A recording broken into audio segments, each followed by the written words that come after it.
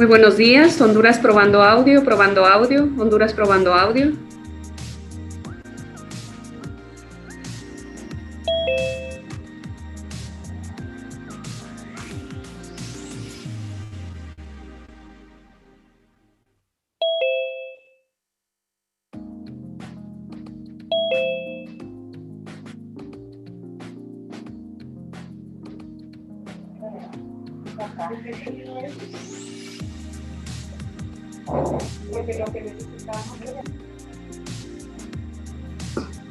Buenos días, Panamá probando audio.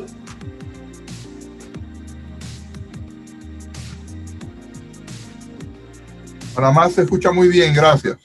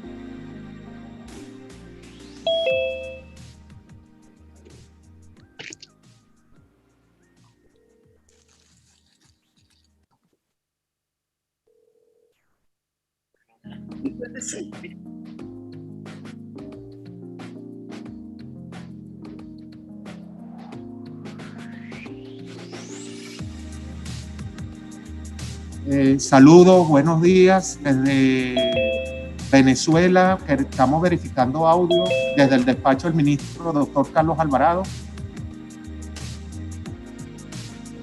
Gracias, muy amable. Feliz día.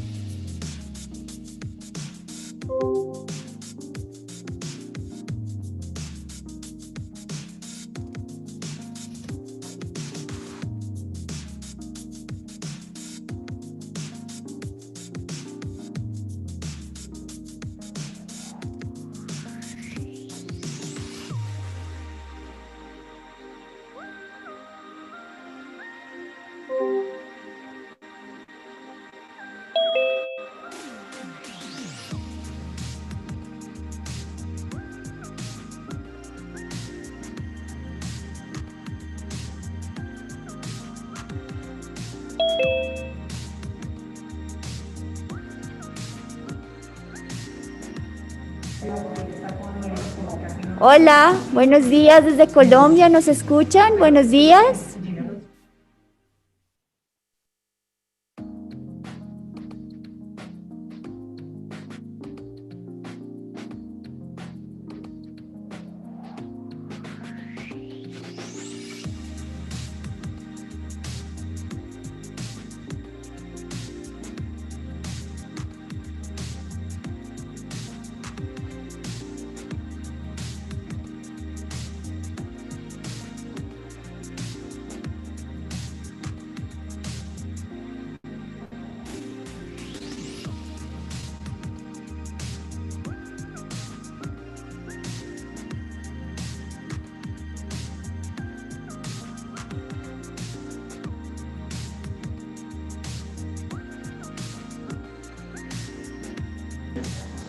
Sí, buenos días. ¿Nos escuchan desde Cuba? ¿Escuchan?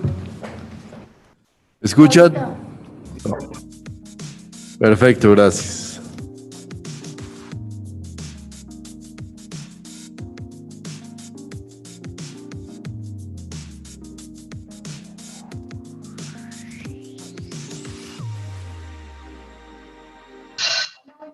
¿Nos escuchan desde Colombia?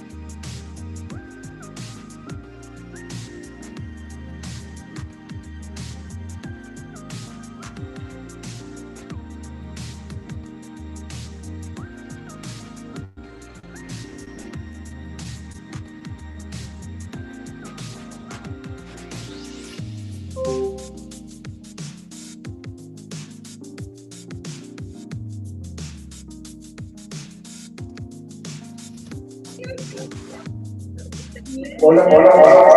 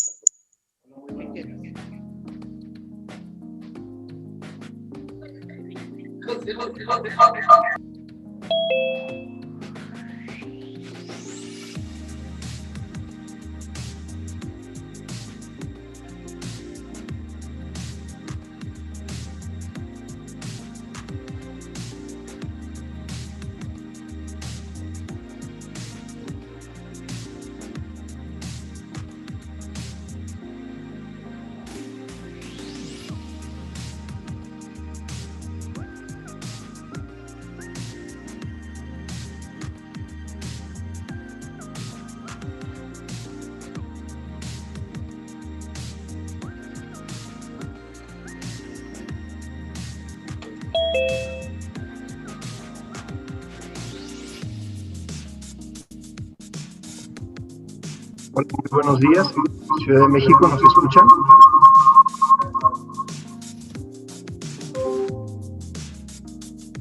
Ok, vamos a resolverlo. Buenos días, les saluda Alexis Alvarado de OPS Honduras. ¿Me escuchan? Buenos días, gracias. Bonjour, c'est Jean-Patrick Alfred de Haïti. Vous m'écoutez bien? Ok, merci.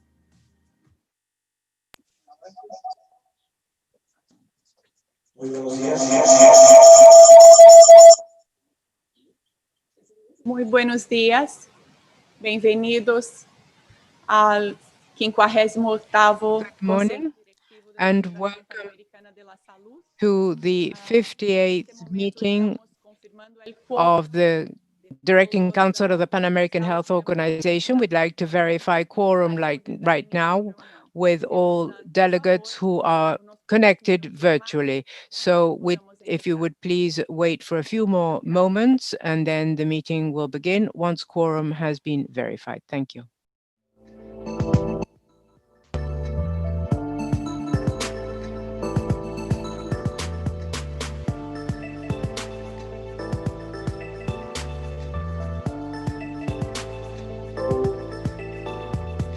Buenos días, México, ¿nos escuchan?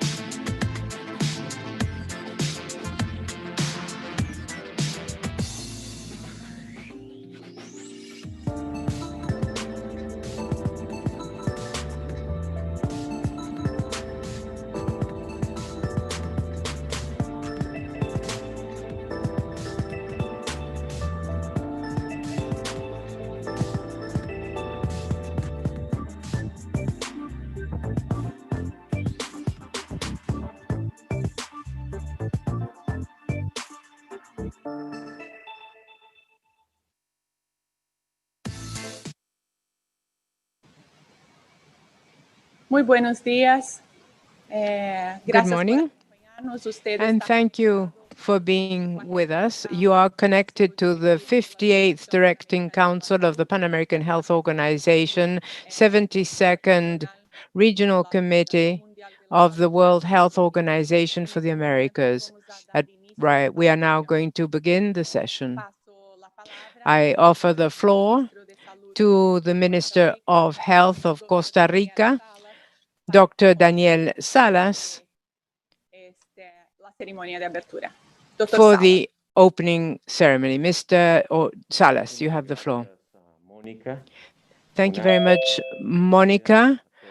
A warm welcome to delegates from all the countries, members of the Pan American Health Organization and regional office in the Americas for the World Health Organization.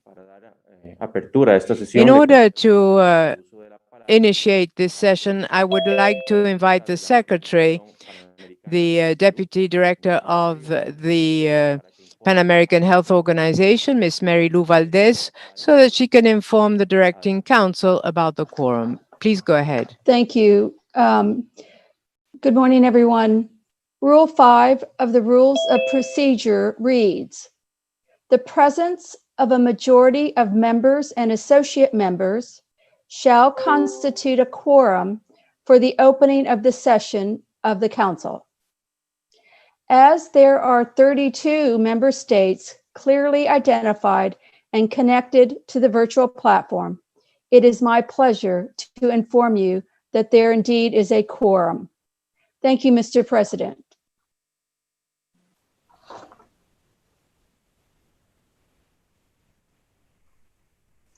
Muchísimas gracias.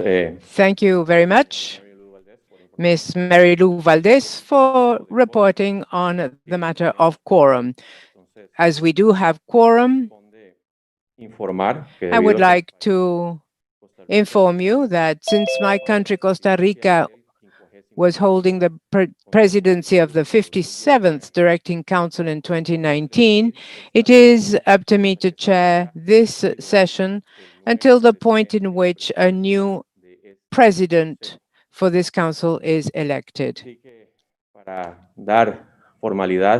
So, to comply with the formalities, I would like to make some opening remarks to Honorable Ms. Mia Mottley, Prime Minister of Barbados, Honorable Mr.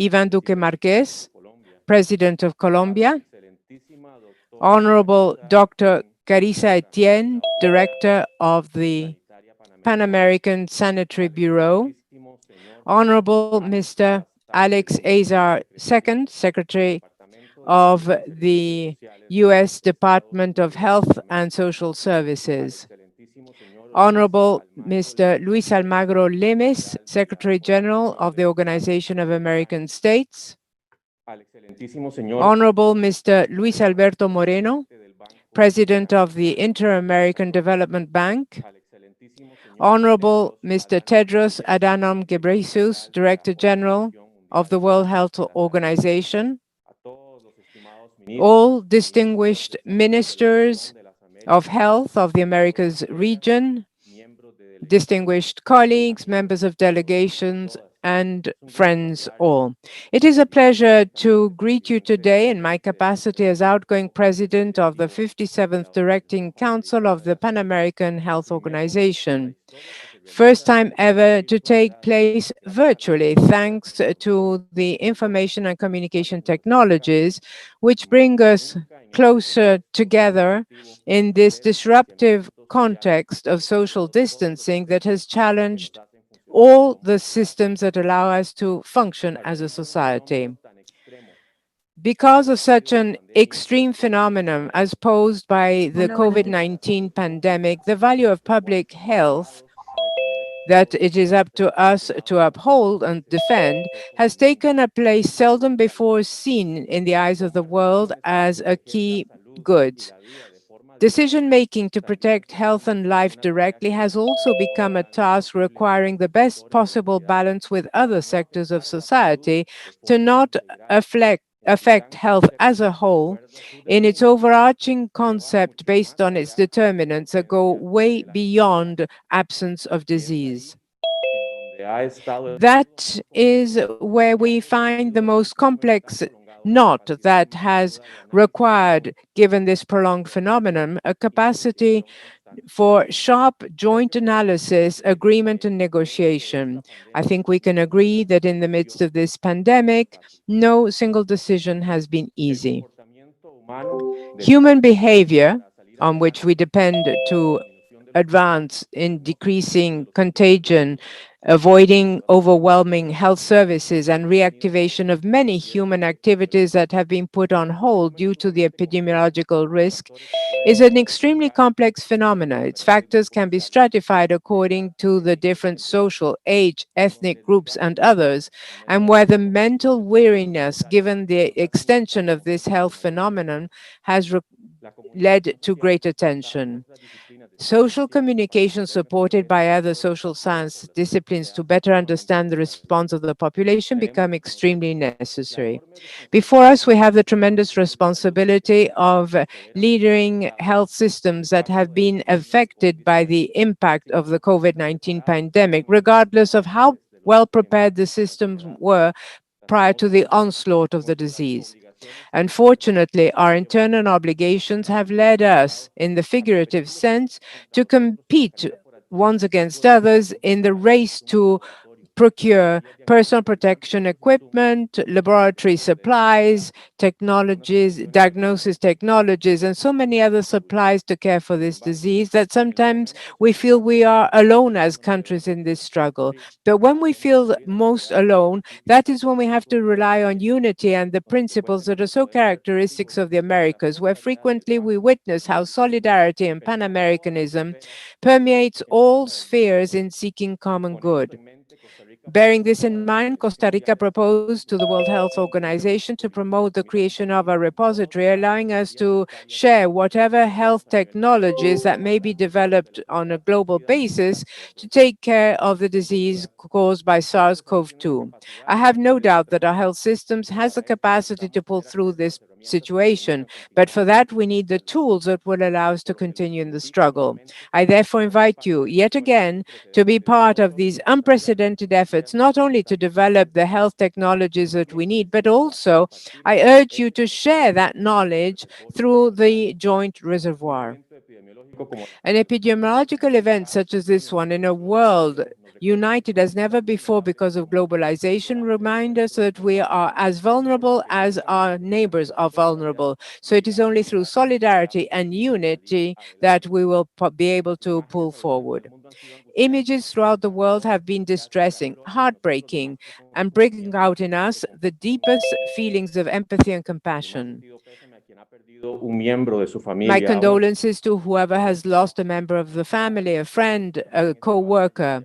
Each life lost in this battle will be remembered forever, and it is for each of these losses that we need to overcome this juncture. We are part of linked systems overlapping one another, the health system, economic, political, international systems, all coming together in the same space, which sometimes becomes too small to encompass so many actors, so many forces, so many interests. But as the WHO Constitution points out, the health of all peoples is a fundamental condition to achieve peace and security.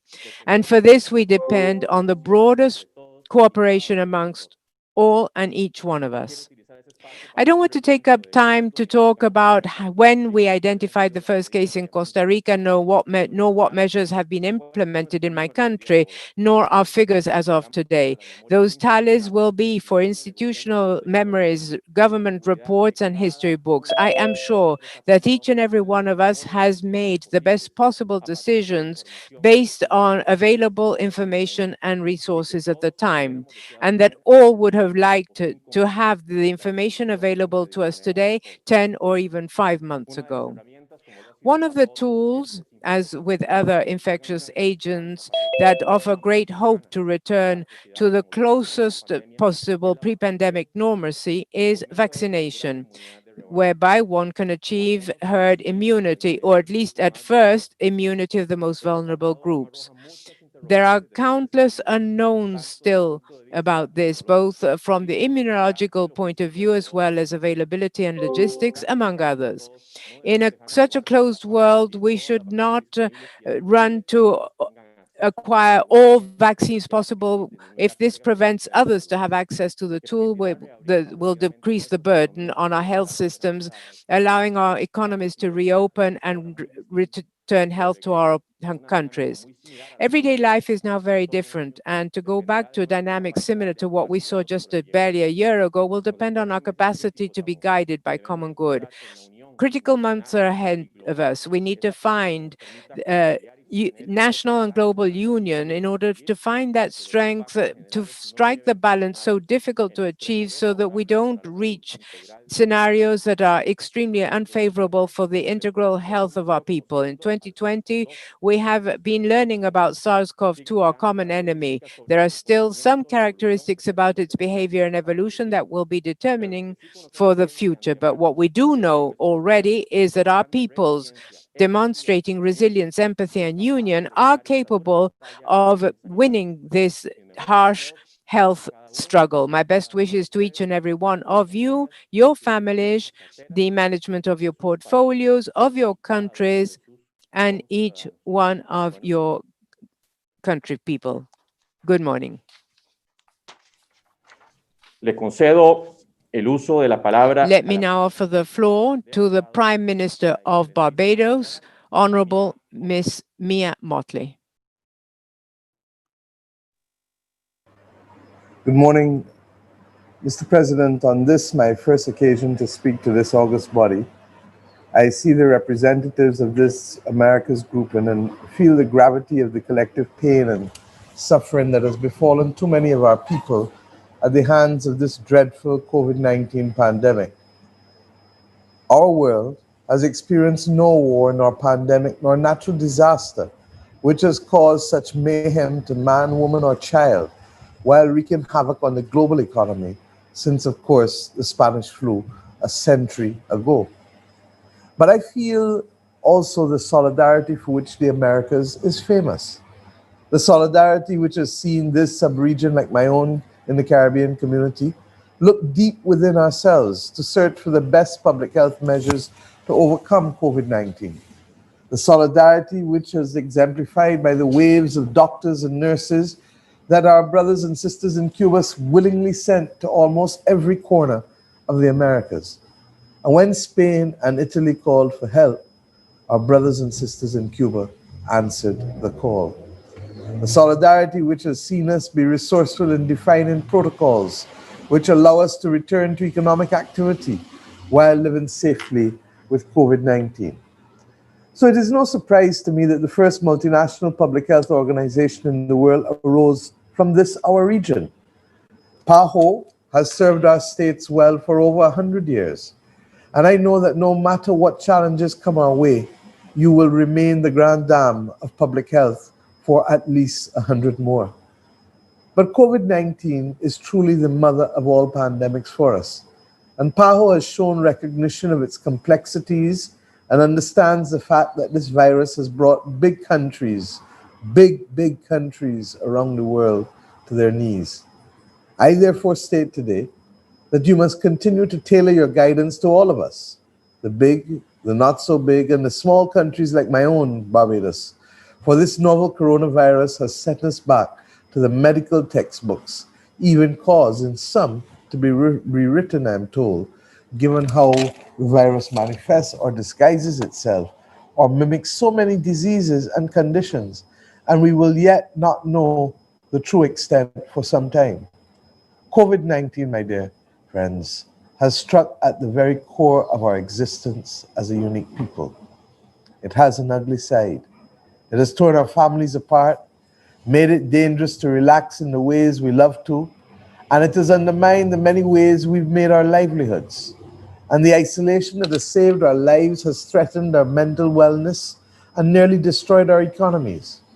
But worst of all, it has made some of us even more selfish and unwilling to share scarce resources that could help save lives in our region, in our hemisphere, in our globe.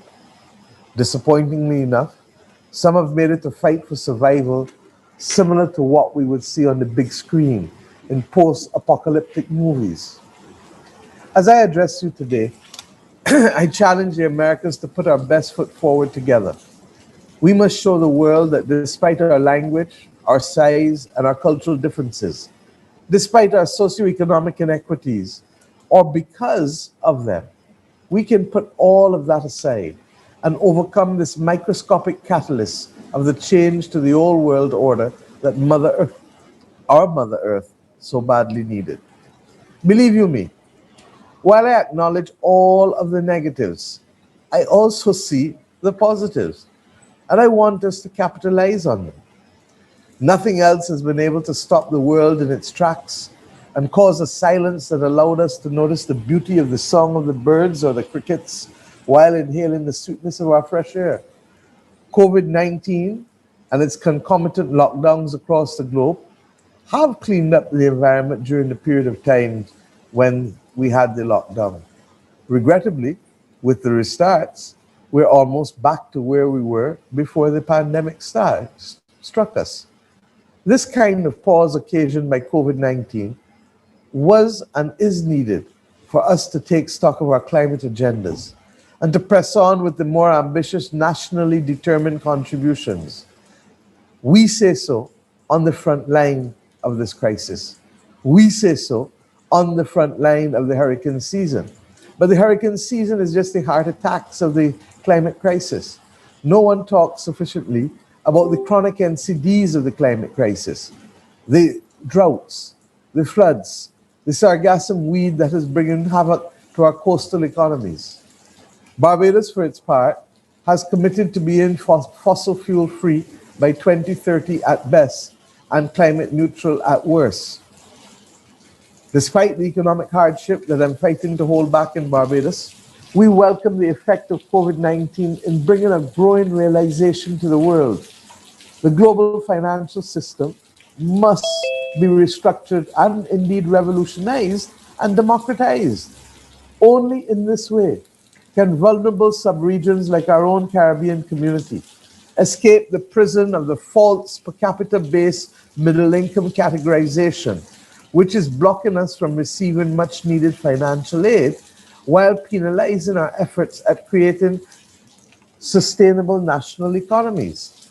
We refrain from settling on more appropriate proxies like a vulnerability index that will better measure our capacity to absorb shocks like this and our capacity to be able to respond to them. Equally, we continue to use raw and imprecise proxies to determine access to so many public goods, including, in this instance, vaccines and therapeutics. Mr. President, I want to place on record Barbados' gratitude to the director and the staff of the Pan American Health Organization for their consistent and tangible support to the region of the Americas and to the people of Barbados during this pandemic. Dr. Etienne, you were consistent, you have been consistent in your straightforward public health advice and guidance, and I have valued this immensely, particularly when in the first 6 months of this year, I chaired the Caribbean community. I want to publicly state for the record how important it was to the people of this Caribbean community to have PAHO's support over the course of the last 9 months. Indeed, were it not for PAHO, we would not have been able to get our testing capacity up, and our situation would have been far worse as a region. Dr. Etienne, we thank you. As I said earlier, there are positives. For the first time, the Caribbean community has been given access to the African Medical Supplies Platform through the intervention, Dr. Tedros, of yourselves and the directors of the African Union. Again, COVID-19, Dr. Tedros is behind bringing the diaspora and CARICOM into closer collaboration with the continent of many of our ancestors through the hand, Dr. Tedros, of yourself. And this bridging, I trust you will understand, will go way beyond this pandemic and will go way beyond the issue of healthcare for this is a historic bridge that we have built back to the African continent. Barbados, therefore, appreciates Dr. Tedros, your role, and the Caribbean community has also been thankful for you allowing us to come to the table with respect to our lead Prime Minister, Dr. Timothy Harris, now on the Global Steering Committee of the Access to COVID-19 Tools, the accelerator, which will oversee the COVAX facility. We are confident that this arrangement will ensure equity in access to treatments and to vaccines, for without this public good, we shall truly be left behind. We in the Caribbean community pledge full commitment to this single honor that we have for Dr. Harris. But as a co-chair of the FCCA America's Cruise Task Force, I have listened to colleagues across the region who are desperately calling for a safe restart to cruise tourism. As one of the most tourism and travel dependent regions of the world, and therefore the region whose economies have come to a screeching halt with zero revenue, we have to find a way to jumpstart our economies. But it must be done in such a way so as to ensure the safety of our workers. I want to repeat myself. It must be done in such a way as to ensure the safety of our workers. It is for this reason that I've been advocating that the workers in the tourism and travel sector be given priority access to vaccinations and to therapeutics when they are fully available. This will allow thousands of our workers to get back to work safely in this hemisphere and to get our almost dormant economies awake again. I look forward to your cooperation, therefore, in this institution in helping us to make this call for so many of our countries that are literally affected by absence of travel and tourism activity. Mr. President, Barbados appreciates the opportunity afforded to my minister, the Honorable Jeffrey Bostic, Minister of Health and Wellness, to lead PAHO's executive committee at such a critical time. You have a literal lieutenant colonel at the helm who publicly has stated for Barbados, and we have followed, that there will be no retreat, no surrender in the national fight against COVID-19. I know that he has brought that dedication, military precision, and determination to the task at hand. So in closing, Mr. President, I give my final challenge to the virtual meeting of PAHO's Directing Council. Again, COVID-19 has allowed us to realize that a virtual forum can be just as meaningful a gathering as our traditional face-to-face meetings. During this shorter meeting, you owe it to the gathering to focus on the public health best practices, which will guide us on how to preserve life while preserving our livelihoods. Dr. Etienne, I look forward to learning of the cutting-edge medical solutions which you will seek to make accessible and affordable to all of our states, regardless of our size, regardless of our income. Our region, the Americas region, has led the world in vaccination first. Our region, the Americas region, has shown the world that chronic NCDs must not be ignored and that governmental policies were needed to create the supportive environment to return good health and wellness as a global priority. We believe that it is also possible for us now, more than ever, to settle on a policy framework that will help us eliminate the negative impact of chronic NCDs from our landscape, for we have already seen how it has decimated so many of our personnel and how it has negatively affected GDP. I ask us today to let us now lead the world and show them the way to live safely and productively with COVID-19 through our commitment to regionalism, our commitment to partnership and solidarity, and through the courage of our convictions. Let us have the political will to make the decisions that have bedeviled us for decades and to ensure that there is equity in the manner in which we continue to provide public goods to our citizens. For it is only through that equity that we will fully benefit from institutions such as PAHO and WHO. I thank you, and I wish you all the very best in your deliberations as we go forward in this perilous moment that confronts our global community. Thank you. I'm obliged to you.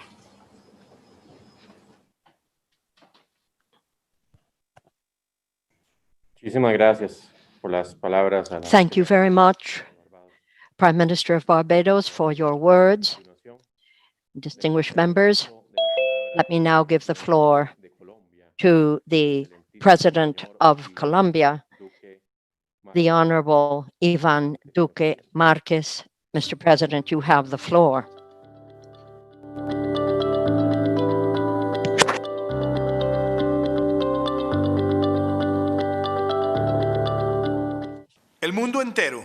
The whole world is facing the greatest challenge of our recent history as we face the coronavirus. And Colombia is certainly a part of that challenge. We are seeing thousands of Colombian citizens who have lost their lives, and I'd like to take this opportunity to express to our compatriots our deepest condolence and solidarity. They must know that we stand with them in these difficult moments. This pandemic has indeed forced all of us worldwide to navigate uncharted waters. Every country in the world has had to learn fast and find new ways of living and come up with new formulae to face these unknown issues. Colombia's resilience is part of our DNA, and our determination to pull the country forward is unshakable. This is why I'd like to invite you to see the pandemic as an opportunity as well as a challenge, an opportunity to learn from ourselves and about ourselves, as together we face that collective challenge and the absolute determination to move forward and overcome these difficulties with solidarity.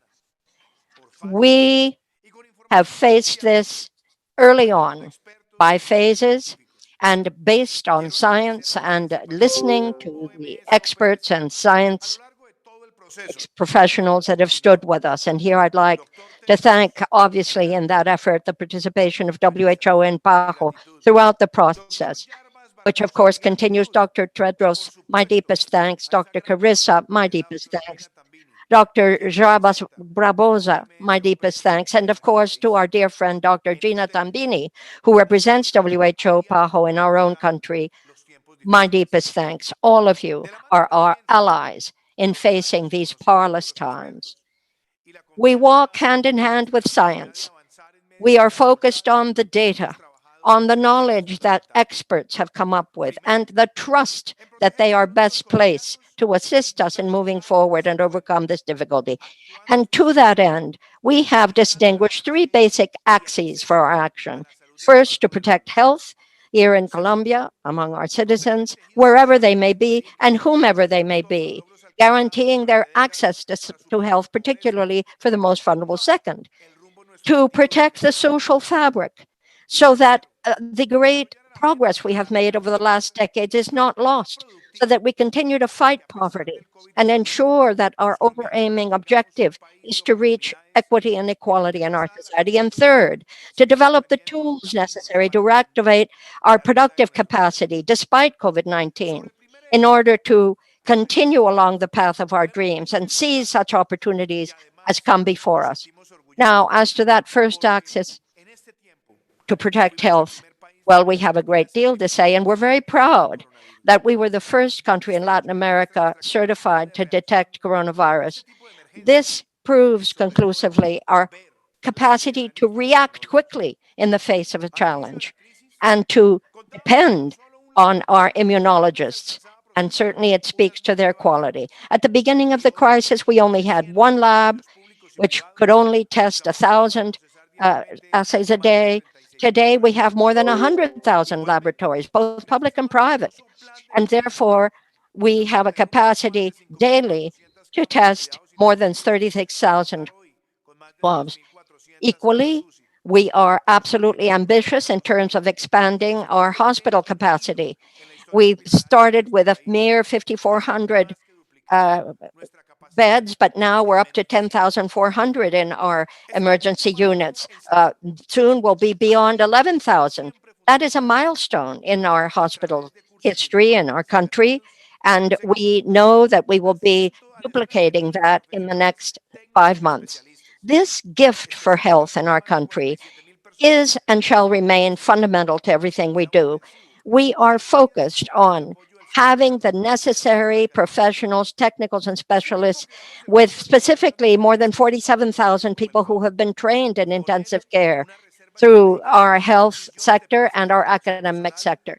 Likewise, the Fund for the Mitigation of Emergencies, known as FOME in its Spanish acronym, and a strategic national reserve includes millions of personal protective mechanisms and equipment that is dispersed throughout the country. That effort has been carried out with a public and private sector alliance and also national and local. Naturally, we are committed to society and to move in that regard, always with responsibility, as I said earlier, protecting the social fabric. We shall leave no one behind. We have today more than 10 million families that have been designated as vulnerable, and we have invested about 11 points of our GDP in that effort. We've also set up new models of equity. We have 3 million families that are being assisted through a state program with monetary transfers that are not conditioned. It's called solidarity income, and also a compensation mechanism to offset the VAT. We're benefiting about 1 million families, the most vulnerable in our society. Our government understands that without health, there is no development. And where there's no development, there's no sustainable health. All of this is interlinked. At a time when we look forward with hope and determination, as we did from day one, and as we allow ourselves to think of the future, we are committed to a reactivation plan that we have titled Commitment for the Future of Colombia. This in order to mitigate the impact of COVID-19 on our productive and economic basis and ensure that we have a fast, sustainable, and socially aware economic recovery. This is the cross-cutting axis that will strengthen our public health. And we know that this pandemic won't be over tomorrow, but we know that if we're all together, we have the best chance possible. Only that way shall we be able to give the best of ourselves. And with that commitment in mind, we are moving forward in Colombia. Thank you.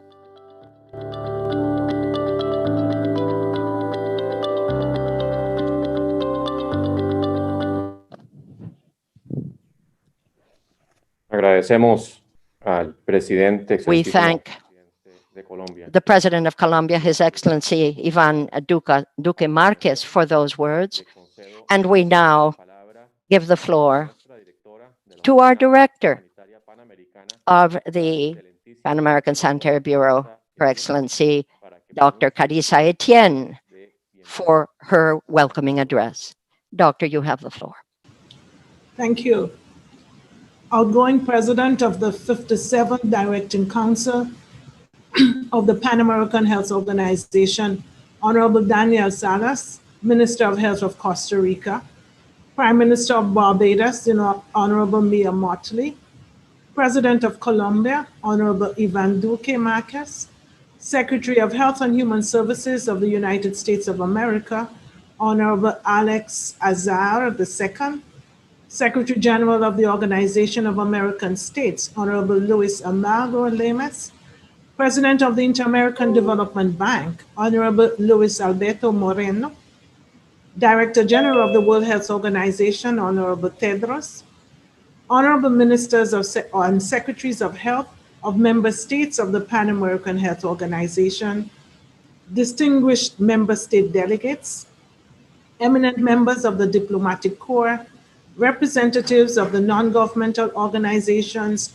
in formal relations with the Pan American Health Organization, representatives of the United Nations and other specialized agencies, fellow PAHO and WHO colleagues, honored guests, esteemed ladies and gentlemen, a very good morning to you. It is with immense gratitude that I warmly welcome each one of you to this, the 58th Directing Council of the Pan American Health Organization. On behalf of all PAHO personnel, I wish to sincerely thank you for your presence and participation at this governing body's meeting, which is being conducted virtually for the first time in our 118-year history. A special welcome to all new ministers who are with us in the Directing Council for the first time. As I reflect, I firmly believe that when we rang in this new year, none of us would ever have imagined the kind of year that 2020 has turned out to be. Sadly, as at 25th September 2020, the region of the Americas had recorded more than 16 million cases, and we must mourn the untimely deaths of 544,000 people due to the COVID-19 pandemic. 2020 has certainly delivered more challenges than we anticipated, and it has truly tested our mettle in more ways than one. However, that we are here today in September 2020 is an eloquent testimony and a compelling demonstration of our individual and collective resilience. Indeed, we may have been knocked down, but we are far from having been knocked out. I wish to sincerely acknowledge the leadership and collaboration of the governments of the region who have displayed such great fortitude as they have battled this virus. This pandemic, which has had a devastating impact on every facet of our lives, has impaired the physical and mental health of our populations, overwhelmed our health systems to sometimes near breaking point, trampled our economies, disrupted our social interactions and social cohesions at many levels, and placed a glaring global spotlight on the inequities that continue to persist in individual countries, in our region, and across the world. We have had to face the sobering fact that inequalities can result not only from differences in the social, economic, ethnic, and other determinants of health, but also from differences in the very systems of governance in the region.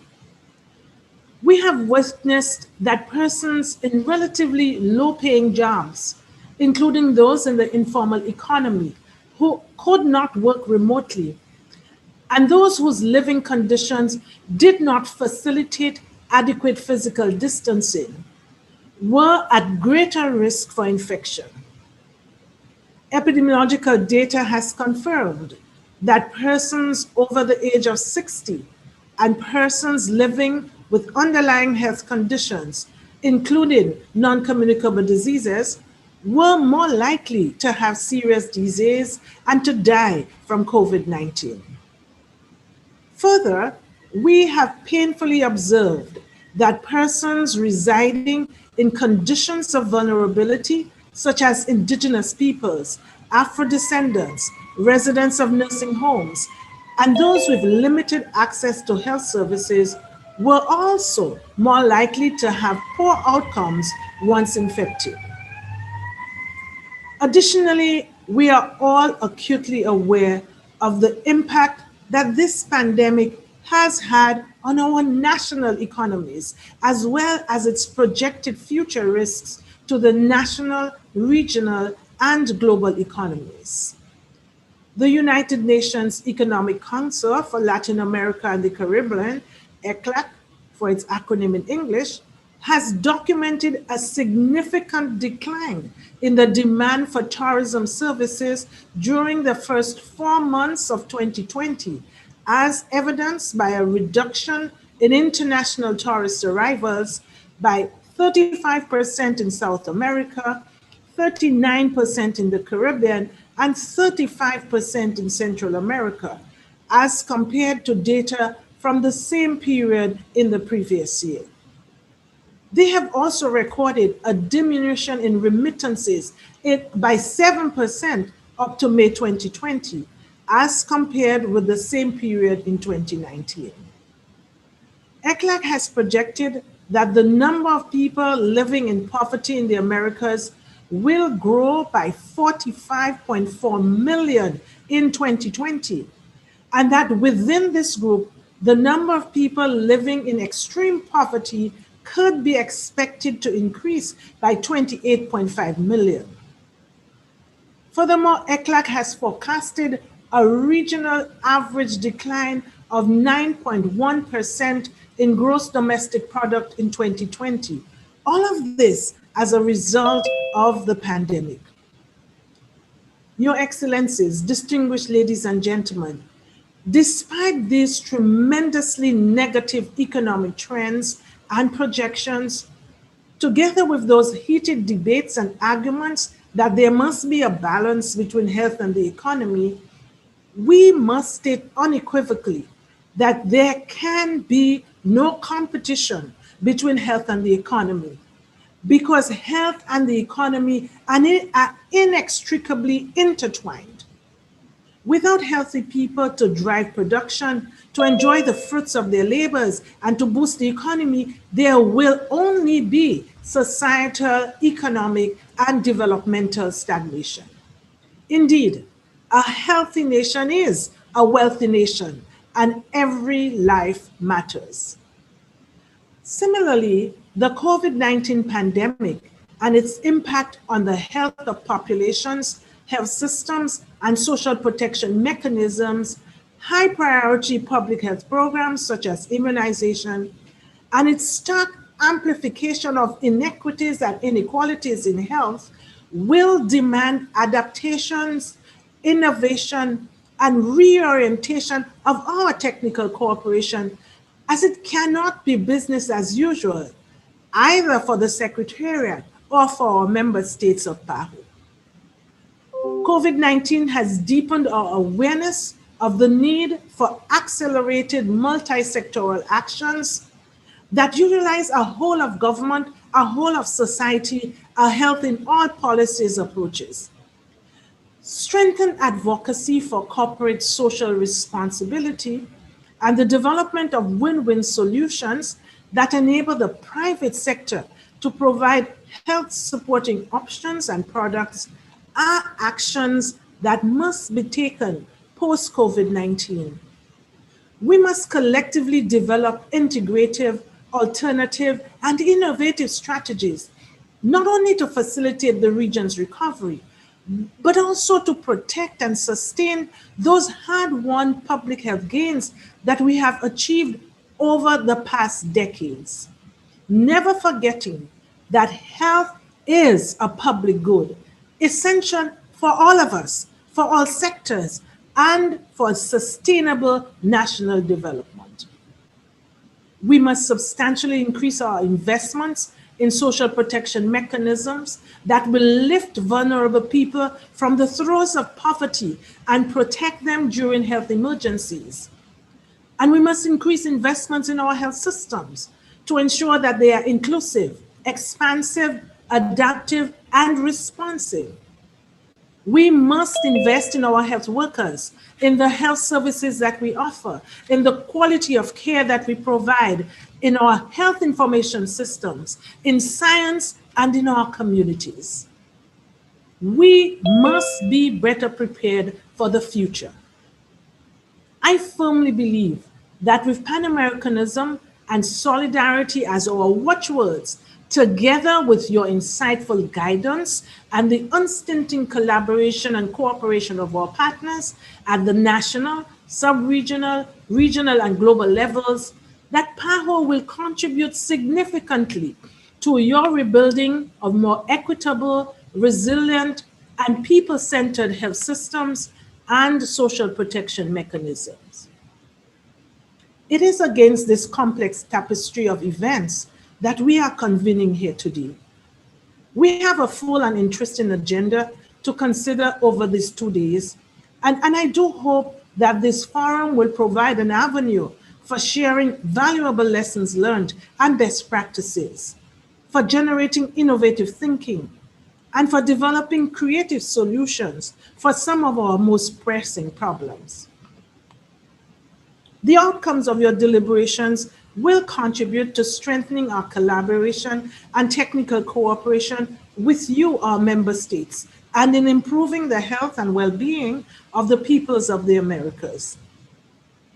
The post-COVID world will be shaped by decisions being made in the fight against the virus. The profound uncertainty about the virus and its trajectory, and about how other countries will respond, only magnifies the importance of leadership. At the very least, leaders of our region, and indeed from across the world, must cooperate to fight against the virus and to collectively eliminate it. They must do so without being distracted by political differences, but by focusing on the extraordinary challenges that lie within their own borders.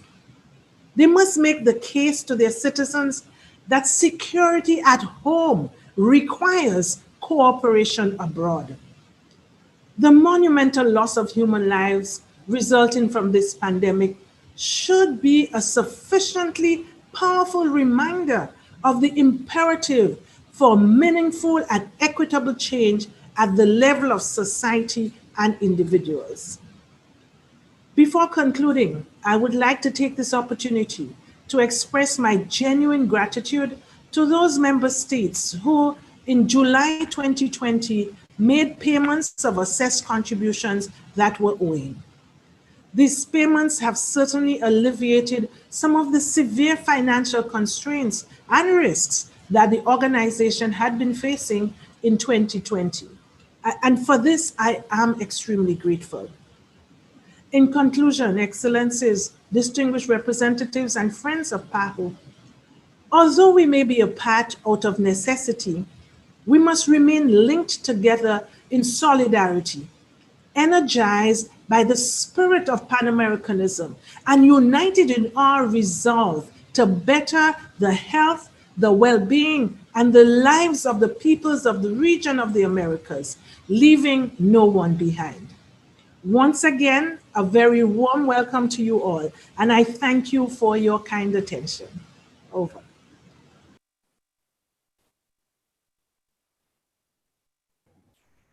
Muchísimas gracias a la doctora Thank you very Carissa much, Dr. Etienne, Carissa Etienne, palabras tan sentidas. for those very thoughtful words that are so appropriate at a time that poses a challenge to each and every one of us in our societies. I would like now to yield the floor to the Secretary of the U.S. Department of Health and Human Services, Honorable Mr. Alex Azar II. Please go ahead, sir. Señor Alex. Thank you, Director Etienne, Deputy Director Valdez, and PAHO for inviting me to address today's meeting. I want to offer my congratulations to Deputy Director Valdez on your appointment earlier this year. We're all disappointed that we cannot all gather together physically in Washington, but I want to welcome you to the virtual 58th Directing Council nonetheless. Today, we as leaders of the Americas face a health challenge unprecedented in our times. COVID-19 has caused death and economic destruction in all of our countries. But we will continue to combat the pandemic together in the spirit of family and in the spirit of the Americas. Consider the foresight of our predecessors more than 100 years ago when they created the first international health organization, the Pan American Sanitary Bureau. It was the leaders of the Americas who first recognized that we can only defeat infectious diseases with cooperation across borders, that your health problems are our health problems, and that we are in this together. Just a few years later, the 1918 flu took the lives of tens of millions. Back then, information about diseases could not be quickly or easily communicated worldwide. Today, with scientific and communications advances, this is a challenge that should have been resolved. But tragically, critical information about COVID-19 was not shared in the early days of the outbreak, when steps could have been taken to stop the virus where it emerged in China. There is no doubt that if the virus had emerged in an open and free society like the United States or most countries in our hemisphere, we would not be in the situation we are in today. As we assemble today for the Directing Council, hundreds of thousands of lives have been lost in our hemisphere. Sadly, even as the response continues, some countries are seeking to exploit this tragedy to expand their access to markets and their political or security influence in the region. That is not how the United States will act. We will extend a helping hand to all in need. We will continue to be, as we have been throughout the post-war era, the largest humanitarian and global health donor on Earth. Within that work, our own hemisphere is always a priority. The United States is developing countermeasures for COVID-19 through President Trump's Operation Warp Speed, including 6 vaccine candidates that we've supported in clinical trials. The vaccines that are successful will be safe, effective, and assessed against the gold standard of our Food and Drug Administration. Once the needs of our own people are met, expected surplus will be available to our partners and friends in the Americas. We have already sent tens of millions of dollars in development assistance to help fight the pandemic, as well as technical assistance to at least 24 countries around the Americas. We also recently partnered with PAHO on lessons learned and capacities built during the regional response to COVID-19. No one in the Americas is safe from this virus until everyone in the Americas is safe. We all are counting on PAHO's resolve to be transparent, accountable, and impartial. That is how to lead in the fight against COVID-19, through open and transparent cooperation with all ministries in the hemisphere. We were so pleased that this past year has also seen important reforms within PAHO to increase transparency and accountability, particularly on programs funded by voluntary contributions. The United States welcomes such reforms, and we thank Dr. Etienne, her leadership team, and the many fellow member states that supported this effort. We look forward to working with member states and PAHO leadership for more improvements in the near future to ensure the institution is even more effective and accountable. As we open the Directing Council and undertake the important work of PAHO, let us recommit to the spirit that launched health cooperation in the Americas, the open and honest spirit we need to protect us all from disease. Together, we can make every country of the Americas healthier, safer, and more prosperous. Thank you.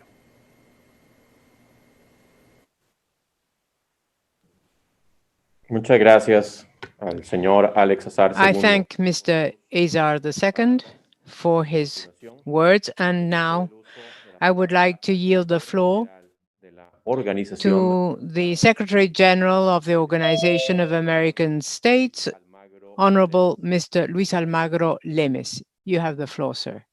Gracias, señor presidente. Thank you, Mr. President. Señor presidente, estimado ministro Daniel Mr. Salas, President, Minister Carissa, Daniel Salas, este año más que ningún esteemed otro, la Dr. labor de la Carissa, this Organización year, more than Panamericana de any la other, the Salud es work of the, fundamental. Desde la Pan OEA American Health acompañamos Organization y is fundamental. participamos de The los OAS is esfuerzos que se vienen supporting realizando the efforts that are para being detener la carried out pandemia y sus to efectos put a halt nocivos to en la the salud y en la pandemic, its economía. harmful effects on health Aprovecho and este economy espacio of para our reconocer el countries. encomiable Here I trabajo would y like entrega to del personal de la thank salud the en estos complejos health tiempos donde workers nuestra for their región hard se work in this convirtió en complex el time in epicentro de our la region. pandemia del The COVID-19. pandemic has become the epicenter. Hace unos días la A doctora few days Etienne ago, presentó el informe Dr. anual de Etienne salud presented 2019 ante the el Consejo annual Permanente health de la OEA, report donde se to the detallaron Permanent Council los of the importantes OAS, talking instrumentos about que the cuenta la important OPS y que han instruments servido para available to avanzar en la PAHO expansión that have del allowed acceso an a la expansion salud en of la región. access to health throughout Sin the embargo, region. también presentó Nonetheless, preocupantes they retos also desatados por presented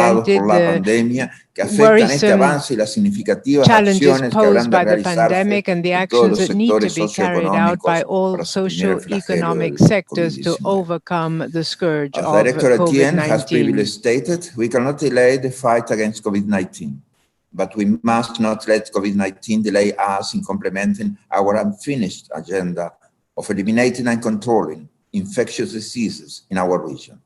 The risks are too high for our lives and for our societies.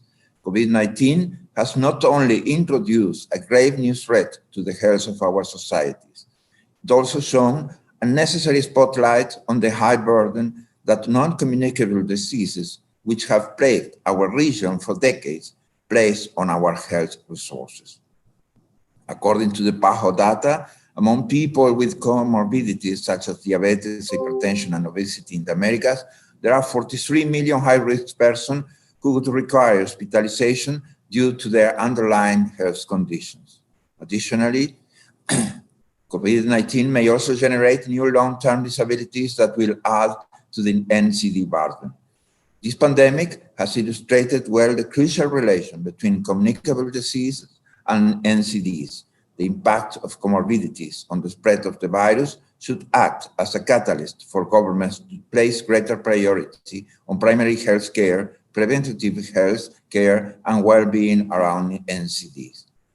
Against this background, the OES is pleased to collaborate with PAHO through the Inter-American Working Group on NCDs for the implementation of programs and initiatives under the Inter-American Education Agenda in member states on the promotion, monitoring, and evaluation of school environments conducive to healthy eating and physical activity. We will also strengthen the teaching profession through the inclusion of training opportunities related to food, nutrition, health, physical activity in the Inter-American Catalog of Studies and Training Opportunities for Teachers. La Secretaría General de la OEA ha trabajado OAS arduamente General buscando formas de Secretariat brindar has un mejor worked apoyo a hard los Estados to provide miembros greater para support to enfrentar los member desafíos states to surgidos por la confront pandemia, the challenges posed enfocándonos by the pandemic, particularmente en los focusing cuatro in pilares de la particular on the four organización: pillars of the democracia, derechos organization: humanos, democracy, desarrollo y human seguridad. rights, development, Esta and crisis sin security. precedente no es This solo una emergencia unprecedented crisis sanitaria y is not only a socioeconómica, health sino crisis, que but también also economic, trasciende la and it gobernabilidad y also la goes confianza en beyond las governance instituciones and públicas. trust in La public pérdida de vidas, institutions. de The loss of empleos y la life, the incertidumbre sobre el employment, futuro uncertainty inmediato about the nos immediate ponen en una future situación donde la capacidad places de in a respuesta de las situation where instituciones the públicas capacity of y de nuestros response by gobiernos, al public igual que la institution efectividad de and respuesta al governments and the actual sistema de effectiveness of gobernanza the se pone a governance prueba. system is La pandemia ha challenged, is put empeorado to las the cosas. test. The Para pandemic la has OEA es worsened the prioritario tomar situation. medidas For the urgentes, OAS, it is especialmente en apoyo a priority los to más take pobres y vulnerables. urgent La situation, cooperación y especially to support coordinación the entre most los organismos vulnerable and internacionales e poorest. interamericanos Cooperation puede ayudar between a the responder a las inter-American necesidades de apoyo institutions will planteadas por help los provide países. support to Enfrentados con countries. este reto de tantas Confronting with these dimensiones, junto a la challenges, OPS so hemos many activado dimensions, una together instancia with PAHO, multisectorial de we have put coordinación y into respuesta place en a apoyo a los países de la región. multi-sectoral response Recientemente hemos entity. convocado la cuarta Recently, reunión we con las convened altas the fourth autoridades meeting por with trabajo, high un punto de cumbre authorities to donde work participan together los líderes with instituciones financieras participation by the multilaterales leaders de of organismos multilateral interamericanos. financial En institutions estas and instancias hemos American coordinado y institutions. We compartido have capacidad coordinated técnica y and shared financiera technical and multilateral para dar financial una respuesta multilateral ordenada en los efforts distintos to have ámbitos an que se han visto organized afectados reaction por in esta different pandemia. ambits that have been affected by the Los pandemic. desafíos que tenemos por The delante como challenges ahead of región us y as a ayuda region multilateral son and inmensos. as a El gobierno de los multilateral Estados Unidos entity, asume I la meant the presidencia del US proceso cumbre government en will julio be y tendrá el reto de assuming the liderar a chairmanship los of the summit líderes del and continente de will cara a la bring celebración together de la the novena leaders cumbre de of the continent Reiteramos in la holding necesidad de this new fortalecer meeting. acciones We need to strengthen coordinadas en actions that respuesta a are nuestros mandatos y a coordinated las necesidades de in los países response del to our mandate hemisferio, and the needs of the orientando countries nuestras in the medidas de hemisphere, recuperación focusing on económica y measures to the sanitaria del economic hemisferio. and health El papel de la recovery OPS of the será hemisphere. central PAHO's para role cumplir will con estos be objetivos. at the core of Muchas it all to gracias y un achieve these afectuoso objectives. saludo. Thank you very much and warm greetings to you all. I thank His Excellency Honorable Mr. Luis Almagro Lemes for his words, and I now would yield the floor to the President of the Inter-American Development Bank, Honorable Mr. Luis Alberto Moreno.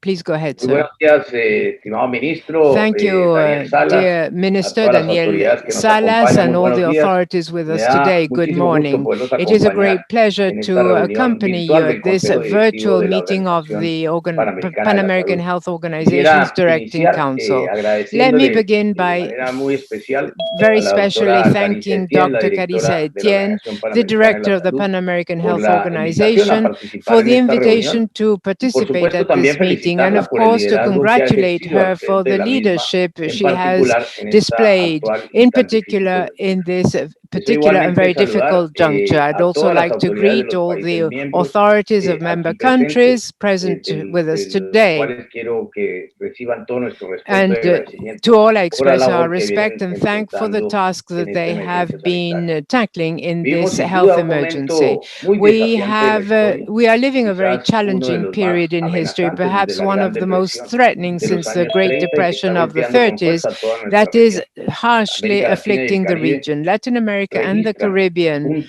are recording 1/3 of deaths caused by virus in the world, despite the fact that we only account for 8% of the global population. COVID-19 has also shown, as mentioned here, the inequities in our region as it disproportionately affects the most vulnerable people. Contrasts have been explicit in different fronts, including work informality, the conditions of our housing, access to drinking water, digital gaps, access to remote learning, and medical work carried out because of the tremendous statistics. Sorry, I must intervene, Mr. Moreno. Apparently there is a problem with interpretation. I am going to ask my colleagues from IT to please help us. Can you please accompany me? Apparently I've been asked to tell you, if on your screen you could select the interpretation button, the globe, and English.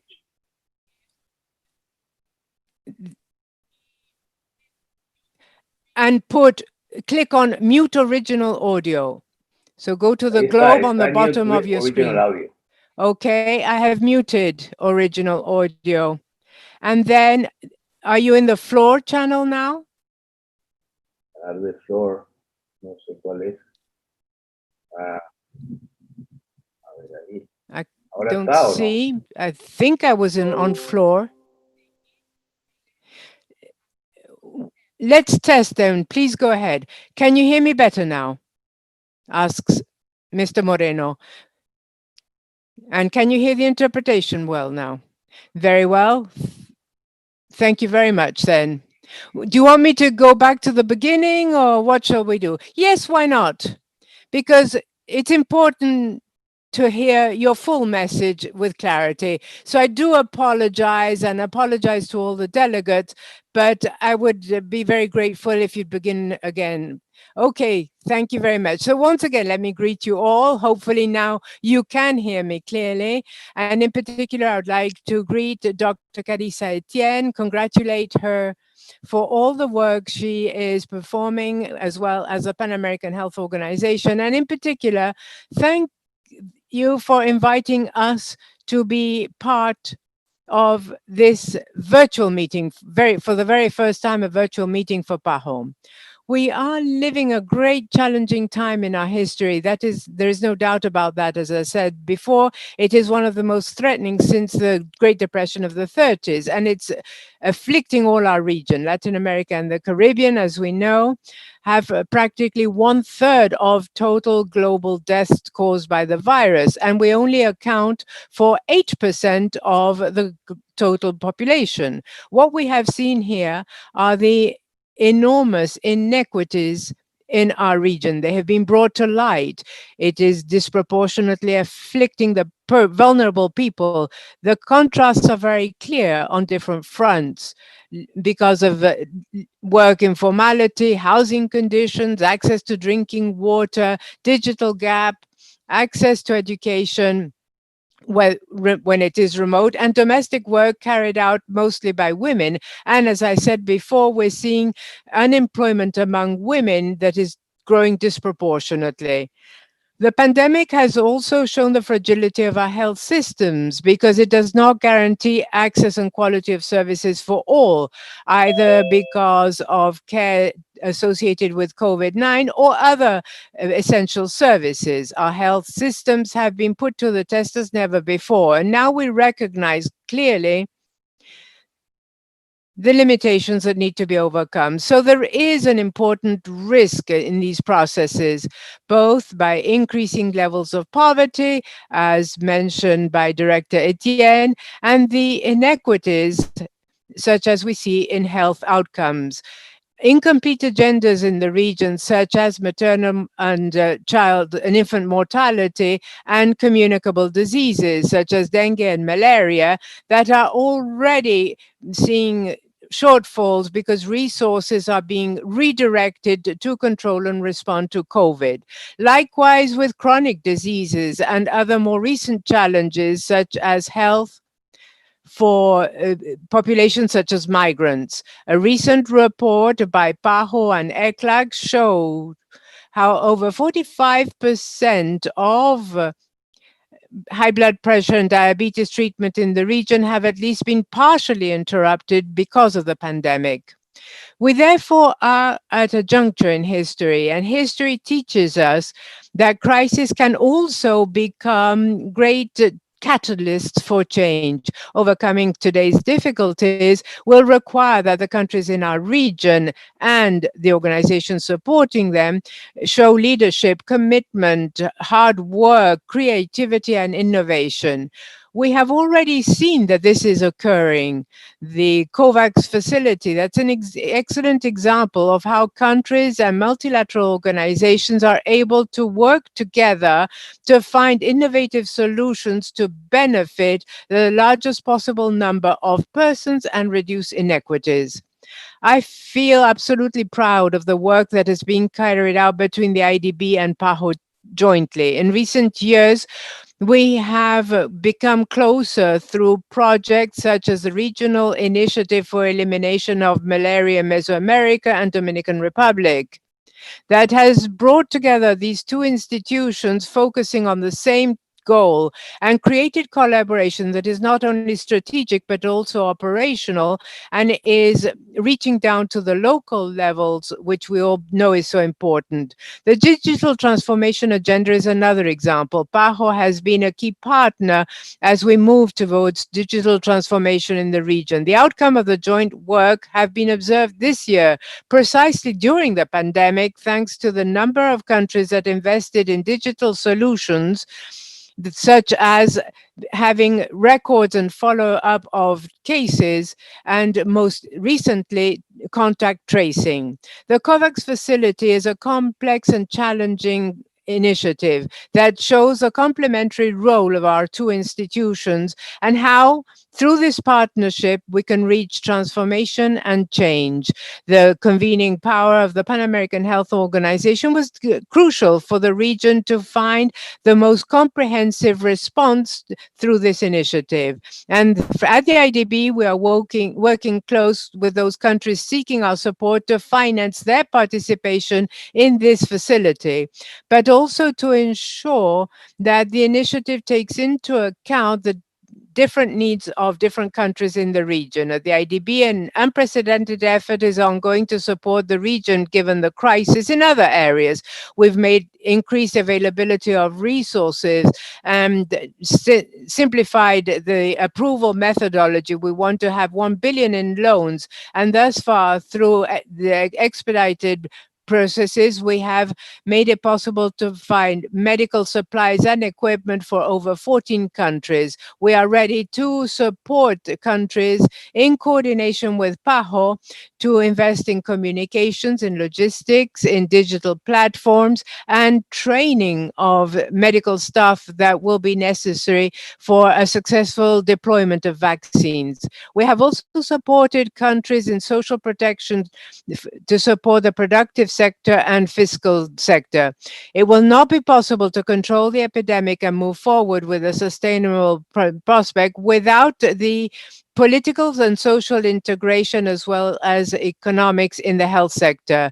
We must continue to strengthen performance of health systems so that these in turn may progressively improving universal coverage in quantity and quality, improve investment in enhance epidemiological surveillance to avoid future emergencies, invest in health professionals, aware that they are the cornerstone of health systems. Also move forward in digital health, including telemedicine, something that the bank has already been working on for a number of years. And once again, strengthen governance in health systems so that these processes become more transparent and participatory and be accountable to our societies. Thank you very much again to all of you for giving me this opportunity to participate at the meeting. Once again, I wish you success in the work to be carried out in these few days. And as of now, please be assured of the permanent support of the IDB in all these efforts. Thank you very much, Mr. President. We thank you, Your Excellency, Mr. Luis Alberto Moreno, for your words. I would like to yield now the floor to the Director General of the World Health Organization, His Excellency Dr. Tedros Adhanom Ghebreyesus. Please go ahead, sir.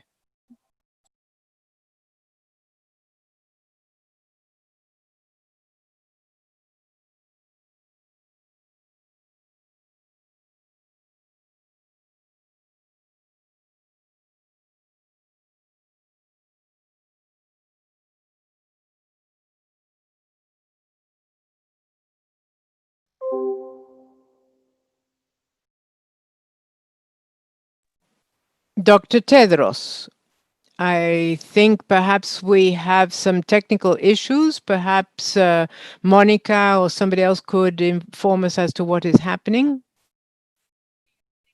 Yes, apparently in Latin America, we can connect nicely, but we try to cross the Atlantic, then we have certain issues. Minister, if you could just give us a few minutes, we will see then if we are able to solve the present technical issue. So please be patient for another couple of minutes. Yes, certainly. We will wait then till you're able to resolve the technical issues.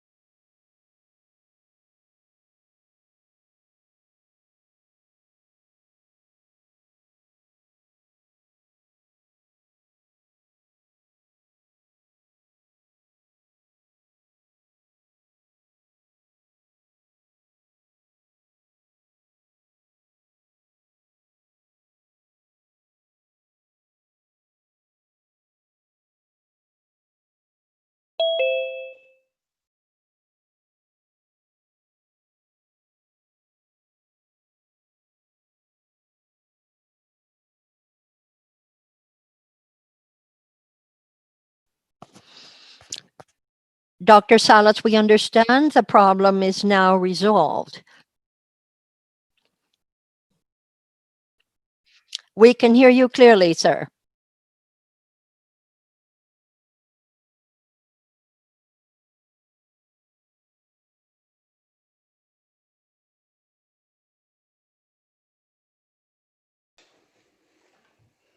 Your Excellency Fernando Ruiz Gomez, Social Protection of Colombia and President of the Directing Council, Dr. Carissa Etienne, Regional Director of the WHO Regional Office for the Americas, Excellencies, distinguished guests, dear colleagues and friends.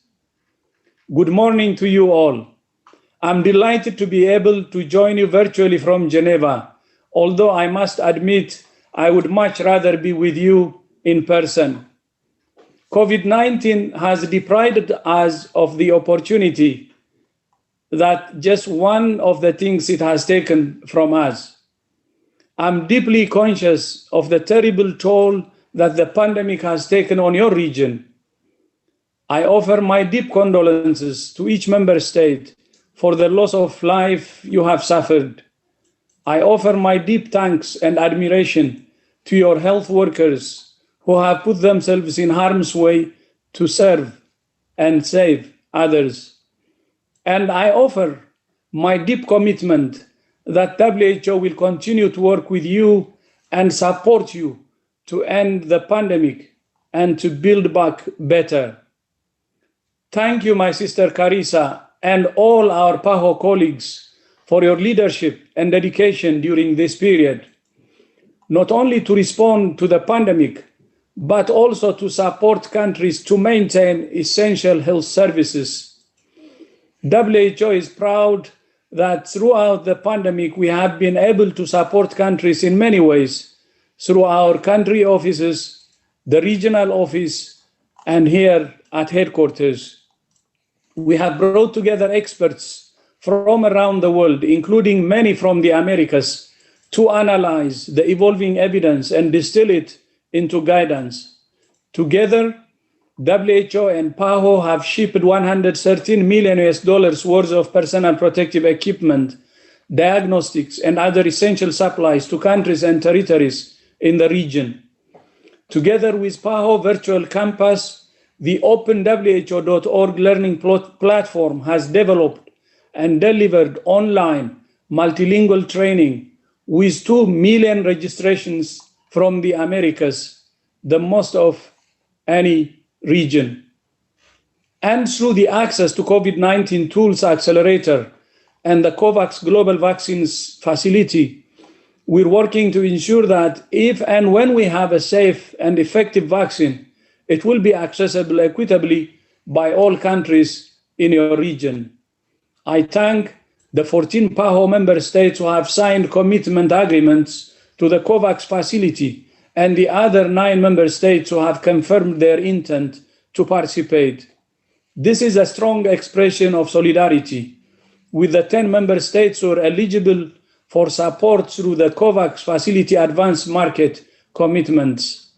I would also like to thank Her Excellency Mia Mottley, Prime Minister of Barbados, for her leadership in the ACT Accelerator as chair of CARICOM, especially at the initial stage of the establishment of ACT Accelerator.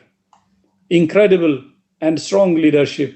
And now, the current chair of CARICOM, the Honorable Ralph Gonsalves, the Prime Minister of St. Vincent and the Grenadines. My thanks also to Mexico as chair of the Community of Latin American and Caribbean States for its support and leadership of the Facilitation Council of the ACT Accelerator. I also thank Brazil for its participation and leadership in the Council. And my thanks and appreciation to His Excellency, President Carlos Alvarado Quesada of Costa Rica, for his leadership in establishing the COVID-19 Technology Access Pool, or CTAP. As I have said, the only way out of the pandemic is through national unity and global solidarity. Nationalism will only prolong the pandemic and delay the global economic recovery. But no country can afford to simply wait for a vaccine. We must save lives now with the tools we have now. It can be done. There are many countries who have prevented or controlled community transmission using the tools at hand. WHO is urging all countries to focus on 4 essential priorities. First, prevent amplifying events with a risk-based approach at the local level. Gatherings of people at nightclubs, places of worship, stadiums, and other crowds can be the spark that starts a much bigger fire. In some places, this might mean suspending events. In others, it might mean limiting them or finding creative ways to hold them safely. Second, protect the vulnerable to save lives and reduce the burden on the health system of severely and critically ill patients. Third, educate and empower communities to protect themselves and others with a comprehensive approach. not masks alone, not physical distancing alone, not hand hygiene alone, not respiratory etiquette alone. Do it all. And this is everybody's business, every citizen's business, and that's how it should be done. It can be successful. And fourth, get the basics right. Find, isolate, test, and care for cases, and trace and quarantine their contacts. Countries do these four things and do them well, will be able to reopen their societies, economies, and borders safely, while also investing on vaccines. Excellencies, colleagues, and friends, the effects of the pandemic will be long-lasting and far-reaching. We still have an enormous challenge in front of us to bring the pandemic under control. But the even bigger challenge will be what we do after the pandemic ends. The pandemic has illustrated that now more than ever, investing in health is not just the right thing to do, it's the smart thing to do.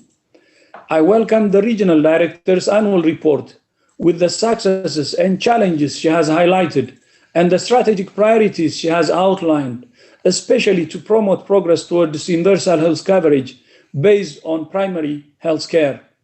I also welcome the steps the regional office has taken to strengthen, despite the financial difficulties you have faced, in line with the WHO-wide transformation. Even as we respond to the pandemic, we're continuing to transform WHO to serve all member states better. Through our special program on primary health care, which we established recently, we will work with you to strengthen the foundations of health systems focused on public health. Through our new division of emergency preparedness, we will support you to prevent and mitigate the impact of emergencies as well as responding to them. Through the Office of the Chief Scientist and our division for data analytics and delivery for impact, we will provide the evidence and tools you need to strengthen your information systems to make the best decisions for the biggest impact. And through the new WHO Academy, we will provide in-person and online training to empower health workers to accelerate advancements in medical care and practices to patients and communities, and the Academy up and running and responding to the pandemic. We have seen the great need you have in capacity building. 2 million people were registered from your region alone, joining the Open WHO org in the last 9 months alone. Excellencies, dear colleagues and friends, in the months to come, there will be many reviews, reports, and recommendations about the pandemic, as there have been of previous health emergencies. We must all look in the mirror. Whatever lessons there are to learn this time, we must learn them. Whatever changes there are to make, we must make them. Whatever mistakes we have been made, we must all have the humility to own them. Pointing fingers will not make the world safer. Apportioning blame will not save a single life. But by working together in humility and solidarity, we can ensure that a pandemic of this magnitude and severity never happens again. For this to happen, we need an honest learning, honest assessment. History will judge us not only by what we did to respond to the pandemic, but what we did when it was over. COVID-19 is a serious setback to our efforts to achieve the Sustainable Health Agenda for the Americas, the triple billion targets of the General Program of Work and the Sustainable Development Goals. But we cannot allow it to become an excuse for failing to deliver on the commitments we have made. On the contrary, the pandemic must drive us to work even harder. We have a shared responsibility to our children and our children's children. The stakes have never been higher, but nor has the prize: a healthier, safer, fairer, and more sustainable world.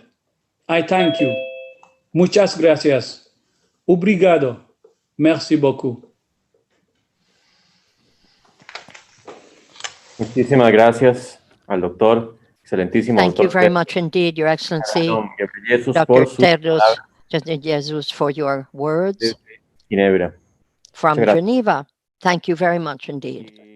Quiero agradecer Let a me todos also appreciate all of those who have taken a floor for their respective statements. I think some of the concepts ring in our minds: union, Pan-Americanism, unprecedented challenge, the fact that global health is a motor of global development, the fact that we should concentrate on innovation, on building solidarity and strong approaches to global health. Also, the fact that ordinary challenges, if ever they were, are now much more daunting, and global health is in the very center of everyone's concerns. We need to build on that to ensure that our systems are more robust and better prepared to face such phenomena as we are facing today. We know how many challenges we already knew in the global health agenda, but now more than ever, we need to gird our loins and stand ready. And so I now formally inaugurate this 58th Directing Council of the Pan American Health Organization, the 72nd session of the Regional Committee of WHO for the Americas. Pasamos al siguiente punto del orden del día. I invite you to turn now to item 2 on our agenda, our provisional agenda. That is 2.2, election of officers. And let me give the floor now to the secretary for her to tell us about the rules of procedure that obtain with regard to that item 2.2. You have the floor. Mr. President. Rule 16 states, the council shall elect a member or associate member to the presidency, the 2 vice presidencies, and the office of rapporteur, respectively. They shall hold office until their successors are elected.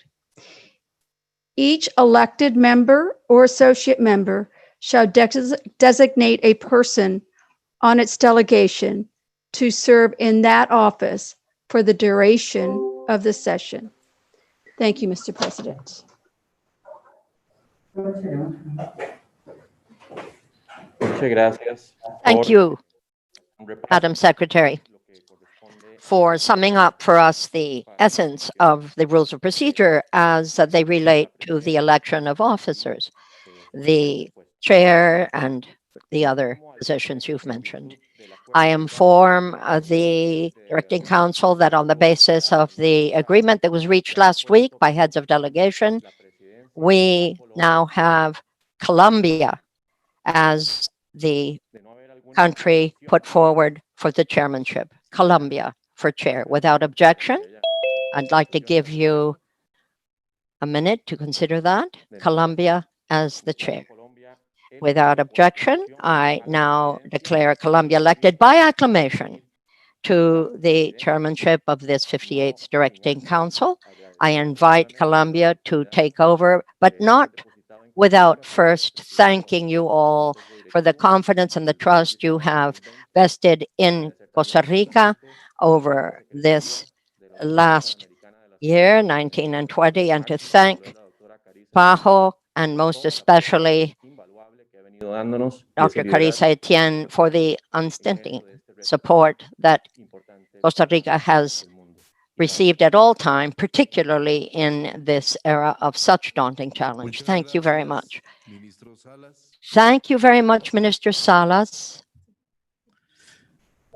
Honorable Primera Ministra de Barbados, Excelentísima. Honorable Prime Minister of Barbados, Your Excellency, Ms. Mia Motley, Honorable Dr. Carissa Etienne, Honorable Alex Azar II, Honorable Luis Almagro Lemes, Honorable Luis Alberto Moreno, Honorable Daniel Salas Pedrosa, Minister of Health of Costa Rica, Honorable Ministers of Health of the member states, and representatives of diplomatic missions before the Pan American Health Organization, I beg your pardon, the Organization of American States, and governmental organizations present here and intergovernmental as well.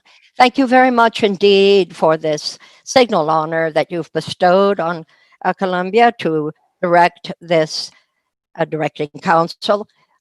This hemisphere has never faced such an overwhelming challenge. It's been a little over a century since the public health and sanitary concerns in your countries have ever held such attention. Almost 550,000 persons in the Americas have died as a result of COVID, and all of our health organizations and institutions are positively, flat out facing this challenge and fighting also not to lose the social progress that we've achieved by such hardship over the last years. In the present year, all of us countries have fought to buttress our health systems, to have access to PPP for our health workers on the front line, to expand installed capacity of intensive care units, and to look more closely at modeling and epidemiological measures, not only at the national level, but subnational as well. Knowing, of course, that this COVID will last very much in the next year. We have two major challenges, I believe. First of all, we need to ride on the capacity for information and negotiation that the leaders who are obtaining for us the mechanisms that we need, including economic mechanisms, to move our countries forward. Secondly, we understand that it is essential that our economies remain open or be open again when in conditions of health certainty and safety for our people. COVID-19 is a major challenge, and in these 117 years of its history, PAHO must come together and recognize yet again that this is the premier instrument for us to be able to face this challenge and ancillary challenges in the region. And so, dear friends, this 58th Directing Council and 72nd session of the Regional Committee of WHO for the Americas take place, I should say, in a virtual manner so that we can continue to build on the various relations that we have and we have built upon over this last year, social, entrepreneurial, and governmental. We want to make PAHO more robust, both administratively and operatively. And to that end, it's important that we pull together and draw on lessons learned now that this global pandemic is upon us, such that PAHO may have a better and more resilient response capacity vis-a-vis the countries of the region.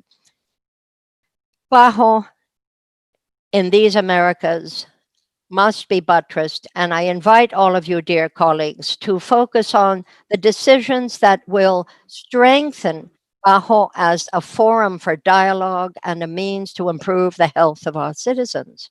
The work before us then, today and tomorrow, which have always been important, I think transcend the areas of health alone. We know full well that it is in our remit to work also to improve the economic health of the region. So we need to consider that our response to COVID-19 cannot only be considered in terms of the virus itself, but mental health, non-communicable diseases, aging, healthy aging, and building health talent among many other challenges. Colombia is very honored to lead you at this time, and we see this, as I've just said, as a means by which we can, I very much hope, direct these debates in a positive and in a welcome manner that will make a difference to our people. So with that, friends, I would invite you to continue with our very important task. We now come to that part of 2.2, that regards the election of the vice presidencies. And on the basis of the agreement struck last week by the heads of delegation meeting, Grenada and Honduras are put forward for those two positions as vice presidents.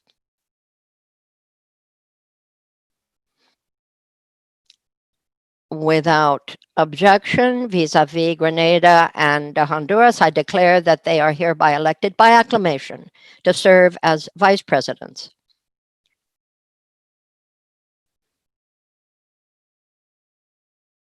We move now to the position of rapporteur. On the basis of the agreement that heads of delegation struck last week, Uruguay has been put forward for the position of rapporteur for this period.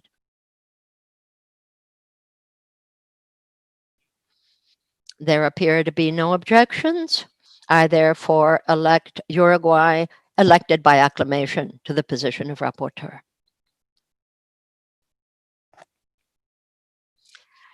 I will inform the Directing Council that there is no need to approve any resolution on the subject. You will see this in the final report as a decision with which I can consider now 2.2 dealt with, election of officers. I'd like to give the floor to the Madam Secretary for a few further considerations. You have the floor.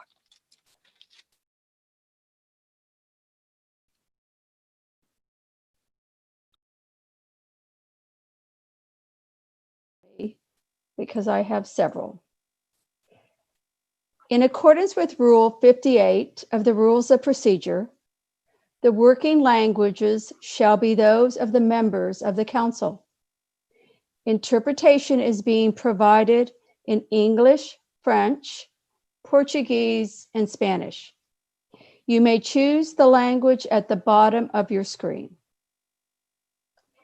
Instructions for requesting the floor are similar to those of a face-to-face meeting.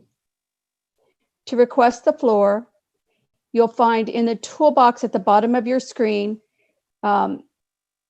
you can click on participants. And when you do, a new window will open and you will see the option raise hand available to you. Please click on that. But please be aware that if you click on that hand a second time, you will annul your request and be removed from the list of speakers. As usual, the member states are asked to limit their interventions to 3 minutes. A traffic light system will help delegates keep track of time during their interventions. At the start of an intervention, the traffic light will be green and will remain so for 2 minutes. It will then change to orange, indicating that 1 minute remains in the allotted time for your intervention. And then it will move to red when the time is over. International organizations and non-state actors in official relations with PAHO are asked to limit their interventions to 2 minutes. Delegates are asked to give their name and their country each time they take the floor.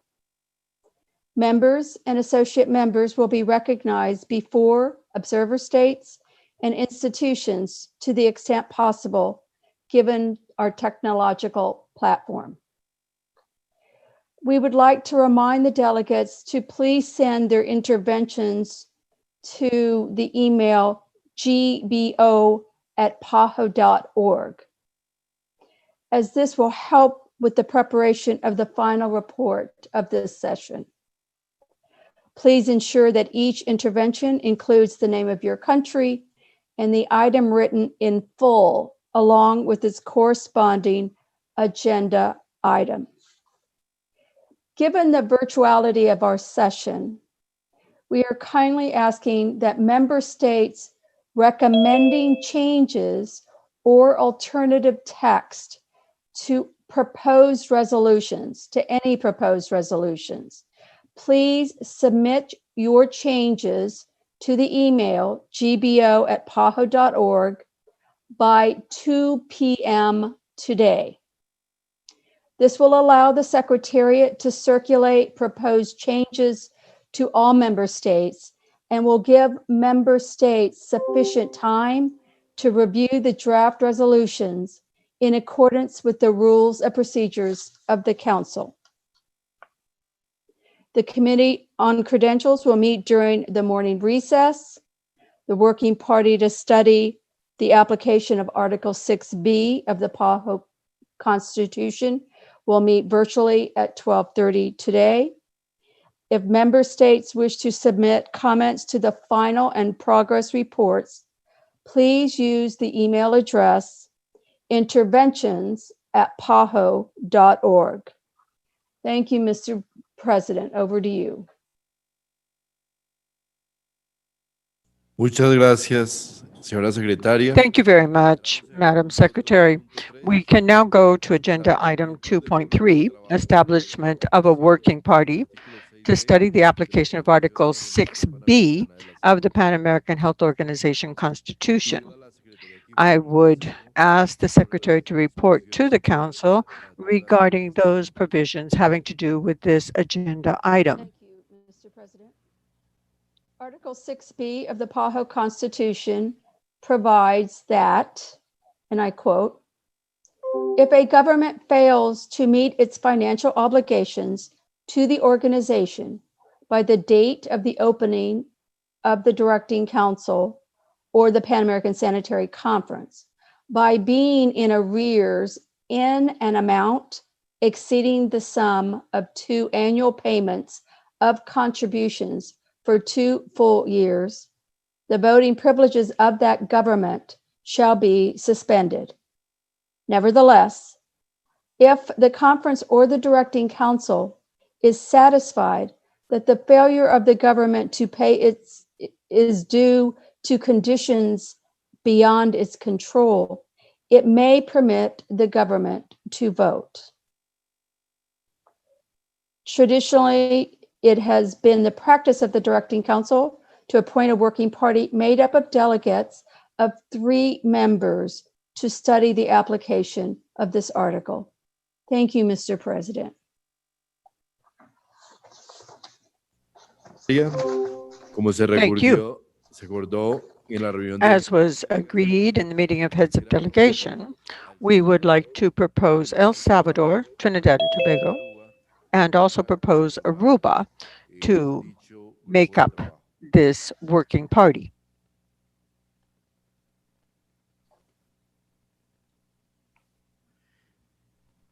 Si no hay ninguna objeción, If I hear no objection, I would declare El Salvador, Trinidad and Tobago, and Aruba to be part of this working party, and I would ask them to meet virtually at the end of this morning's session. That working party will be supported by the office. informa al Consejo que no hay necesidad de aprobar Also, there is no need to approve a resolution on this issue. This appointment will be in the final report and registered as a decision. We can now move on to the next agenda item, which is item 2.1, appointment of the Committee on Credentials. Here, I recognize Ms. Marilu Valdez, our secretary, for her to tell the council about the rules having to do with this agenda item. Rule 31 of the Rules of Procedure reads, a committee on credentials consisting of 3 members or associate members shall be appointed by the council at the beginning of its first meeting. This committee shall examine the credentials of the delegates of members and associate members and representatives of observer states and report to the council thereon without delay. Thank you, Mr. President. Muchas gracias, señora secretaria. I thank you. Now, in keeping with the internal regulations, the council would appoint, and in order to facilitate our work, I would suggest Antigua and Barbuda, Costa Rica, and Paraguay. Is the council in agreement?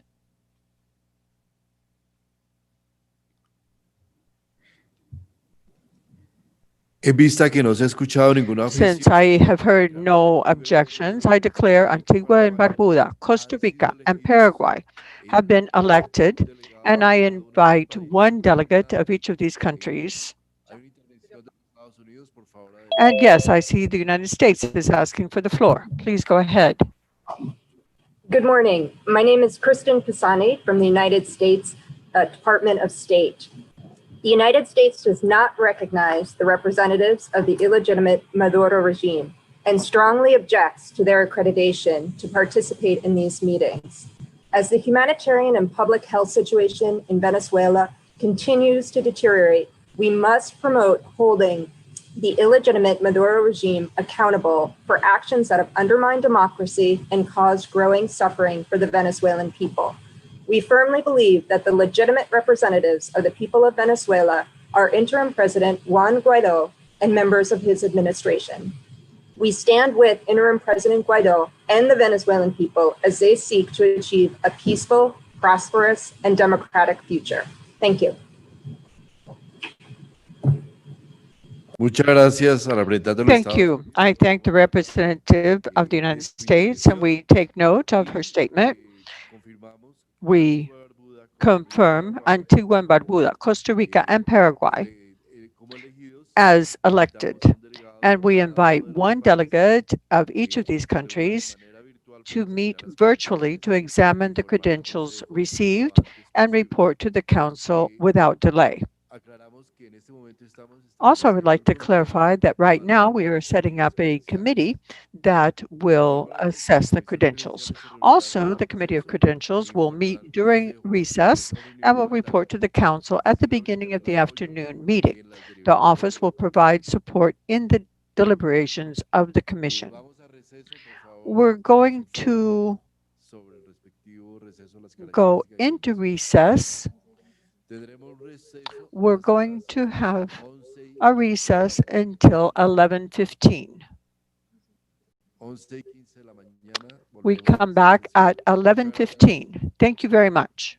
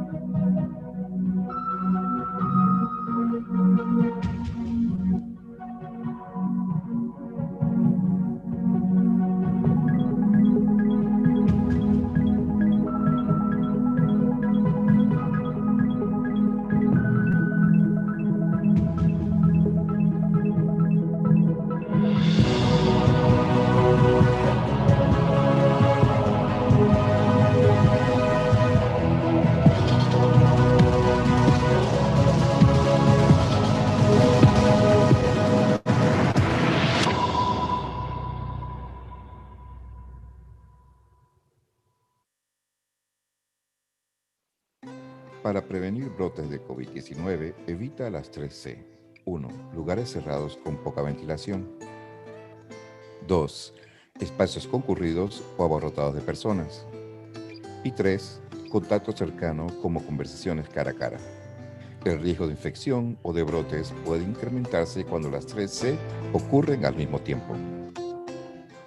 Conoce y reduce tus riesgos. Protégete y protege a los demás.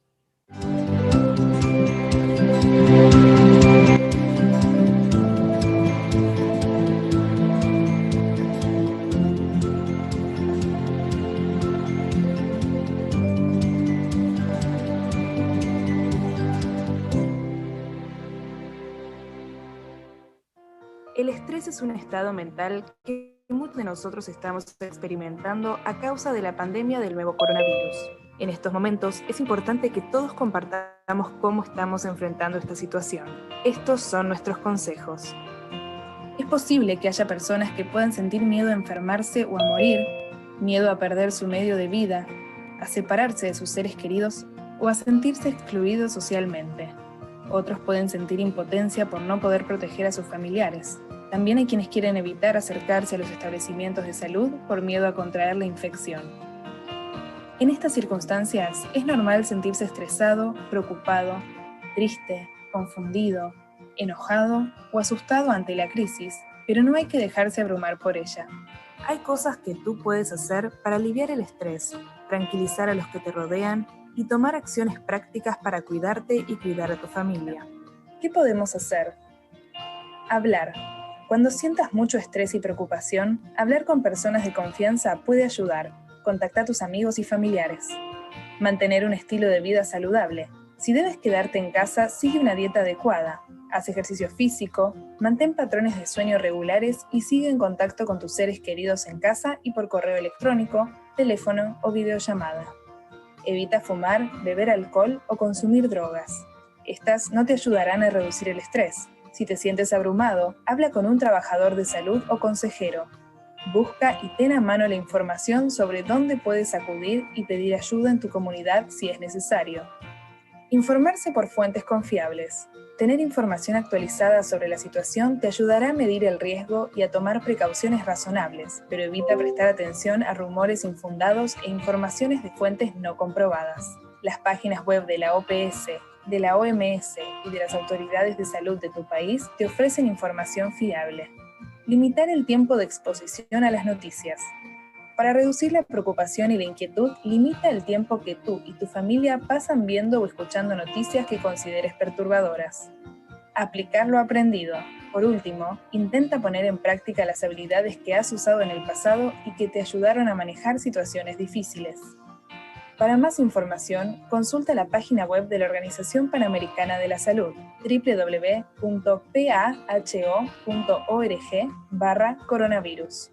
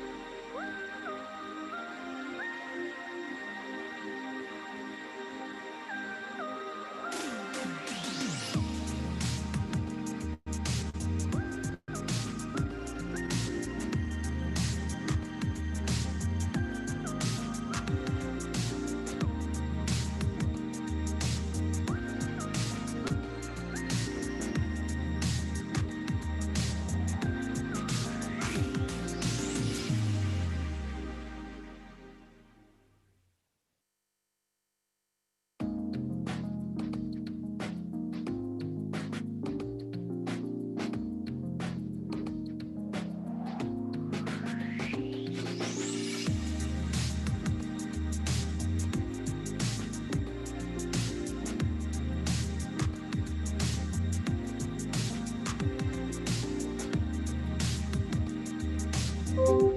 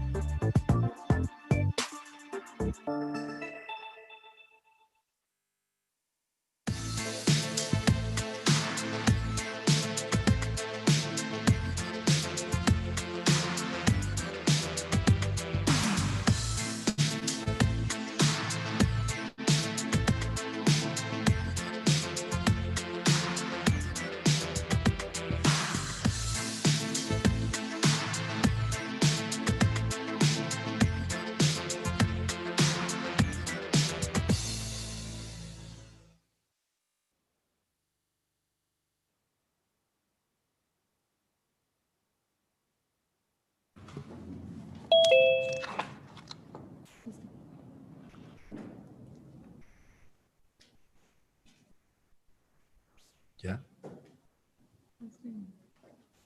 Muy bien, continuando con nuestra reunión. Very well, now to continue with our meeting, we can go to 2.1 on our agenda, and I'm going to recognize Paraguay. Paraguay had asked for the floor. So Paraguay is recognized.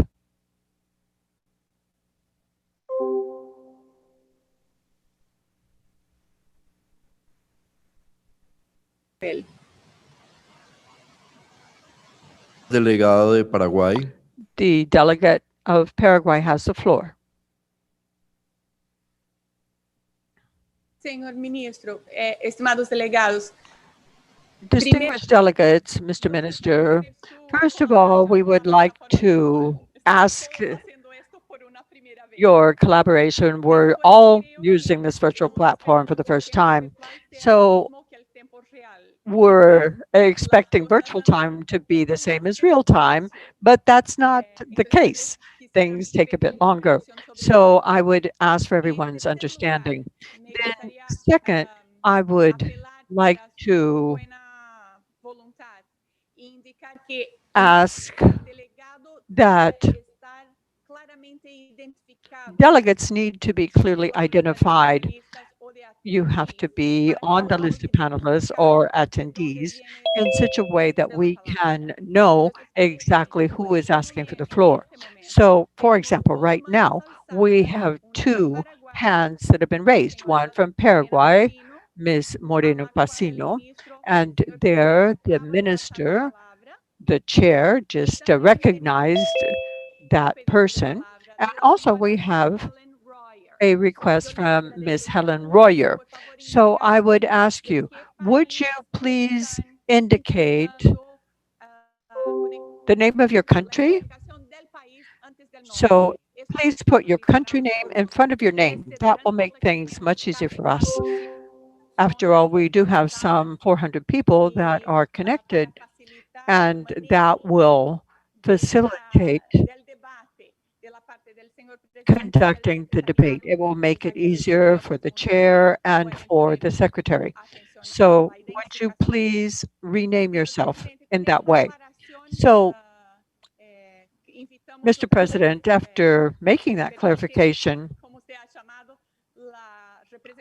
I recognize Ms. Lorena Pacino, Director of Paraguay. Palabra entonces a la Very doctora. well then. Director Lorena Patiño, representative of Paraguay, has the floor.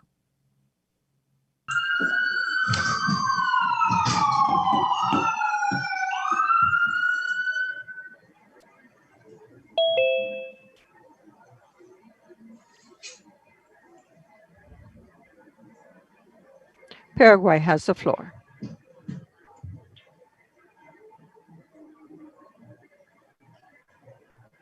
Escuchando a Paraguay.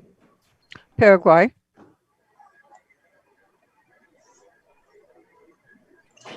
Sí. Muy buenos días. Yes, and thank y you. muchas gracias. En realidad no sé si me están escuchando. I don't know if you can actually hear me.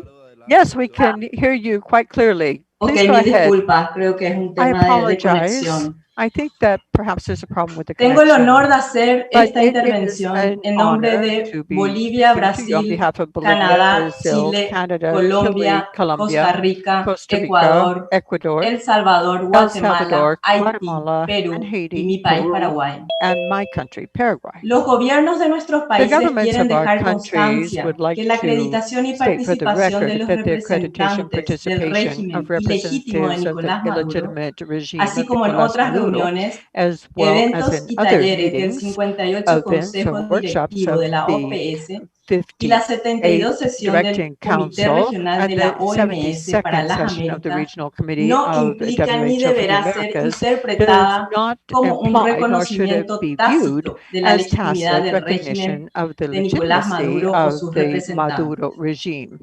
Cabe destacar que nuestros We países should point no out that our reconocen el countries régimen do not ilegítimo de recognize the Nicolás legitimate Maduro regime of conforme a la Nicolás Maduro resolución in keeping with resolution 11.117/19 del Consejo Permanente 11.117-19 de la of the OEA. Permanent Council Y of the sumamos Organization of American aproximadamente States. 60 países And there que are 60 reconocemos a some Juan countries Guaidó como that presidente recognize encargado de Juan Venezuela. Guaidó Muchas as gracias. the president in charge of Venezuela. Thank you.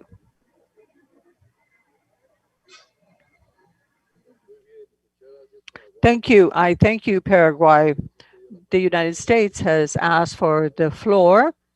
The representative of the United States is recognized. Yes, the United States would like to express support for the statement read by the government of Paraguay and the associated member states.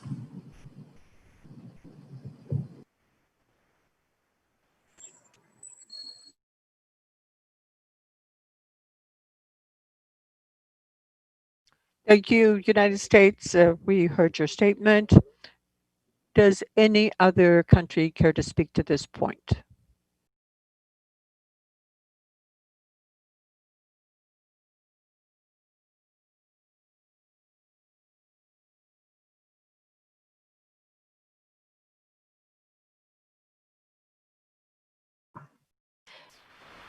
We move now to 2.4, having finished 2.1. I beg your pardon, says the chair. Cuba has asked for the floor. Cuba, go ahead. I'm Dr. James Conteron Miranda, Minister of Health of the Republic of Cuba. Mr. Chairman, we object to the statement made by the representative of the United States, and we equally reject the statement made by the representative of Paraguay who spoke about the illegitimate Maduro regime. This is a question of Venezuelan sovereignty and fighting COVID-19. According to Article 4 of the Directing Council, all of these were presented in time and were accepted. And the UN system, and indeed the United Nations General Assembly, recognized the representatives of President Nicolás Maduro as the legitimate representatives of the Venezuelan people. So the only solution here, I believe, is to accept the position by that government. The President Nicolás Maduro being the only president of Venezuela, and those who are mandated by the Venezuelan people to represent it at international fora are that regime, and that includes PAHO. So we absolutely express our total support for the Bolivarian people and its constitutional government, and we very much require that that government be recognized here. Thank you. Venezuela has the floor, says the chair. Venezuela, you have the floor. Yes, a good afternoon to you all. Venezuela categorically rejects the intervention of the statement by the United States and the representative of Paraguay. Venezuela is a sovereign country. It is a free nation, and that has a government freely elected, democratically so, by its people. Nicolás Maduro is our constitutional government, elected by the people. And we totally reject that a technical group such as yours, as important as health may be used with particular political aims to advance a sector that, in fact, is very much counter to the Bolivarian Revolution and Republic.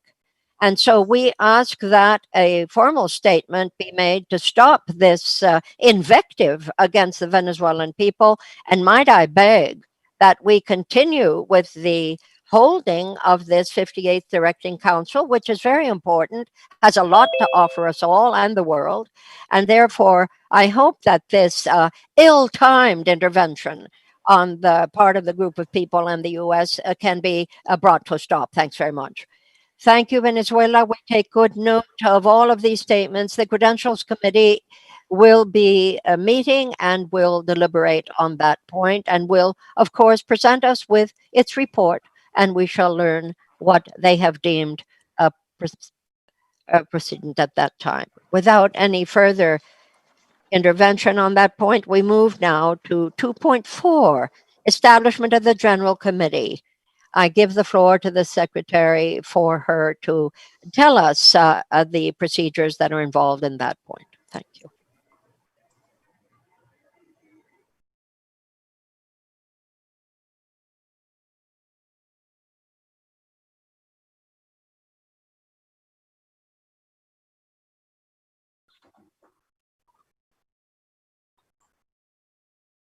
Elected by the council from among those members or associate members not already represented on the General Committee. The president of the council shall serve as president of the General Committee. Thank you, Mr. Chair. Over to you. Muchas gracias, señora secretaria. Thank you, Madam Secretary. I would crave your understanding given the logistical complications posed by this virtual platform. And it's for that reason that I would ask that all matters being referred by the council would be sent to the General Committee, but the General Committee as represented here in the council. In my capacity as president, I will ensure that the proceeding is as smooth as possible. This is a proposal I'm making.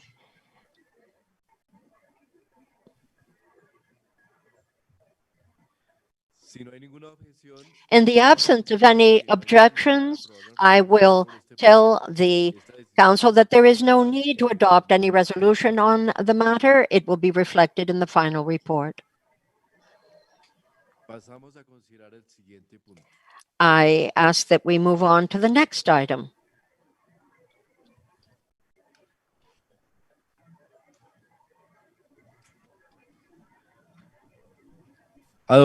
Punto 2.5, adopción del orden del 2.5, adoption of the agenda. Allow me to bring to your attention document CD 58/1. And I'm happy to give the floor to Madam Secretary for her to present this matter and the rules of procedure that pertain thereto. Thank you, Mr. President. Rule 2 states, notices of convocation, together with the provisional agenda, shall be sent to all members, associate members, and observer states not less than 60 days before the date fixed for the opening of a session, except in extraordinary circumstances. Rule 10 states, the council shall adopt its own agenda and, in doing so, may make such additions or modifications to the provisional agenda as it may wish, in accordance with these rules and as recommended by the General Committee. In accordance with Rule 10 of the Rules of Procedure, a provisional agenda, document CD 58/1, as approved by the Executive Committee, was distributed to each of the members, associate members, and observer states of the organization. It is now incumbent on the Council, under Rule 10 of its Rules of Procedures, to adopt its own agenda. It is important to note that due to the extraordinary and unprecedented circumstances presented by the COVID-19 pandemic, the proposed provisional agenda includes only those agenda items that must be decided upon to ensure the organization's ability to properly discharge its functions and those related to the COVID pandemic of the region of the Americas. Final and progress reports related to technical issues are published on the PAHO webpage of this meeting for informational purposes. If member states wish to comment on any of these reports, please use the email address interventions@paho.org. Thank you very much, Mr. President. Over to you. Muchas gracias, señora secretaria. Thank you, Madam Secretary. I offer the floor to the plenary for any questions or comments that you may have.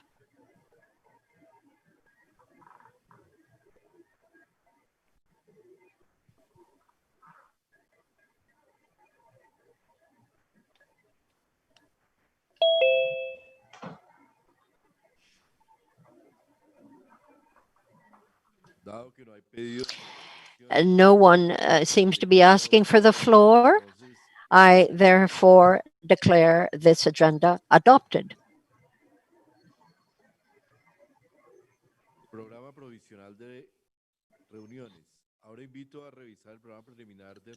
I now would like to invite you to look at document CD 58WP1. I would appreciate, Madam Secretary, your putting forward that proposal. Thank you, Mr. President. As the President said, please let's draw our attention to document CD 58/WP/1, the provisional program of meetings. As the Council decided not to convene a general committee, the Council is invited to approve the program of meetings. The Council will examine 22 items, including 9 proposed resolutions. The proposed hours of work of the Directing Council will be from 9 a.m. to 12:30 p.m. and from 2 p.m. to 5 p.m. Monday, today, September 28th, and Tuesday, September 29th. In addition, a daily program will be posted on the PAHO web by 2 p.m. and 7 p.m. each day with the order for the following session. Thank you, Mr. President. Over to you. Muchas gracias, señora. I thank you, Madam Secretary. Concedo la palabra al Pleno para iniciar el debate. I offer the floor.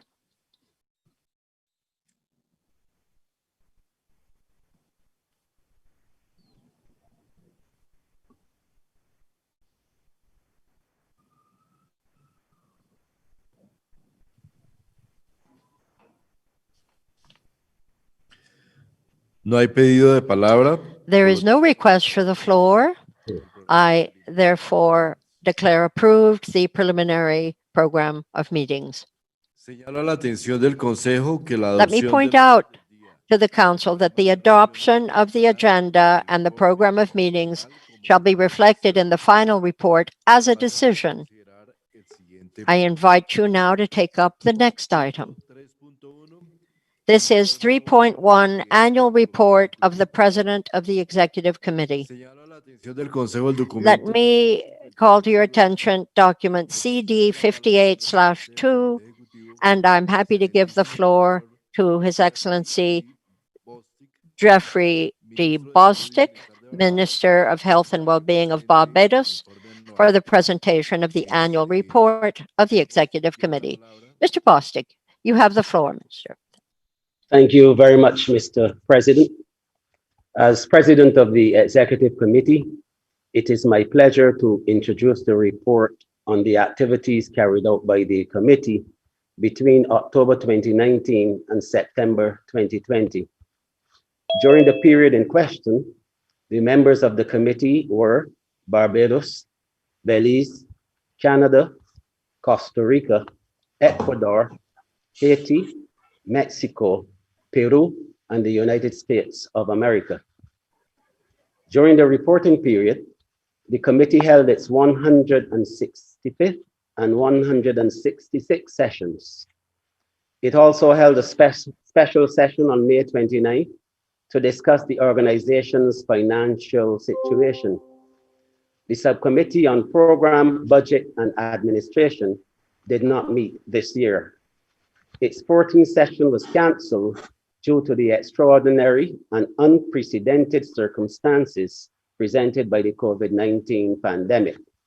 For the same reason, the special session and the 166th session of the Executive Committee were held online using a virtual meeting platform. At this time, I will report only on those items examined by the committee that are not on the agenda of this directing council. I will be reporting on the other items as they are taken up by the council. The committee's 165th session was held at PAHO headquarters on the 4th of October 2019, immediately following the 57th directing council. My country, Barbados, was elected to serve as president of the executive committee for the period from October 2019 to September 2020. The United States of America was elected vice president, and Mexico was elected rapporteur. During the 165th session, the committee elected 2 members to serve on the Subcommittee on Program, Budget, and Administration, and appointed the members of the Award Committee for the PAHO Award for Health Services Management and Leadership 2020. The committee also set the dates for the sessions of the governing bodies in 2020 and agreed on topics to be discussed during the year.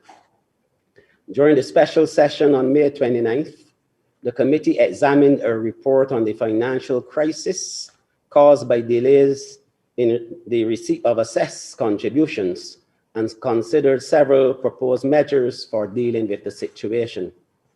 The committee also considered and approved a proposal for an emergency loan from the revolving fund for access to vaccines to the regional revolving fund for strategic public health supplies to enable the strategic fund to meet the demand for procurement of COVID-19 emergency supplies. I will provide more information on the outcomes of the special session when the directing council takes up item 4.4 of its agenda. The committee held its 166th session on the 22nd and 23rd of June of this year. The committee considered a reduced agenda consisting only of items that must be decided upon to ensure the organization's ability to properly discharge its functions and those related to the COVID-19 pandemic in the region of the Americas. Most of the matters discussed by the committee are also on the agenda of this directing council, but 3 are not. One of those matters was the appointment of a new member to the PAHO Audit Committee. Mr. Clyde McClellan was appointed to replace Ms. Kumiko Matsura Mwala, whose term of office on the Audit Committee ended in June 2020. In addition, the Executive Committee confirmed several amendments to the PAHO staff rules related to staff salaries and other benefits. The committee decided to postpone its consideration of an increase in the salaries of the director, deputy director, and assistant director until after the presentation of a package of austerity measures called for during the committee's special session in May. During the 166th session, the committee also reviewed a report on the Master Capital Investment Fund. The committee was informed that in December 2019, PAHO purchased the building located at 2121 Virginia Avenue, across the road from the PAHO headquarters building in Washington, D.C. The organization has owned the land on which the building is located since 1969. The acquisition of the building is expected to save at least $1.2 million per year in rental payments, which will reduce general operating expenses and thus benefit the organization's program budget. The Bureau expects that the money spent to purchase the building will be recouped within 4 years. This concludes this portion of my report, Mr. President. As I said earlier, I will be reporting on the other items considered by the Executive Committee as they are taken up by the Directing Council. Over. Gracias, ministro. Ahora le Thank you, Minister. I'm pleased to offer the floor for any comments you may have.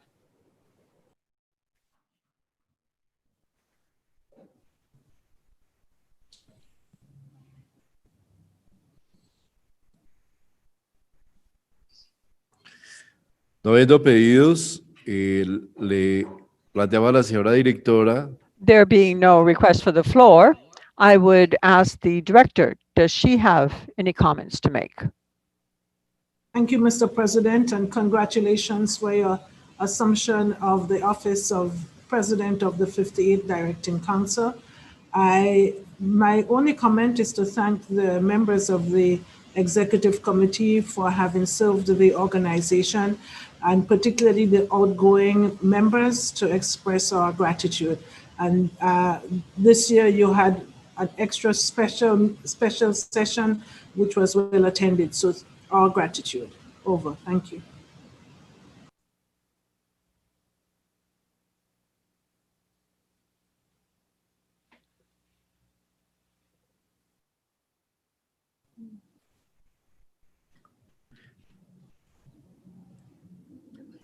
Agradezco al presidente del comité. I want to thank the president of the Executive Committee for his report, and also I thank the members of the Executive Committee for their work. And this decision will be recorded in the final report of the Council. We can now move on to the next agenda item, which is item 3.2, Annual Report of the Director of the Pan American Sanitary Bureau. I wanted to call your attention to document CD 58/3, and I would ask for the Director of the Pan American Sanitary Bureau to present the annual report. Director Etienne, you have the floor. Thank you, Mr. President. Honorable Fernando Ruiz Gomez, Minister of Health and Social Protection of Colombia, Honorable Ministers and Secretaries of Health of Member States of the Pan American Health Organization, distinguished Member State delegates, other representatives of NGOs, and also eminent members of the diplomatic corps, representatives of sister UN agencies and other specialized agencies, and my fellow PAHO and WHO colleagues. Let me again wish you a very good morning. It gives me immense pleasure to present to you the 2020 annual report of the Director of the Pan American Sanitary Bureau, which this year is entitled Saving Lives and Improving Health and Well-Being. This report covers the period July 2019 to June 2020. And as most of you already know, the Pan American Sanitary Bureau and PAHO member states have faced many significant and daunting challenges during this review period. We have all had to confront and respond to the COVID-19 pandemic and its colossal impact on the health of our populations, together with its devastating effects on our health systems, our economies, as well as our social protection mechanisms. The overall results being severe disruptions in almost every aspect of life, work, and business, not only in the member states, but also at the Bureau. In addition to COVID-19, we at the Bureau were challenged by an unprecedented financial crisis due to the non-payment of a significant proportion of member states' assessed contributions and a freeze in some voluntary contributions, which severely tested our own resilience and our capacity to function efficiently and effectively. This financial crisis resulted in our having to implement substantial cost containment measures while simultaneously responding to the innumerable needs of our member states generated by the pandemic. However, I am extremely grateful that with solidarity and in the deep-rooted spirit of Pan-Americanism, we confronted these challenges, transforming systems and processes, innovating, and producing results to improve the health of the peoples of the region of the Americas, especially those living in conditions of vulnerability. While the full 2020 annual report of the Director is at your disposal, I would like to take this special opportunity to highlight some of our results and related interventions. Let me start with the progress in universal health. COVID-19 has harshly demonstrated the negative impact of inequities and the chronic lack of access to the social determinants of health on health outcomes. Universal health, with the primary healthcare approach at its core, is critical for reducing inequities. The Bureau advanced progress in universal health by promoting the leadership and governance aspects of the updated essential public health functions, including at the parliamentary level in Central and South America, and by strengthening integrated health services delivery networks. We continue to promote PHC 30-30-30, the regional compact on primary health care for universal health, which was launched in Mexico City in April of 2019, using every opportunity to strongly advocate for reducing barriers that hinder access to health by at least 30%, for increasing public expenditure on health to at least 6% of GDP, and for allocating at least 30% of these resources to the first level of care by 2030. Our COVID-19 experiences have explicitly demonstrated that these are essential components for an effective response to this pandemic and for post-COVID national rebuilding well into the future. In terms of continued procurement of essential supplies, disruptions in global supply chains, which occurred as a result of far-reaching COVID-19 related travel and transport restrictions, together with reduced or redirected manufacturing of many products, including active pharmaceutical ingredients, raised the specter of shortages of essential medicines, diagnostic kits, vector control supplies, vaccines, and other health technologies in member states. The PAHO Regional Fund for Strategic Public Health Supplies, we call the Strategic Fund, and the PAHO Revolving Fund for Access to Vaccines, known as the Revolving Fund for Vaccines, demonstrated their practical and functional utility as foundational pillars of our technical cooperation, as they greatly facilitated member states' access to quality, safe, and affordable vaccines and supplies, including the personal protective equipment, test kits, antiretroviral, anti-TB, and anti-malarial medicines, and for the first time, a biotherapeutic biosimilar, thus helping to mitigate these disruptions and enabling continuation of treatment for persons with certain diseases.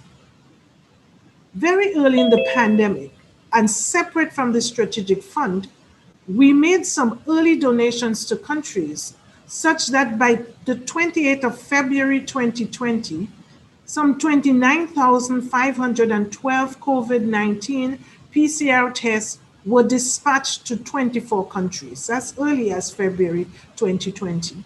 And by the 15th of March 2020, 9.72 tons of personal protective equipment had been forwarded to 25 countries from the organization's strategic stockpile based in Panama.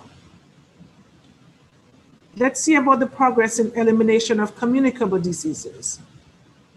Under the rubric of PAHO's Disease Elimination Initiative, which was approved by the 2019 Directing Council, we enhanced our partnerships with the Global Fund, USAID, the European Union, Fiocruz, and the US CDC, among others, and advanced progress towards the elimination of HIV, hepatitis B, malaria, and tuberculosis, as well as neglected infectious diseases such as rabies. El Salvador and Belize reported no indigenous cases of malaria in 2019, making them good candidates for elimination certification in 2020 and 2022, respectively. With funding from the World Bank and in collaboration with the Ministry of Agriculture, we undertook a successful canine anti-rabies vaccination initiative in 9 of the 10 departments in Haiti, achieving a coverage rate of 79.4%. We collaborated to strengthen the implementation of the One Health approach in controlling zoonotic infections and to enhance the surveillance of and the diagnostic capacity for antimicrobial resistance. Through its immunization program, the Bureau intensively supported countries and territories to maintain their vaccination programs and to begin to lay the necessary groundwork in preparation for the introduction of a potential COVID-19 vaccine. The Bureau has been closely following the COVID-19 vaccine development pipeline and collaborating with global partners to advocate for possible vaccines to be made accessible and affordable to all countries, regardless of their income classification. Through rigorous intervention by the Revolving Fund for Vaccine, we were able to minimize potential stockouts in measles, diphtheria, and yellow fever vaccines as we worked with countries to battle outbreaks of these 3 vaccine-preventable diseases in Venezuela, Haiti, and Brazil, respectively.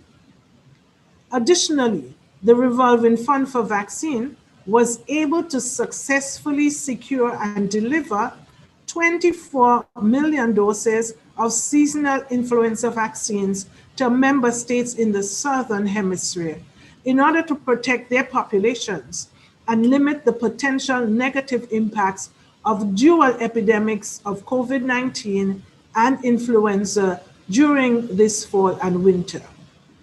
some 70 million persons in the Southern Hemisphere have received the flu vaccine. In terms of addressing the climate change crisis, the small island development states of the Caribbean remain extremely vulnerable to effects of climate change.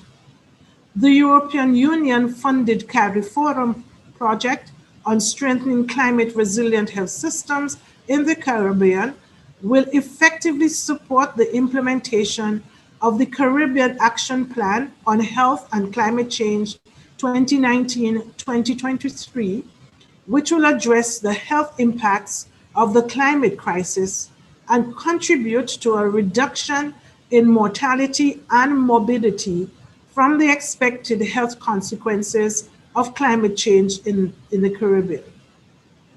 This action plan includes linkages to environmental determinants of health and actions to address COVID-19 through the strengthening of climate resilient health systems. Our work on disaster and emergency preparedness and response.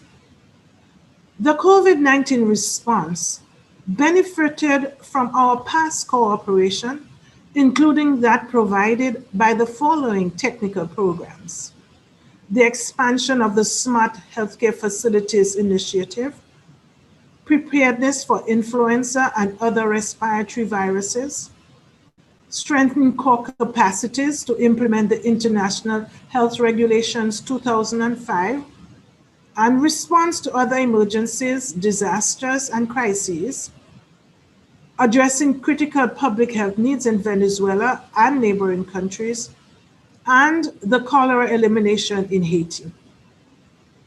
Additionally, extensive work was undertaken by the Bureau with countries during the last quarter of 2019 to enhance pandemic influenza preparedness in our region. These efforts, including strengthening of surveillance for severe acute respiratory and influenza-like illnesses, as well as enhancing the function and capabilities of the National Influenza Centers. This intense technical engagement with the laboratory networks of the NICS provided a strong foundation and significant collateral benefits for the COVID-19 response, as it enabled the swift introduction of molecular testing for the emerging COVID virus. We have mounted a multifaceted response to COVID-19. The Bureau's response was well aligned with the 9 pillars of the Global Strategic Preparedness and Response Plan for COVID-19. We provided strategic technical advice and guidance to member states on pandemic-related issues through online high-level meetings, webinars, publication of guidelines, including on risk communication, maintenance of essential services, management of persons with specific disorders and in specific circumstances, and mental health and psychosocial support. Several of the materials were translated into multiple languages, including some spoken by indigenous people, in order to reach the widest audience possible and ensure social inclusion. The Bureau assisted with the procurement of medicines, equipment, and supplies, including PPEs, and importantly, given the pandemic's economic impact, we expanded our partnership and resource mobilization efforts. We launched a US $200 million appeal through the end of 2020 and established a new donation page on the PAHO website, which for the first time in PAHO's history allows individuals to donate directly to support the organization's emergency assistance and technical cooperation. Our COVID-19 response integrated the PAHO cross-cutting themes of equity, gender, ethnicity, and human rights, raising awareness of the potential for increased domestic violence, signaling the particular burden that women bear, both as caregivers within the family, as well as the fact that they constitute the majority of healthcare workers, and emphasizing the need to focus on Afro-descendants, indigenous peoples, and other groups living under conditions of vulnerability. Maintaining health through the life course. During this review period, we worked to maintain maternal, neonatal, and child health, as well as the health of older persons. The first Caribbean Congress on Adolescent and Youth Health took place in October 2019 in Trinidad and Tobago, and we established the PAHO Youth for Health Group aimed at institutionalizing youth engagement and empowerment within the Bureau's work. In October 2019, we launched a course on maternal and perinatal mortality surveillance and response for professionals involved in maternal and perinatal health via PAHO's virtual campus for public health. We are happy to report that by mid-June of this year, 1,015 participants from 40 countries had enrolled in this course, including some from outside of our region. With our technical cooperation, 17 countries upgraded the perinatal information system, known as Sept, to Sept Plus, and the expanded web-based version that facilitates strengthening of the quality and monitoring of women's maternal, adolescent, and neonatal care. In observance of Vaccination Week in the Americas at the end of April 2020, the Bureau utilized virtual platforms to promote interventions for improving immunization coverage and advised on innovative strategies for their implementation. While we have been highly successful with new vaccine introductions in this region, it is worrying to observe a deepening decline in DPT-3 coverage in infants under 1 year of age. At the end of 2019, there were 2.1 million children under 1 who had not as yet received their DPT-3 vaccine. This represents an overall coverage rate of 85% in that cohort for that antigen. So there is therefore much work still to be done on this unfinished agenda. On the 24th of October 2019, poliovirus type 3 was declared eradicated globally. And in this regard, I would like to sincerely thank you, our member states, our many partners, as well as our Bureau staff for their long-term commitment to this goal, as well as for their indefatigable efforts towards reaching this historic milestone.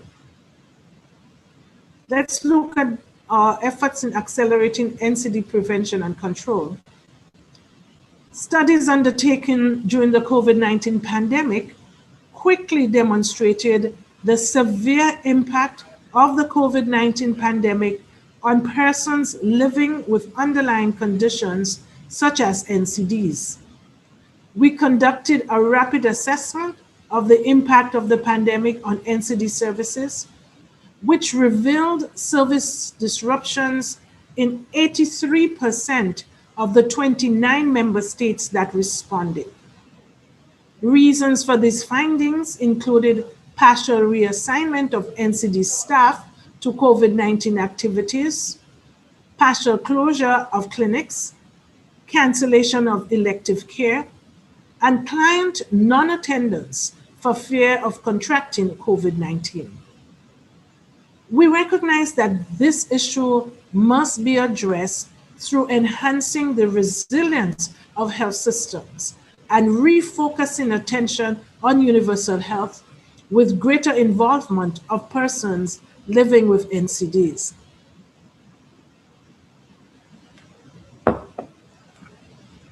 In continuing its work towards NCD reduction, the Secretariat contributed to the promotion of breastfeeding through the expansion of the Baby-Friendly Hospital Initiative, the extension of the HEARTS, H-E-A-R-T-S, and safer technical packages to address cardiovascular disease and the harmful use of alcohol, respectively, and strengthening of early detection and treatment services for children with cancer, supporting member states in tobacco control legislation and regulation, and enhancing capacities for formulating drug policies with a public health orientation.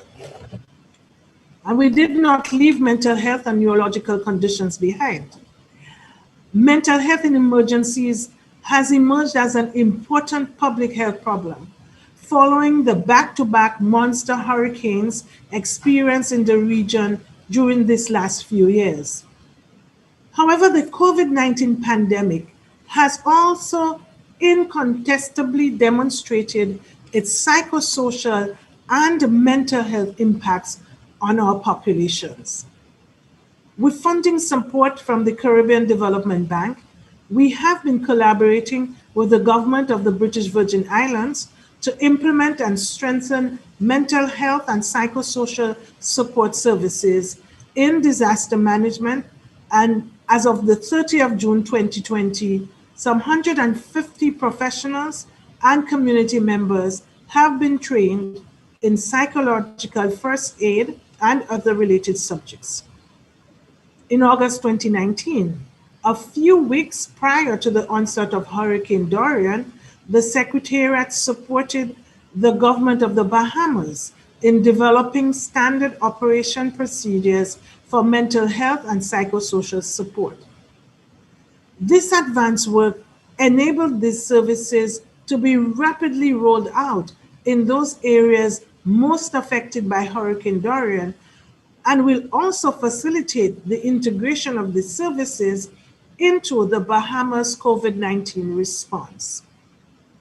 We have made progress with the integration of mental health into primary health care through the application of the Mental Health Global Action Program.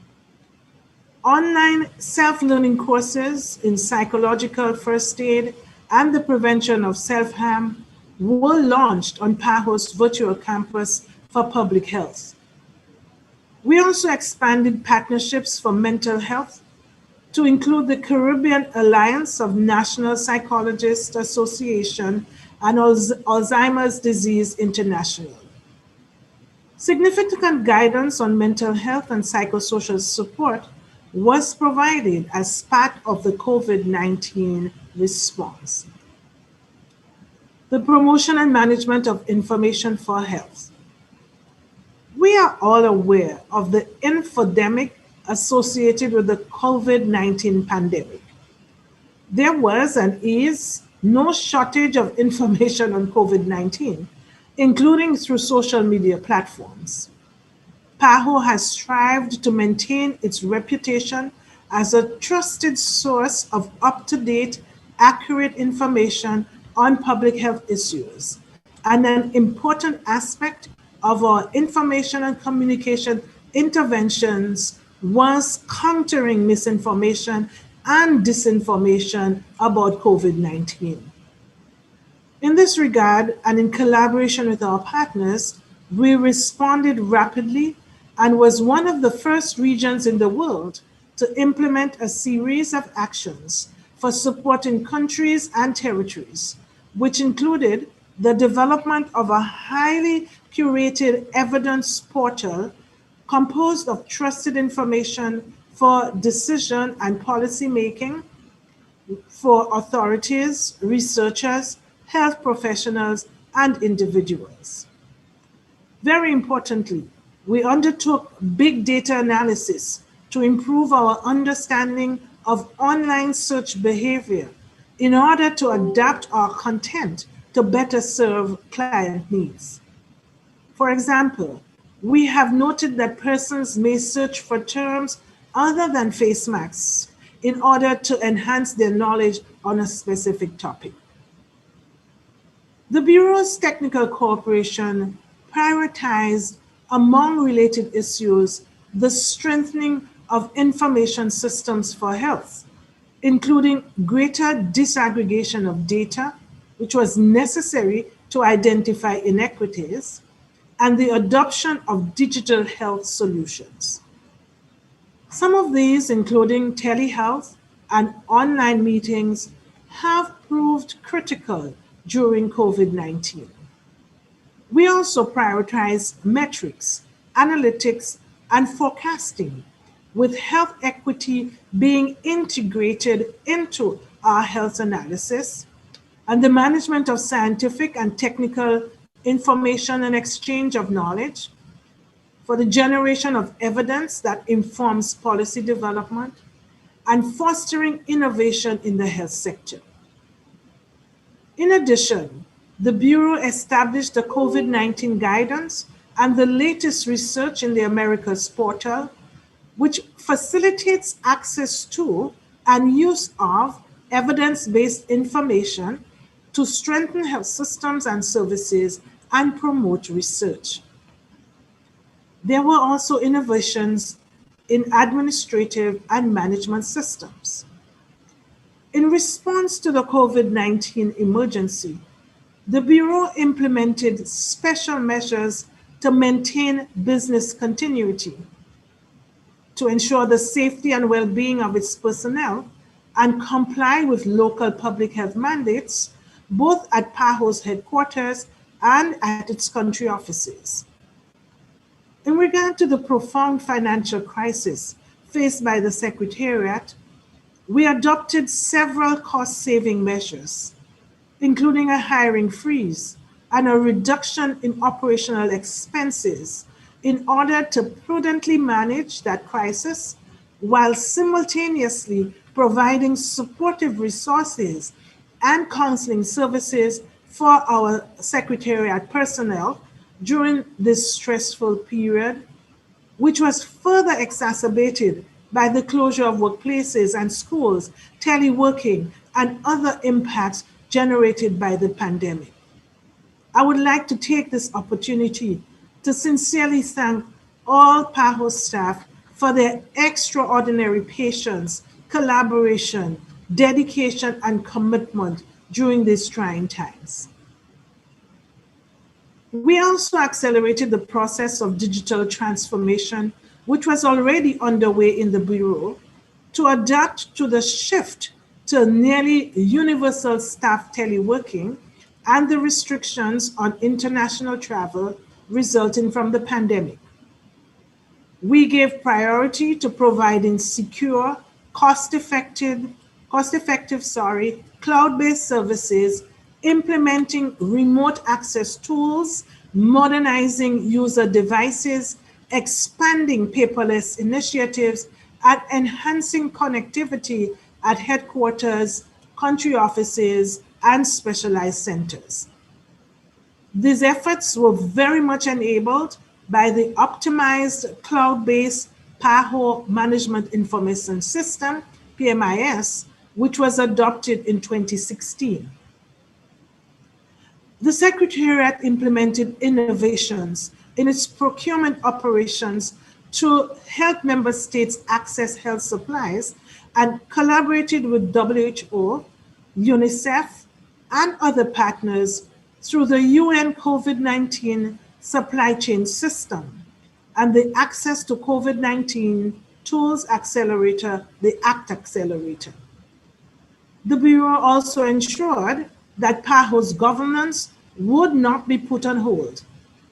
After cancellation of the meeting of the Subcommittee on Program Budget and Administration in March 2020, the Secretariat's governance functions resumed using virtual video platforms.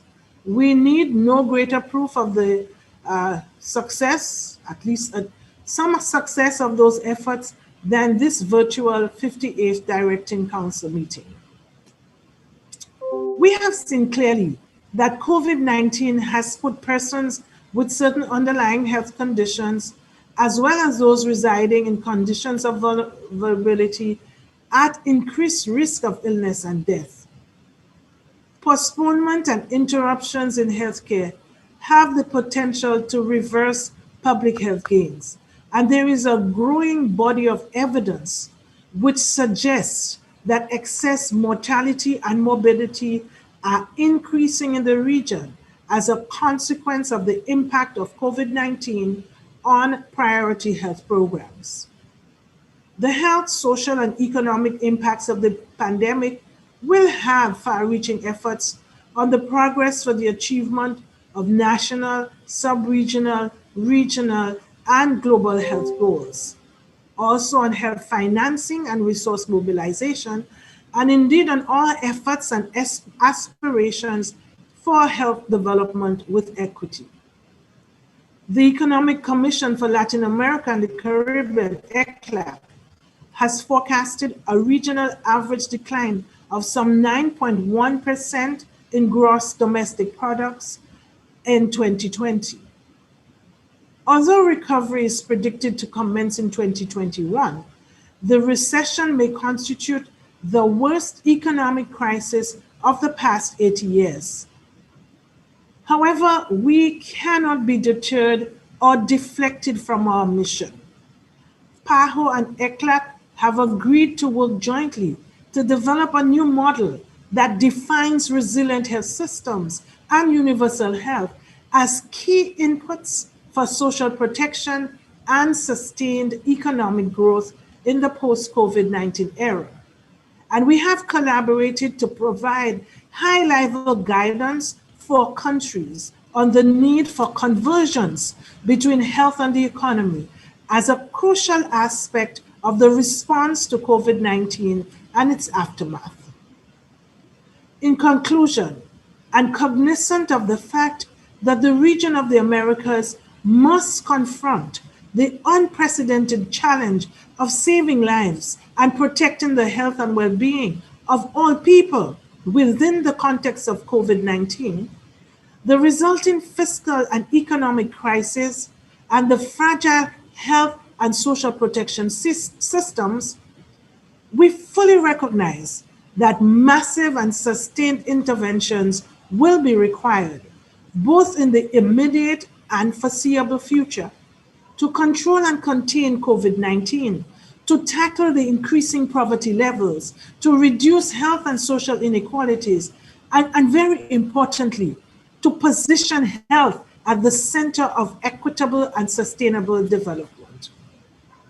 We will need to ensure that our strategies of technical cooperation foster greater efficiencies and produce effective and impactful results, not only to repair COVID-19, but also as we assiduously address other priority health issues and public health programs to avoid excess mortality, increased morbidity, and the loss of those hard-fought public health gains that we have achieved over the last decades.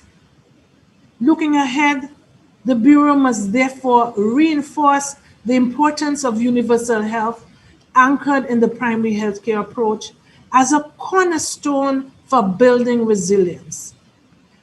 There must be adequate health financing, equitable access to essential quality medicines, vaccines, and health technologies, well-trained and equitable distributed human resources for health, governance and leadership that promote and effect multi-sectorality, collaboration, partnerships, and networking to mobilize resources, address the social and other determinants of health, and promote equity, as well as effective communication with a variety of audiences, digital transformation, the use of virtual platforms, and strong information systems for health. We must learn from the innovations, revise procedures, improve systems, and partnerships that COVID-19 has catalyzed. I do look forward to working with all our member states, with our Secretariat team, and our diverse partners to build on the successes and address the gaps that have been highlighted over this reporting period. I am a firm believer in the maxim that behind every cloud, there is a silver lining. And so I anticipate that in the next annual report of the director in 2021, we will be able to highlight the achievements that demonstrate this silver lining behind the cloud that was cast by COVID-19 pandemic. I thank you immensely for your kind attention. Over.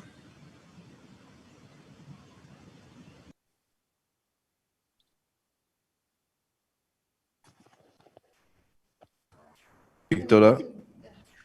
Muchas gracias, señora directora, por su completo informe. Madam Director, thank you very much for that very thorough report. I offer the floor, ladies and gentlemen. Argentina, Brazil, Guatemala, the Caribbean Community, CARICOM, the Bahamas, Honduras, and the United States, as well as the International Agency for Atomic Energy, and I forgot Cuba. Cuba's on the list as well. We will proceed in that order. Please remember, you have a limit of 3 minutes per intervention. And we have that traffic light system that was described earlier. So when you've got 1 minute yet, you're going to see it blinking yellow. With that, Argentina has the floor. Thank you very much, sir. And a very good day to all of you. And dear friends, esteemed director, greetings. Clearly, the COVID-19 epidemic has, as never before, highlighted our weaknesses, but as we know, it also offers us a unique opportunity to take a hard look at our systems and also to generate solidarity in the region. Argentina, very early on, took economic, social, and of course, sanitary measures that we felt were in order to respond to the pandemic. 66% more respirators or ventilators have gotten, and 60% more beds in the IUCs. We now have 26.5 per 100,000 inhabitants, which is one of the highest ratios in the region. We've included 4,000 new people in the health sector in order to offer integral health. We've set up a national equity fund. The country has looked again at our production of ventilators and have doubled them in this time. We feel that that was another step fundamental to offering proper health, as well as, of course, using, in terms of tests, the use of saliva and other serological tests that will monitor antibodies. And we're using and finishing the studies on horse serum for people that are convalescing.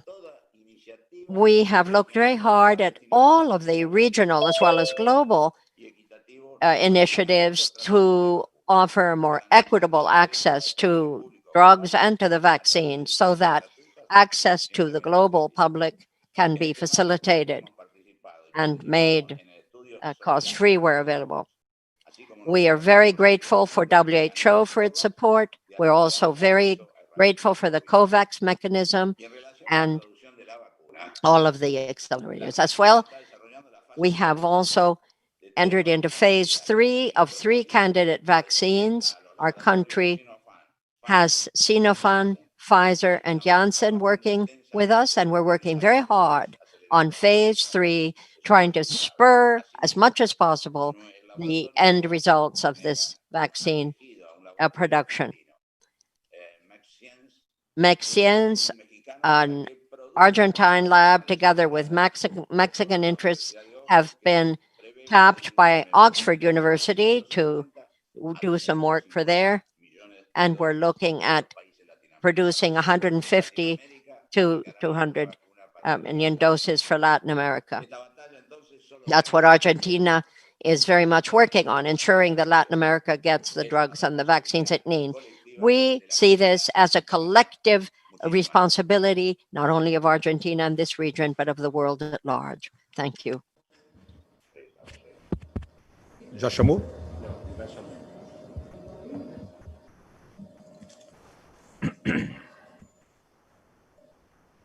Muchas gracias. Tiene la palabra Brasil. Adelante, Brasil. Brazil has the floor. Mr. Chairman of the Directing Council, Director of PAHO, Dr. Carissa Etienne, heads of delegation and authorities, ladies and gentlemen, thank you so much, Madam Director, for your words of encouragement and hope in the midst of this crisis that we are undergoing by COVID-19. PAHO was born from an expression of the will of the peoples of this region, precisely in order to fight against diseases with transparency and efficiency. Never were those ideals more important than they are today. The new coronavirus has battered even very strong health structures and has made it difficult to offer a coordinated response in terms of in the health sector, primary and specialized sectors, as well as education and other social things. Now, Brazil has done everything that can be done under the single medical system that we have, which was reached its 30th birthday this month. And we have seen that our basic goals are before us and are closer. I'm pleased to say that our system didn't collapse, and it has fully fulfilled its basic mission, which is to save lives. In our very, very long land border, as you know, our response had to be very, very present. We sent hundreds of doctors all over and the equipment for pulmonary issues and all other forms of support, technical and human. Clearly, in Brazil, as other places, this has cost a very great deal. But the work we've carried out, I believe, has allowed Brazil to meet the 4 million people mark who have recovered from COVID-19. 4 million. And we think all of this will serve not only to put us in a better place to face COVID-19, but also to shore up what has been weakened in the areas of medicine. Mental health, for instance, has been rather neglected and unavoidably as the focus turned on coronavirus. We also seek to very much encourage people, if they feel they need help, to seek help. Another point to mention is TB. Of course, a huge infectious disease that affects millions of Brazilians. The interpreter regrets there's a break in the transmission. Cannot hear the minister, I'm so sorry. The image is frozen, in fact. Señor Ministro, continúe, por favor. Minister, please continue, says the chair.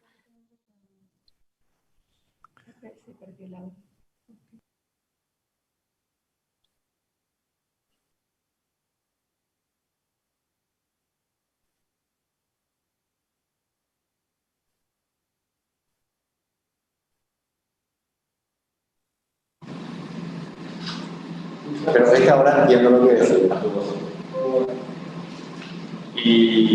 The interpreter regrets we still cannot hear. There's background talk, but not the minister.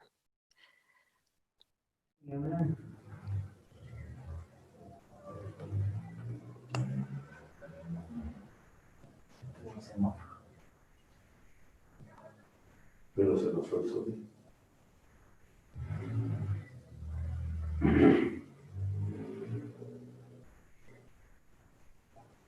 Parecer estamos teniendo dificultades. It would appear, says the chairman, we are facing technical difficulties, trying very hard to resolve them.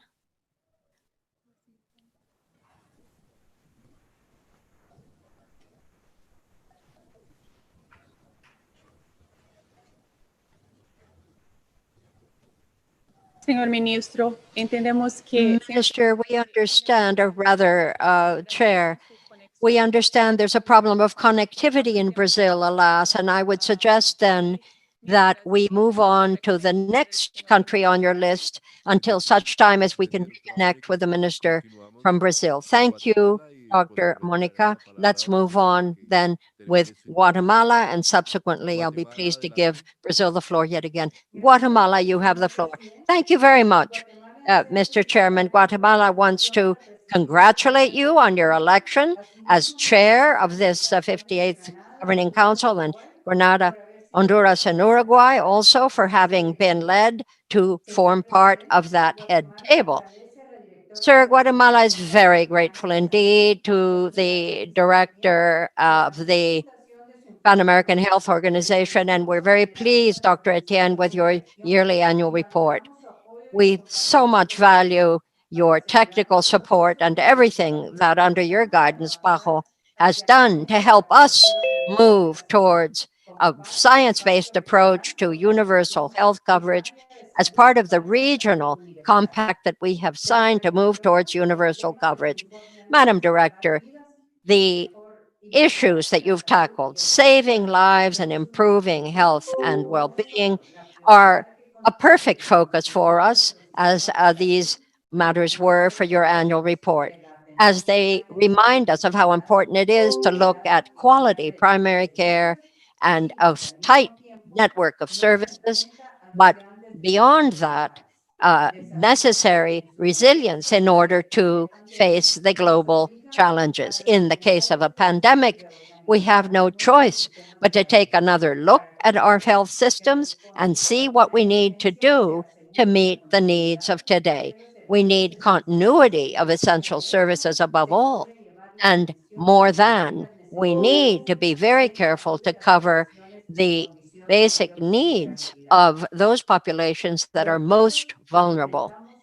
Now, the challenges we face, we're well aware, are not just important health issues, they are major human development challenges.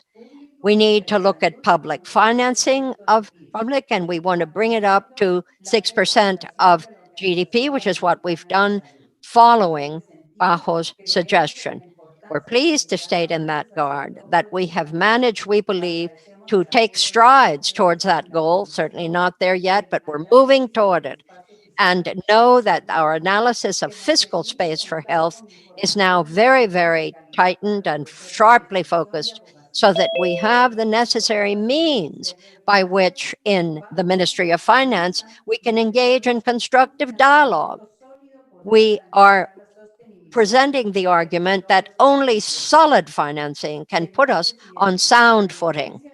Mr. Chairman, the emergence of the COVID pandemic is a stark reminder of how important it is to be sure that information flows smoothly and clearly in order to manage containment, in order to break the contagion change. We have faced, as others have, a very complex situation in that sense, but we have shuffled and done what we needed to face that challenge in order to meet the goals that were set. We believe that it's important to have trustworthy and transparent information. Guatemala set up a table which people could immediately tap and consult to get the basic information they needed. This table was updated daily and was very much up to date. Therefore, the information is disaggregated in order to make it people and user friendly and in a matter that is transparent and trustworthy. Our hope has been that we've increased our diagnostic capacity, and Guatemala, in fact, has been a pioneer in that regard. We are combining quick tests with regular tests. Another essential point of our program in our response to COVID has been to articulate and better coordinate our intersectoral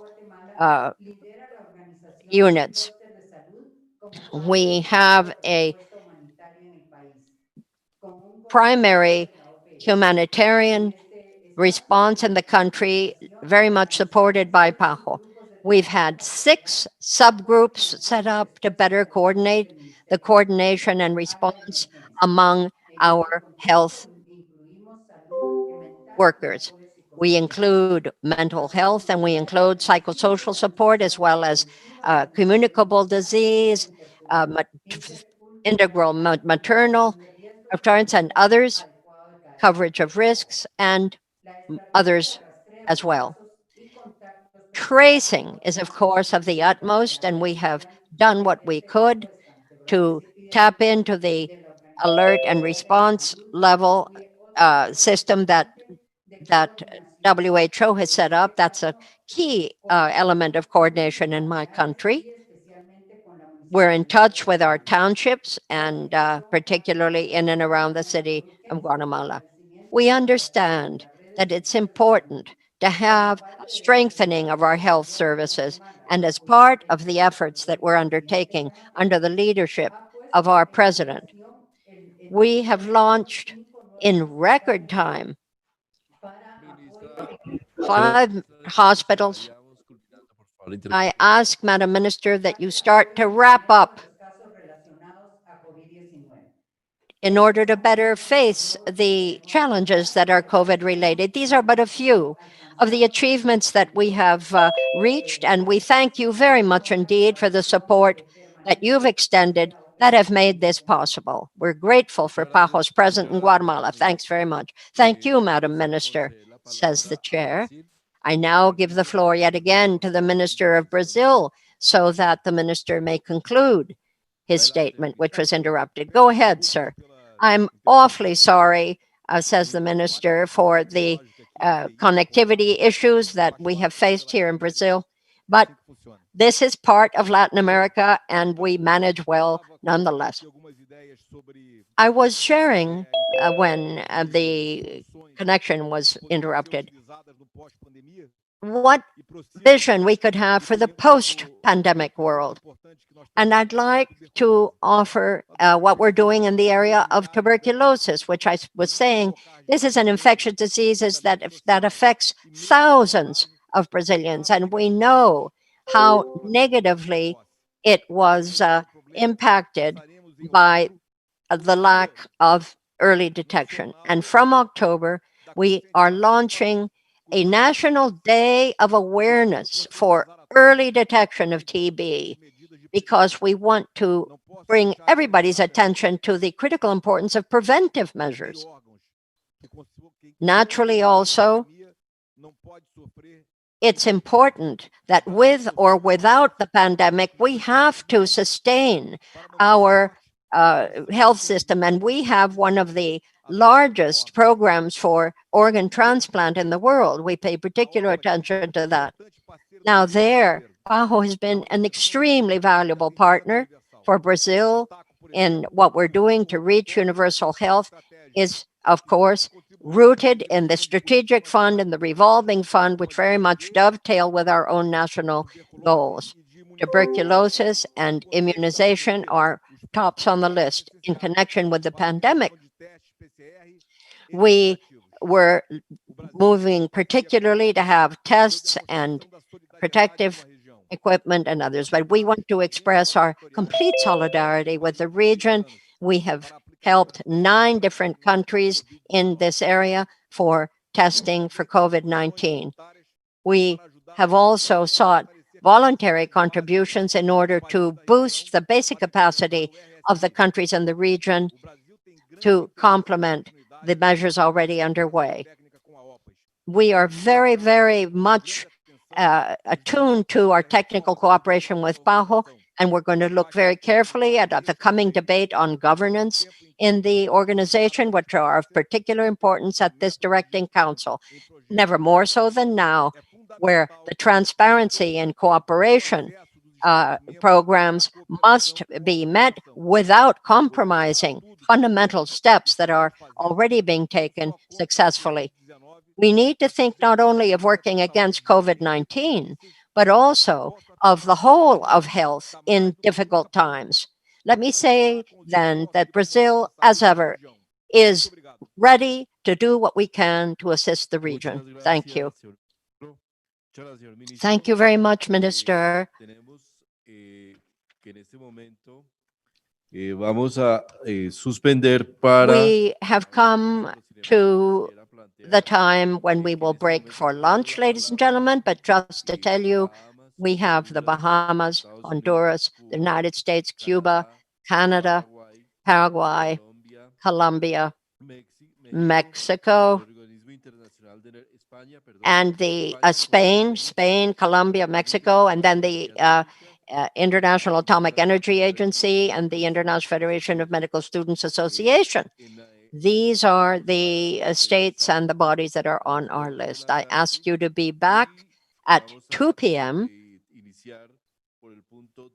and we will begin with 2.1 of our agenda, which will be the Credentials Committee report, and then we'll move with 3.2 as we move into our afternoon program, which will include everything under 5,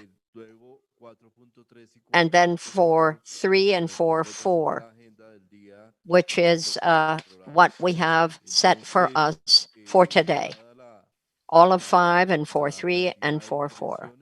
Now, given the very long list of interveners, I beg you to be punctual. But to conclude, I'd like to give the floor to the Secretariat for any necessary notices.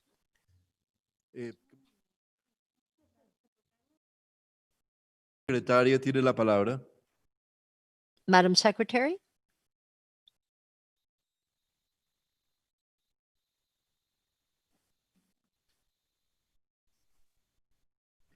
Señora Secretaria.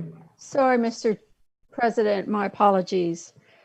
Just to remind all member states to please kindly submit any proposed changes to the resolutions, including alternative text, by today at 2 p.m.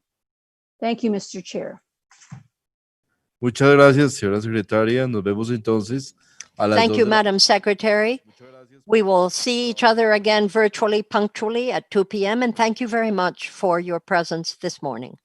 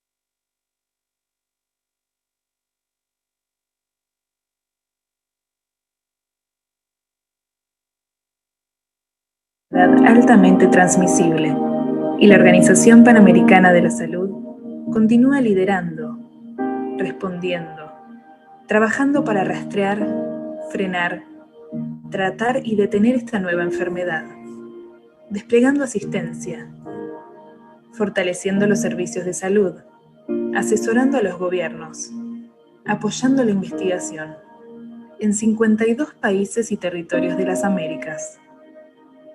Por favor, acompáñanos en esta lucha.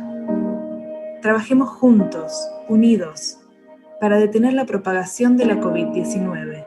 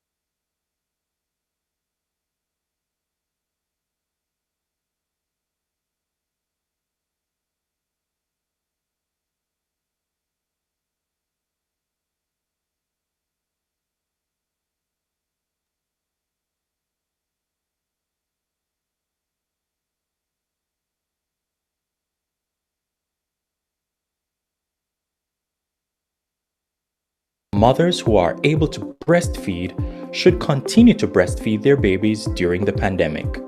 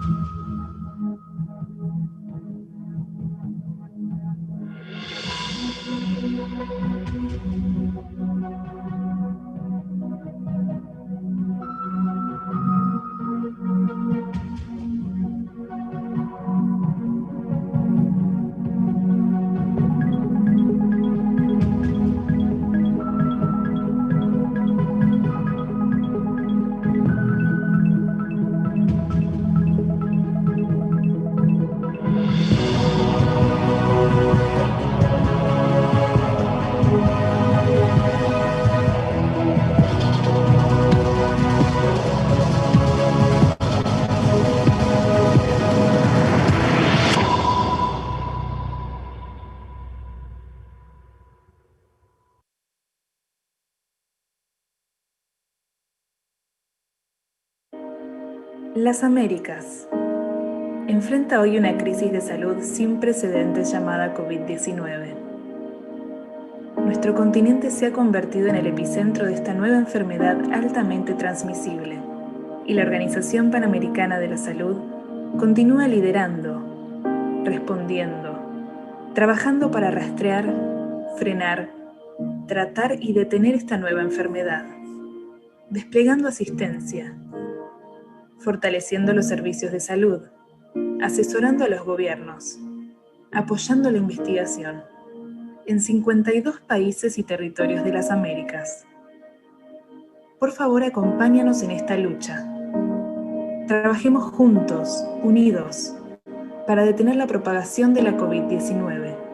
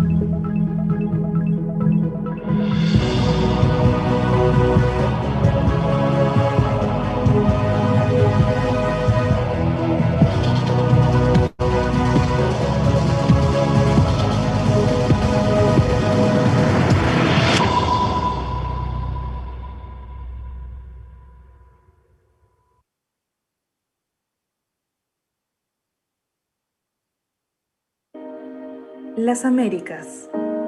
Enfrenta hoy una crisis de salud sin precedentes llamada COVID-19.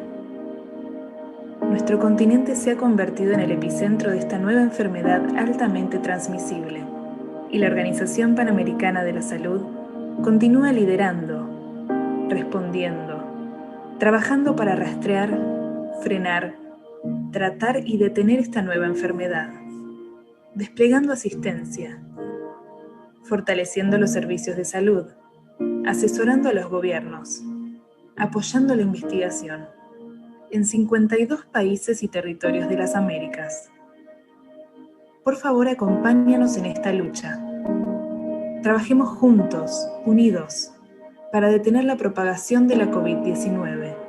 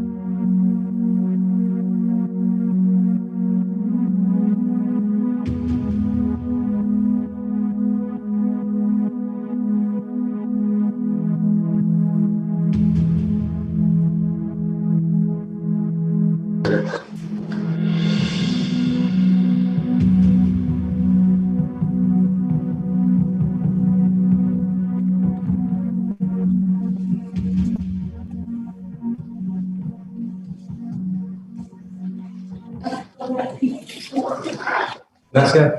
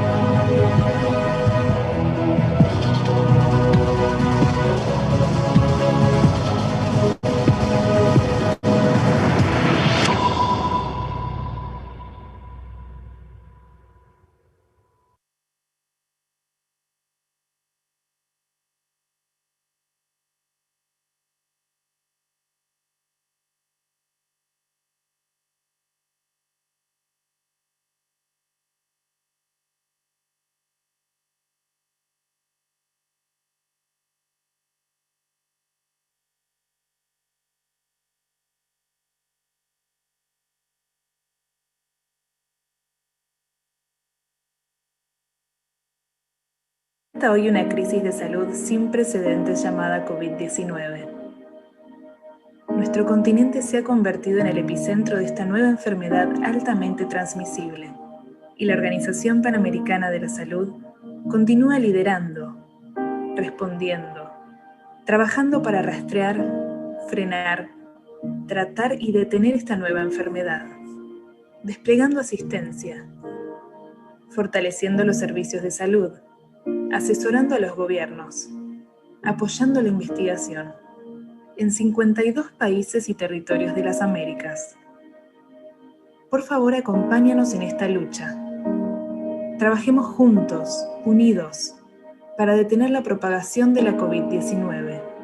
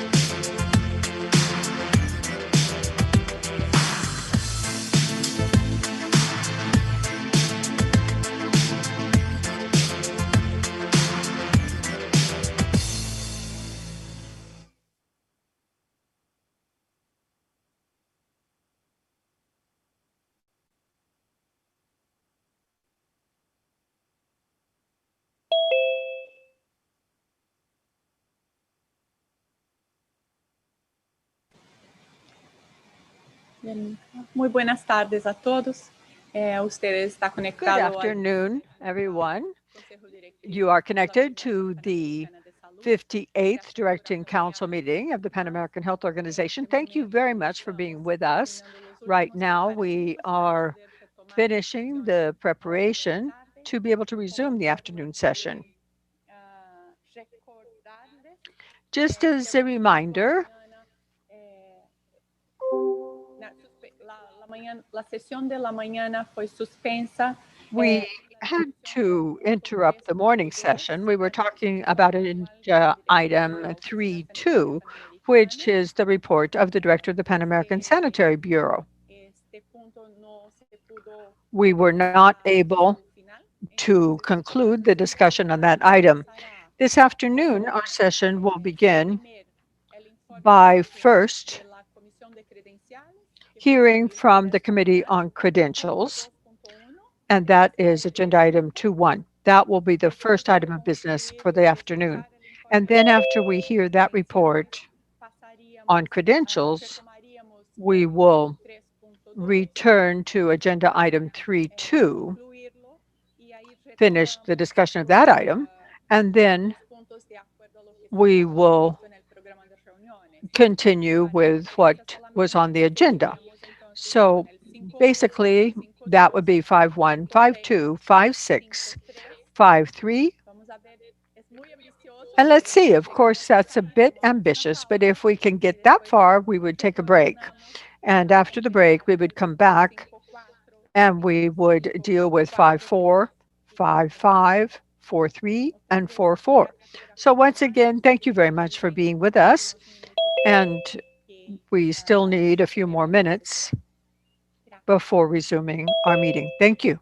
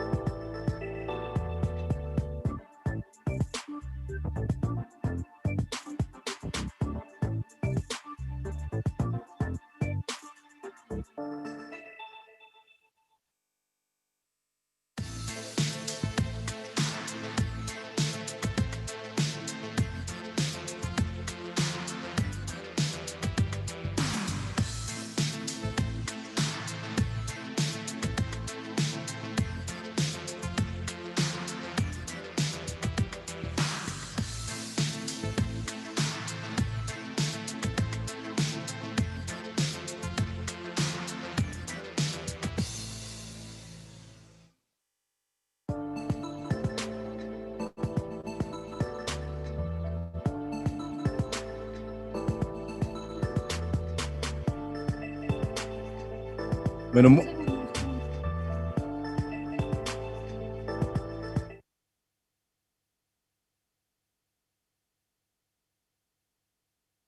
bienvenidos a la sesión de la tarde del Welcome to the afternoon session of the 58th Directing Council.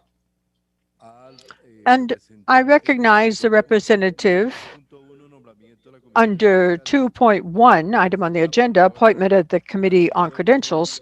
I call on Antigua and Barbuda. They chair the committee and will be presenting us with the report. So please go ahead, Antigua and Barbuda. Thank you, Mr. President, and good afternoon to you, Madam Director, Honorable Ministers of Health, heads of delegation, and other delegates. I'm pleased to present the first report of the Committee on Credentials.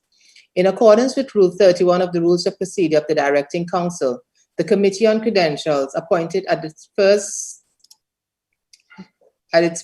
plenary meeting and consisting of the delegates of Antigua and Barbuda, Costa Rica, and Paraguay, held its first session on 28 September 2020 at 11 a.m.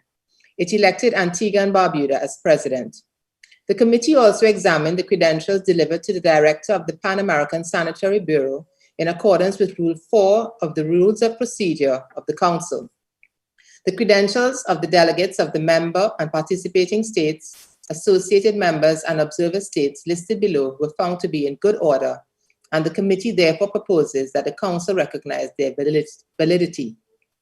Members and participating states: Antigua and Barbuda, Argentina, Bahamas, Barbados, Belize, Bolivia, Brazil, Canada, Chile, Colombia, Costa Rica, Cuba, Dominica, Dominican Republic, Ecuador, El Salvador, France, Grenada, Guatemala, Guyana, Haiti, Honduras, Jamaica, Mexico, Nicaragua, Panama, Paraguay, Peru, St. Kitts and Nevis, St. Lucia, St. Vincent and the Grenadines, Suriname, Trinidad and Tobago, the United Kingdom, the United States of America, Uruguay, Venezuela. Associate members: Aruba, Curacao, Puerto Rico. Observer states: Portugal, Spain. Countries whose names were not read should expedite issuance of their credentials and send them urgently to the following email address: credentials@paho.org. The President will again examine other credentials that are received. Delegates are reminded that those states that do not submit their credentials are not entitled to vote. Thank you, Mr. President.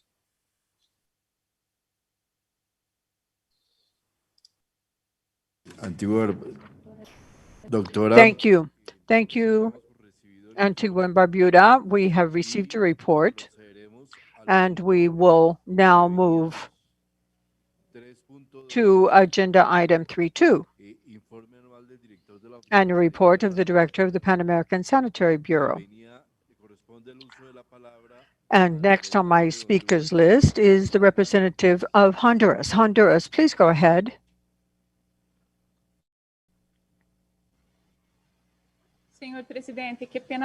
I'm sorry to have to interrupt again, Mr. President, but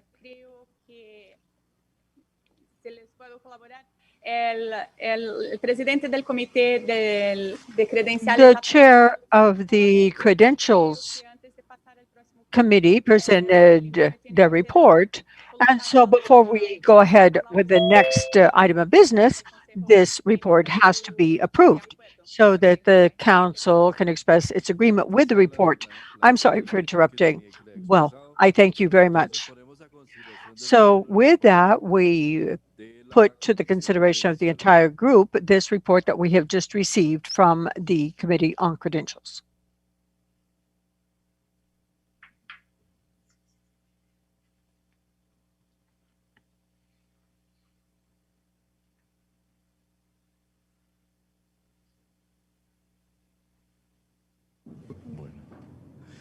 No habiendo ninguna objeción, damos. There being no objection, we approve said report.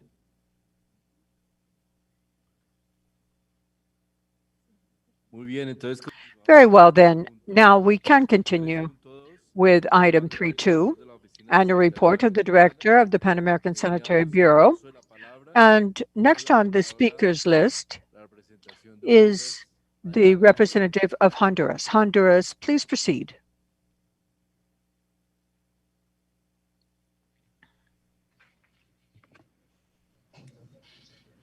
Buenas tardes, señor presidente. Good afternoon, Mr. President.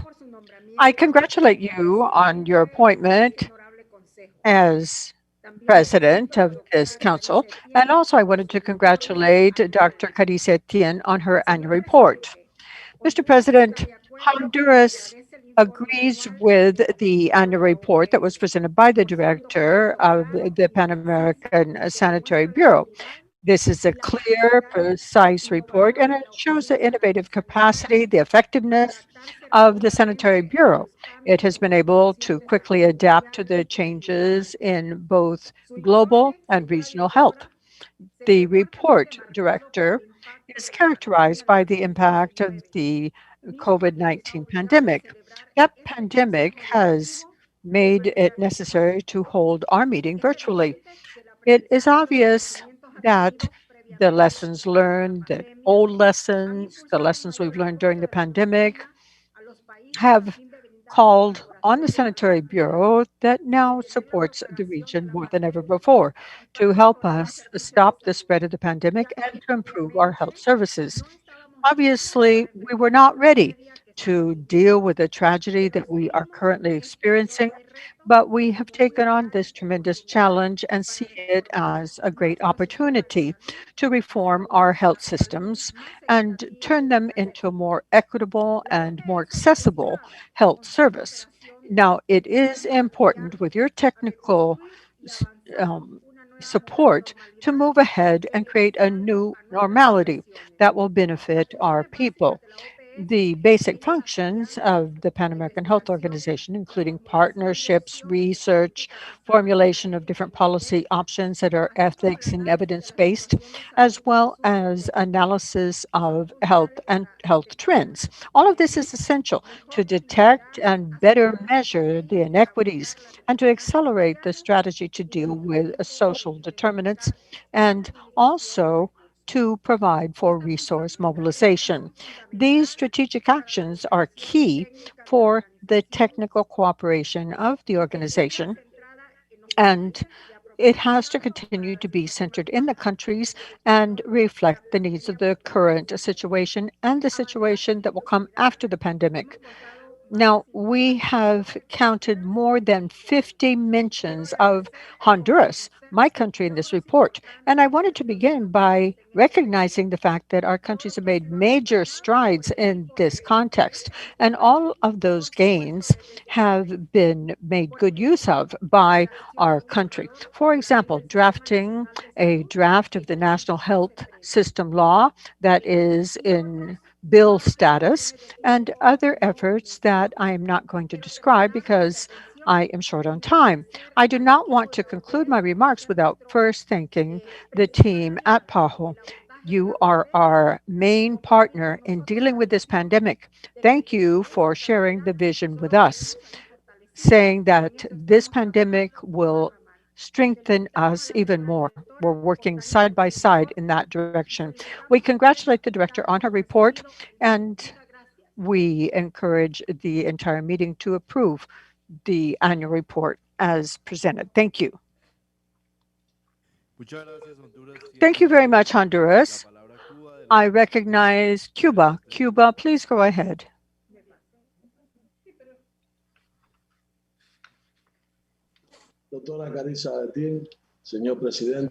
Thank you very much, President. Good afternoon, delegates.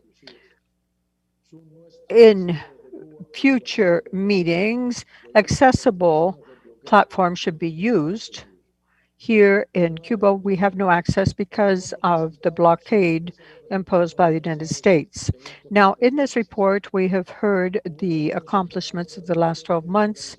Cuba recognizes the work done by the director and the organization, and we salute those efforts to deal with the COVID-19 area, unfortunately, the Americas have been seriously affected. I express my condolences to those who have lost dear ones. Now, control has been a priority for the Cuban government.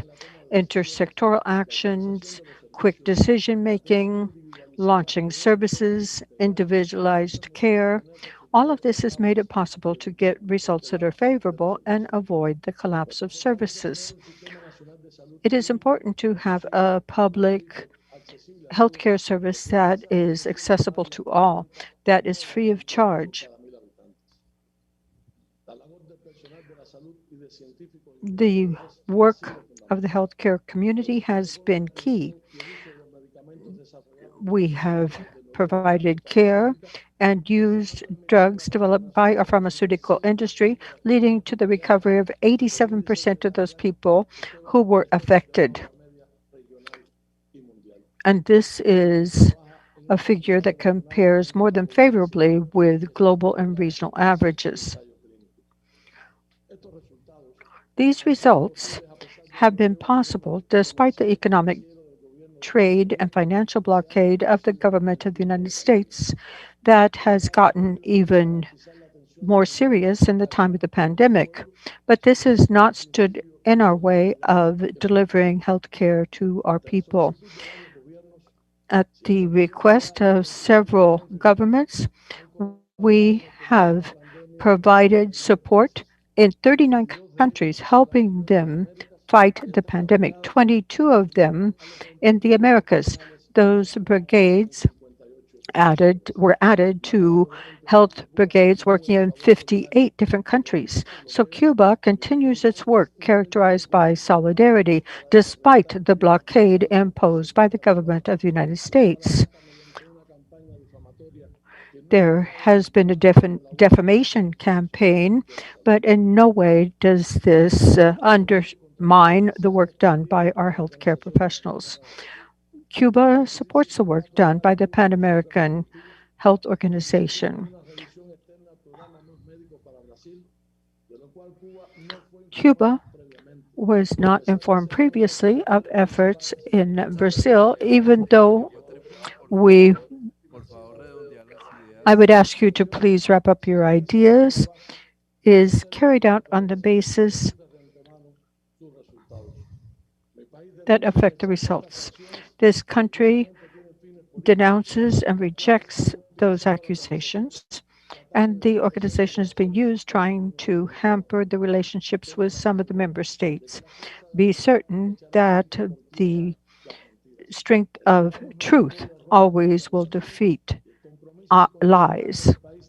You have the unconditional commitment of this country to continue to accelerate the services of the health community.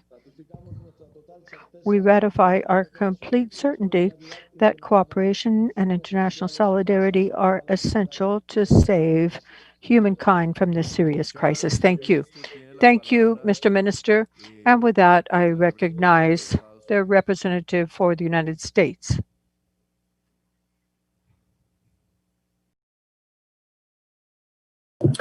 Mr. President, could you skip us and then come back, and then we'll be happy to make a response in a few minutes. Thank you.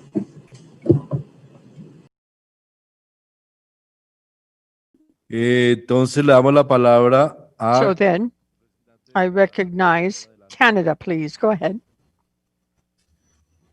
President, Madam Director, Honorable Ministers, distinguished delegates, good afternoon, bon après-midi, buenas tardes, boa tarde. Let me begin, Mr. President, by congratulating you on your election. Para Canadá, es un placer estar aquí participando en el Canada, it is a pleasure to be here taking part in this meeting of the Directing Council of the Pan American Health Organization. This year's meeting has arrived at a critical time and is a key opportunity for us in the Americas to review and exchange views on our collective approach to public health as we continue to battle the COVID-19 pandemic, where we are and where we need to go. The theme of Dr. Etienne's important report is especially apt at this moment in time. The pandemic has required resilience, patience, and flexibility from us all. We would like to express our solidarity with all of our colleagues in PAHO during this trying period, and especially to note our sincere gratitude to all health professionals and other frontline workers that are caring for others. They must continue to receive our support. We are grateful to note how the Director's report highlights progress on a number of issues. We are pleased to see that the Americas celebrated 25 years of being certified as a region free of polio transmission. We are also encouraged that our region has increased vaccination coverage and continues to see reductions in infant, child, and maternal mortality. These gains must be preserved and enhanced. That said, the report also sheds light on how the pandemic has adversely affected normal human health promotion and disease prevention control programs, as well as the provision of health services, with evidence that excess mortality and new infections are increasing in the region. It also rightly points out that the ongoing importance of focusing on the looming crisis of climate change and its impacts on health, while we fight the urgent crisis that is COVID-19. Just as importantly, the report has laid bare how the pandemic has highlighted ongoing regional weaknesses and inequities in health systems, and more broadly, the inextricable link that public health has to all aspects of everyday life, especially to economic and social health. This underscores the importance of an intersectional approach to the COVID-19 response. It also demands that we address disproportionate impacts for women, children, and vulnerable populations. For example, in Canada, we will soon be announcing an action plan for women in the economy to ensure a comprehensive response to the pandemic and recovery that leaves no one behind. Notre organisation a joué un rôle important jusqu'à maintenant en soutenant Our organization has played an important role to date in terms of supporting the response and dealing with the situation, ainsi qu'à la prise en charge des flambées des maladies to deal with the infectious disease breakout.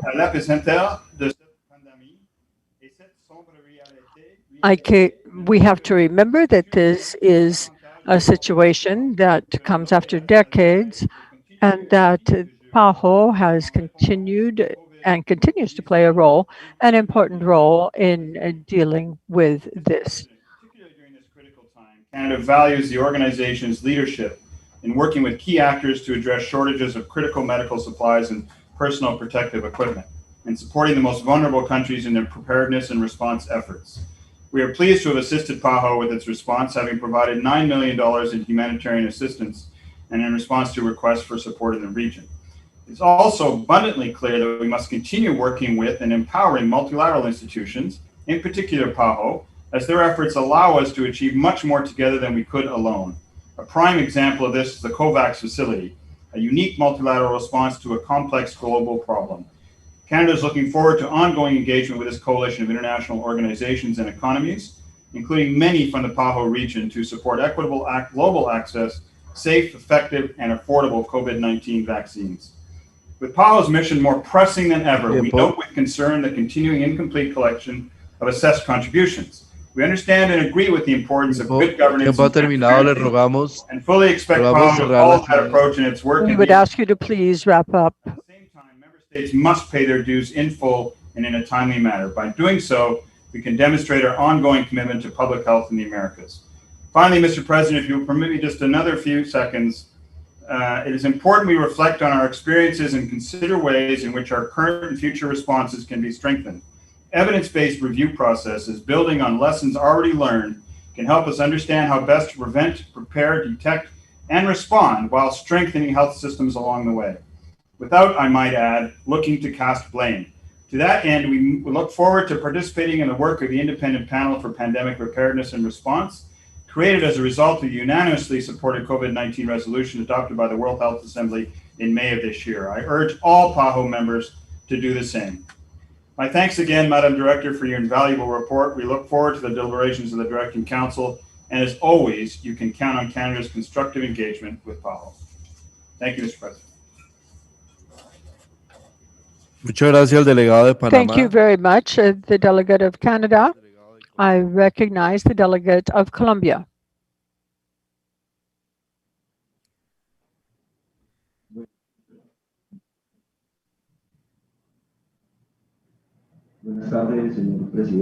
Good afternoon, Mr. President.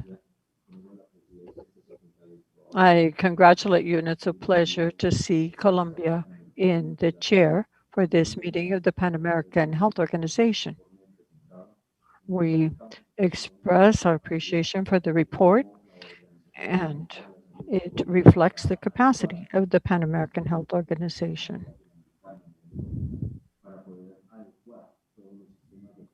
It has been able to re-gear its system to cope with the epidemic.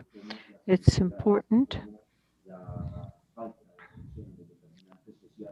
to see how social determinants. I'm sorry to interrupt, but unfortunately, the quality of your sound is very defective. I don't know if you could please identify your microphone and try perhaps to be a bit louder.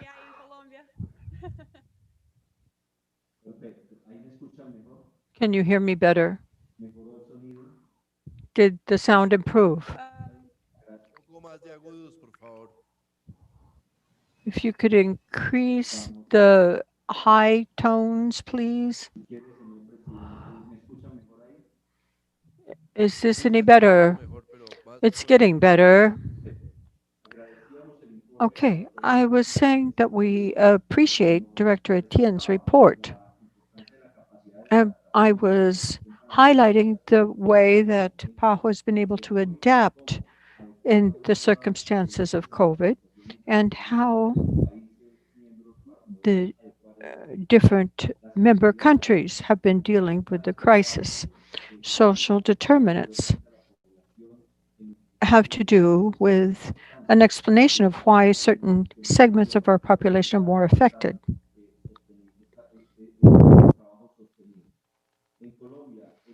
In Colombia, we have highlighted a process that assures access to health.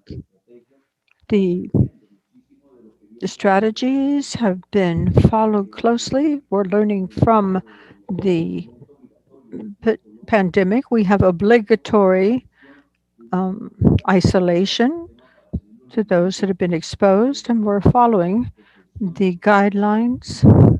Also, we have carefully monitored our borders, and also we are implementing new strategies and putting into a protocol all of the business and social activities in the country.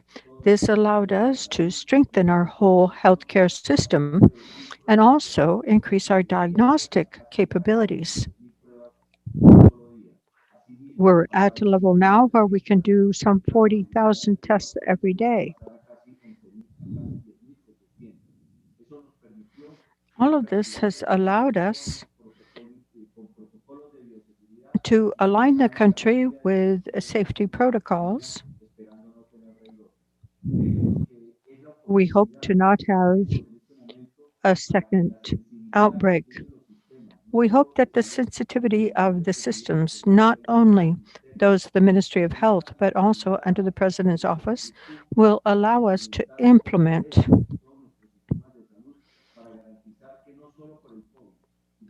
properly all of our healthcare system, so as to fight not only COVID, but all the other diseases will be dealt with by a better healthcare system.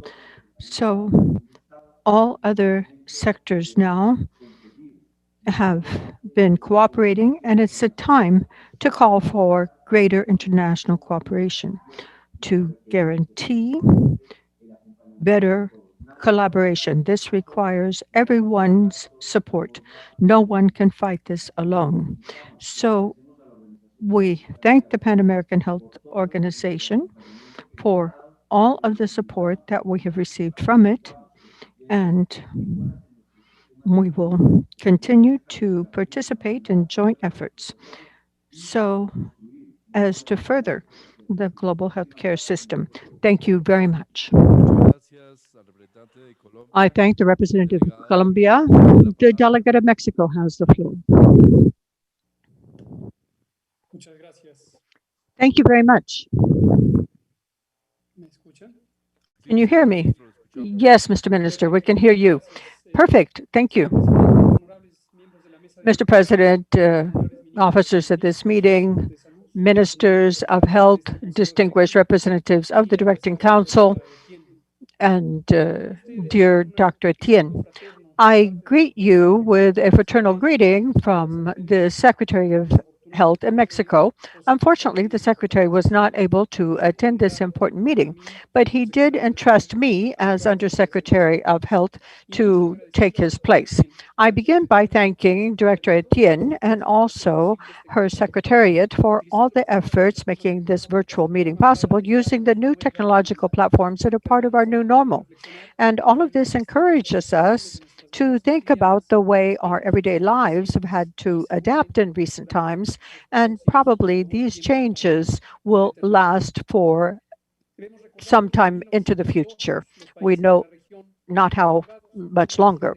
Now, there was a vision of change in the organization to deal with epidemics and communicable diseases that late last century were a scourge and led to the establishment of the Pan American Sanitary Bureau. I mention this because back then there was unprecedented industrial development, there was a change in cultural mores, and all of that was underpinned by scientific and technological changes, leading to changes in health, but also leading to models that made social differences even greater.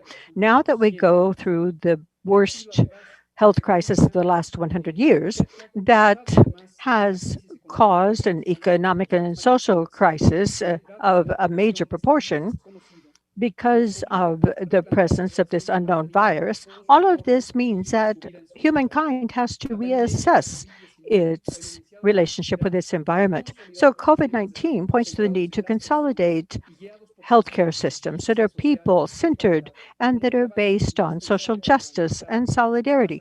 This is an essential basis so as to assure healthcare for all. This is important and leads us to prepare for future health threats. Under President José Manuel López Obrador, we have a transformed healthcare system, wanting to turn health into a priority, providing comprehensive care and equitable access, eliminating the barriers to provision of services. This has allowed us to move closer to our people, guaranteeing access to timely services and producing a response amongst communities. Mexico is working to guarantee human rights, including gender inclusion, respect for minorities, both economic, social, and cultural. COVID-19 contributes to some preconceptions. Now, we see that there are other comorbidities, smoking, obesity, all of this has undermined the life expectancy of our communities. Plus, they're an important determinant of death because of COVID-19. Now, this represents 3/4 of the mortality in Mexico, and that is closely related with production and business models for food that show that they are unsustainable. They contribute to social instability, they threaten public health and the environment. Therefore, we need to take a critical look to the past. We need to reassess the need to change habits and lifestyles, but especially we are ethically compelled to focus on the social and structural determinants that are behind those habits and that limit the possibilities of individuals and communities to have access to potable water, healthy food, and spaces to carry out physical activity in dignified conditions. It's important to recognize the key role. Would you please conclude your remarks? Yes, gladly. During the pandemic, these inequalities have been evident in access to other inputs. So Mexico, recognizing the principles of solidarity and cooperation behind global action coming from the General Assembly of the United Nations, where there was a resolution passed on timely access to vital inputs for the care of health. PAHO has played a special role as a public health agent in the Americas. The cooperation shown by PAHO has helped us deal with the effects of the pandemic on our populations and our health systems. It is important that the actions, the systems of assistance be coordinated under PAHO, and the national authorities will determine through that organization priorities. As the director said, multisectoriality, partnerships, networks to tackle social and other health determinants are all essential to improve the health and the well-being of our populations. PAHO can count on the government of Mexico in this undertaking, both in the present and in the immediate future. We will work in a committed way affecting solidarity. Thank you very much, and I recognize and I would ask people to please be very mindful of the time limits. We still have a lengthy agenda ahead of us. Bahamas has the floor.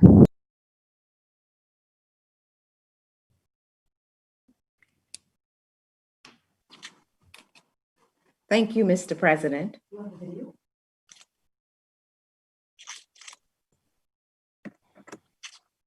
The Bahamas congratulates you on your acclamation to the presidency of this 58th Directing Council. We further note the comprehensive annual report of the director. PAHO's contribution to public good and to improving lives in the region has certainly been vast, tangible, and impactful. Mr. President, the Bahamas has enjoyed a meaningful relationship with PAHO. On behalf of the peoples of the Bahamas, we say to Director Etienne and PAHO, during our greatest hour of need after the passage of Dorian, we saw you, we felt you, and we heard you. And to every member state who offered encouragement and support, words fail to express our gratitude. This was solidarity in action. And without it, our road to a stronger Bahamas would certainly be a heavy load to carry. Mr. President, the Bahamas is still reeling from Hurricane Dorian. And although the physical impact was concentrated on the islands of Abaco and Grand Bahama, the economic, social, and public health impacts have been far-reaching. Not only are we simultaneously confronted with the disaster of Dorian and the lingering pandemic of COVID-19, but the Bahamas must continue to duplicate services, resources, and responses across 56 inhabited islands and keys. Mr. President, the invisible enemy, COVID-19, is having visible consequences on our economies, lives, and livelihoods. As countries struggle to emerge victorious from this pandemic, they ought not contend with the unnecessary uncertainty of equitable access to safe and effective COVID-19 vaccines when they become available. In this vein, the COVAX initiative brings much assurance, leveling the playing field and ensuring economies of scale, particularly for small island developing states like the Bahamas. PAHO is commended for its role in advancing this and other pooled procurement mechanisms. Mr. President, though the impact of COVID-19 is still yet to be fully quantified, it is safe to say that gains on many fronts have been slowed and entirely lost. With 10 years left on the clock, we must be realistic in forecasting attainments of the SDGs. The Director General is requested to explore and share with member states possible wins for prioritization, taking into account consideration for our already taxed health systems capacities and human resources. I thank you.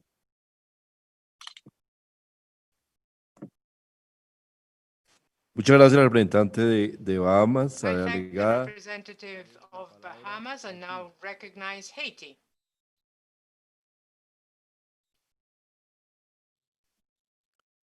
Haití, adelante. Haiti, please go ahead.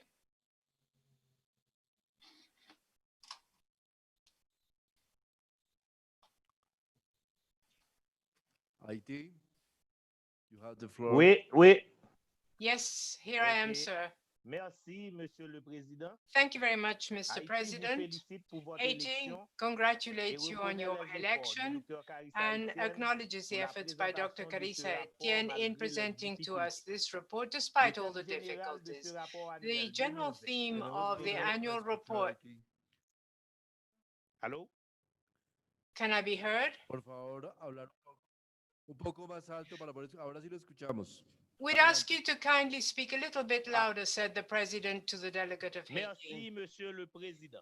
Thank you, Mr. Haïti President. vous félicite pour votre Haiti élection congratulates you et on your reconnaît les election efforts and du docteur acknowledges the Carissa efforts Etienne carried out by pour Dr. la Carissa présentation de Etienne ce rapport in malgré presenting les this report difficultés. despite all the Le thème problems we général de face. ce rapport The annuel general 2020, topic of the annual report sauver des vies et 2020, améliorer la Save santé et Lives le and bien-être, Improve Health and Well-Being, reflète ce que l'OPS s'efforce reflects de what faire au PAHO has quotidien attempts to afin do on a d'accomplir sa daily basis in order Les to derniers discharge mois its que nous venons mission. de vivre nous a Recent démontré months comment prove notre organisation how est our importante pour la région organization, des how Amériques important it et is for the surtout sa region of the capacité Americas and d'adaptation especially pour venir its en aide à nos capacity pays. to adapt to assist La our protection de countries. la santé et du bien-être de Protecting tous les health and the habitants, well-being of et all particulièrement dans inhabitants, le and in contexte de la particular in pandémie the de context of the COVID-19, d'une COVID-19 crise pandemic, budgétaire et économique an généralisée economic and et de budgetary systèmes de crisis santé et de and a protection crisis sociale on the qui health ont du mal systems à and répondre à la social demande protection that sont les défis cannot auxquels nous devrions meet faire face. demand are the Malgré challenges les that we récents need to défis confront. financiers Despite et the les financial restrictions et contraintes liées à la COVID-19, challenges and the Haïti restriction imposed félicite by la directrice COVID-19, qui a Haiti fait tout ce qu'elle congratulates the pouvait director pour who que has le done travail du everything in Bureau her power sanitaire to ensure panaméricain that the Pan puisse American se Health poursuivre Bureau sans could interruption continue with its afin work d'entreprendre une uninterruptedly in coopération order technique to efficace provide et effective fondée sur les données technical probantes avec cooperation les États on the membres de basis l'OPS. of proven Sauver des efficiency vies with et améliorer la PAHO santé et members. le bien-être Save lives and est notre improve the devoir à well-being tous. of our people is a Pour y duty for arriver, us all. And il in est order clair to que achieve nous this, devrions quite tout faire obviously, we pour need to do garantir la everything in our sécurité power sanitaire to de la ensure région the des Amériques. health Cette of the sécurité people in our sanitaire ne peut region. être This assurée health can que only lorsqu'elle be repose sur un ensured when système it de santé depends résilient on a et resilient capable health de system prévenir, capable of détecter et répondre preventing, aux risques, detecting, and car responding elle to est risks étroitement liée au because it is renforcement du closely système de linked santé. to the strengthening of Le a health renforcement system. passe par This l'appui au financement strengthening durable et needs solidaire de la santé durable vers des soins de santé financing de qualité, for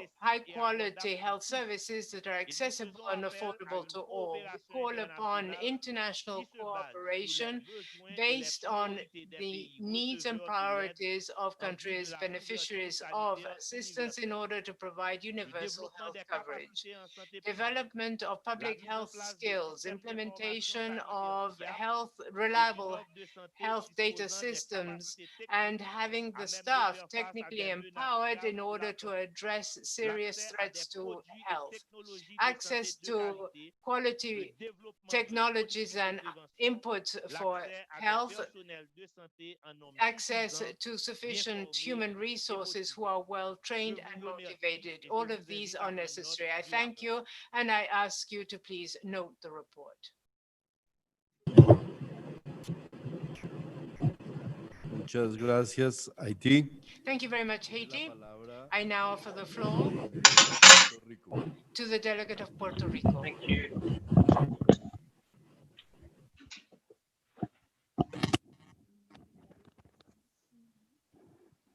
Puerto Rico, adelante. Puerto Rico, you have the floor. Gracias, señor presidente. Thank you, Antes President. felicitarlo Let me begin por by su elección congratulating you y por la upon your forma tan election elegante que ha and the venido elegant llevando los way in trabajos which de you este have been consejo directing the directivo. work of this directing En council. relación al informe With de regards la to directora, the la doctora Carissa director's Etienne, report, Dr. queremos Carissa Etienne, reconocer we ha hecho wish un to resumen muy recognize that amplio she has provided a y broad donde summary refleja toda la that labor, truly reflects toda, ¿no me escuchan? all the work. Can you hear me? Yes, we can hear you, says the president. Yes, we hear you. Thank you. And the work carried out by PAHO under the leadership of Dr. Etienne. This is teamwork, all-encompassing, seeking Pan-Americanism, which is the raison d'etre of the organization. Puerto Rico is grateful for the collaboration received from the director, the deputy director, and the technical team of the organization, essentially through the multiple virtual sessions providing technical support, which have been so important, especially in the areas where they need to prevent chronic disease, such as those under the geriatrics problem, the prevention of obesity, with the dengue program. These are very important programs, and now in the vaccination program. In order to better use time, Mr. President, let me just convey a message here congratulating you once again, congratulating the organization, and wishing to all countries that they continue in this struggle for a healthier America. Thank you. Thank you, sir. I now give the floor to Paraguay to be followed by the United States. Paraguay, you have the floor. Thank you, President, and congratulations on your election. Greetings to the Director, Dr. Carissa Etienne, ministers, delegates of member countries. The COVID-19 pandemic is an unprecedented crisis that affects us all. As pointed out by the Director in her report, the common denominator that has shown the weaknesses and fragilities of global health systems, giving greater visibility to inequities and social gaps in the region of the Americas. Each one of our countries has made great efforts to address the pandemic. Nonetheless, the challenges remain. Bearing in mind the unfavorable projections for the world after the pandemic, not only when it comes to health, but also in the economic and social ambits, we are convinced that through a multilateral effective response marked by solidarity, mutual trust, transparency and cooperation, key elements of Pan-Americanism that is so characteristic for us, more effective responses will be found in order to overcome the crisis and move towards universal health. Thus, we underscore the leadership of our organization, providing support to countries in their difficult decisions relating to the pandemic with the availability of the best evidence, the proposing strategies, technical tools, transferring knowledge and technologies for diagnosis, facilitating procurement processes, among others. Furthermore, we underline the tremendous effort carried out to place the region of the Americas to give it an advantage in obtaining and delivering vaccines for control. It's a strategy that is deemed effective. The members, part of the revolving fund of the PAHO, are able to procure vaccines in a timely manner, regardless of territorial size and the economic conditions of the country.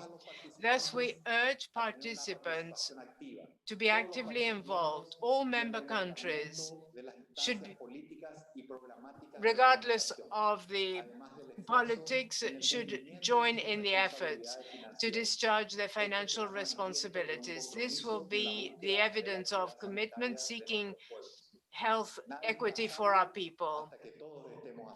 Nobody is safe until we are all safe. No country in the Americas will have fully recovered till the continent, till the hemisphere has recovered. Thank you very much. Tiene la palabra Estados Unidos, se prepara España. Thank you very much, Minister. The United States has the floor next. Please go ahead. Thank you, Mr. President. Thank you, Dr. Etienne, for the report and your leadership during these challenging times. We especially value PAHO's commitment to transparency, impartiality, and accountability. As Secretary Azar emphasized in his remarks, the United States is committed to PAHO and its critical work to provide health in the hemisphere and lead the fight against COVID-19. The pandemic has caused death and economic destruction in countries, and we must work together to combat the pandemic and to rebuild. We appreciate PAHO's role in combating COVID-19 through technical cooperation to improve the capacity of national health systems, surveillance, risk communication, and by procuring essential medicines, vaccines, and health technologies through the revolving and strategic funds. The United States has a long-standing partnership with PAHO on vaccine preventable diseases, including influenza as well as pandemic preparedness. We're pleased to have recently partnered to ensure that the lessons learned and capacities built during the regional response to COVID-19 are captured and put to use to help the region better prepare for and respond to future epidemics and pandemics. Going forward, it's clear that the health sector cannot succeed alone. We need to work strategically with other sectors, the private sector, and civil society to rebuild post-COVID-19. Through our continued open and honest cooperation, we'll be able to successfully combat COVID-19 and improve the health of all the people in the region. Mr. President, with your indulgence, I'm obliged to respond to the unfortunate and inaccurate comments by the Cuban representative. It's unfortunate that the Cuban regime is raising political issues in this diplomatic space. As President Trump has said, we will not lift sanctions until all political prisoners are freed, freedom of assembly and expression are respected, and political parties are legalized and free elections are scheduled in Cuba. The Cuban government is also facing allegations of trafficking of medical professionals and doctors for its own financial and political gain under the guise of humanitarian assistance. These Cuban doctors and medical professionals deserve freedom, protection, and full compensation. All things we understand Cuba does not provide. We call on member states and PAHO to monitor closely the actions of Cuba and insist Cuba report to PAHO on its recruitment and export of medical professionals and fully address the allegations of human trafficking to ensure transparency and accountability. Thank you, Mr. President.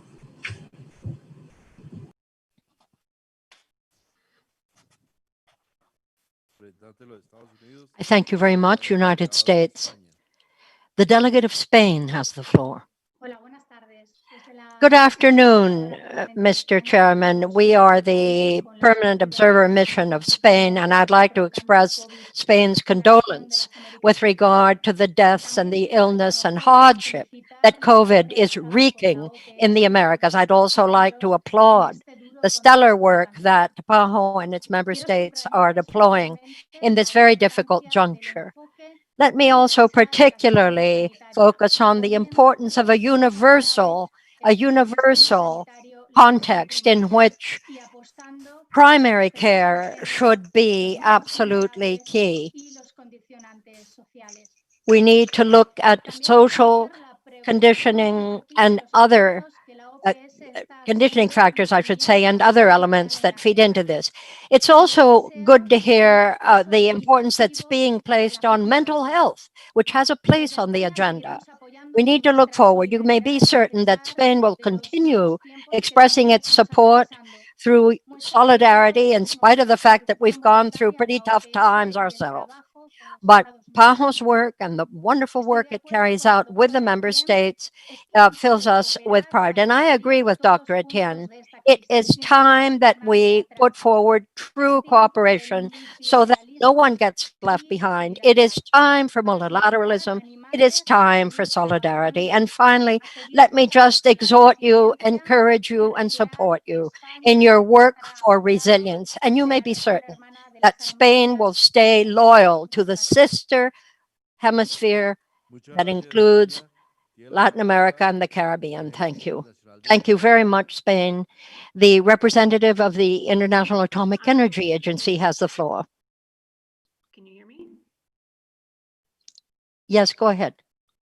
Honorable Ministers, dear Chair, distinguished delegates, the International Atomic Energy Agency is the world's foremost forum for scientific and technical cooperation in the safe, secure, and peaceful application of nuclear science and technology. The IAEA transfers nuclear technology to its member states, helping them to address key development priorities in areas including health and nutrition, building and strengthening their capacities related to prevention, diagnosis, and treatment of disease. We help countries gain access to technologies that can save lives by working closely with key partners such as the World Health Organization, leading regional and international professional associations, and international financial institutions. Since 2005, the IAEA, in collaboration with the Pan American Health Organization and the International Agency for Research on Cancer, has conducted 18 cancer control assessments, impact reviews, in Latin America and the Caribbean. Additionally, 12 quality assurance missions, Quattro missions, were conducted in the region to identify areas of improvement in radiotherapy departments, including quality management systems. PAHO assists the IAEA dosimetry laboratory in the distribution and return of the dosimeters used for the radiotherapy postal audits. The IAEA work also covers radiation medicine for communicable and non-communicable diseases diagnosis and treatment, as well as ensuring the radiation safety of patients, medical staff, and the environment. The IAEA also responded quickly to health emergencies. From the outset of the COVID-19 pandemic, the IAEA has been delivering diagnostic equipment and personal protective equipment to countries in Latin America and the Caribbean. Moreover, it launched the Zoonotic Disease Integrated Action, Zodiac initiative, to strengthen global preparedness for future pandemics by establishing a worldwide network to help national veterinary laboratories in monitoring, surveillance, early detection, and control of animal and zoonotic diseases, such as COVID-19, Ebola, and Zika. Nuclear technology application in the health of peoples is one of the priorities of the IAEA in responding to the needs of its member states in the region and globally. Thank you.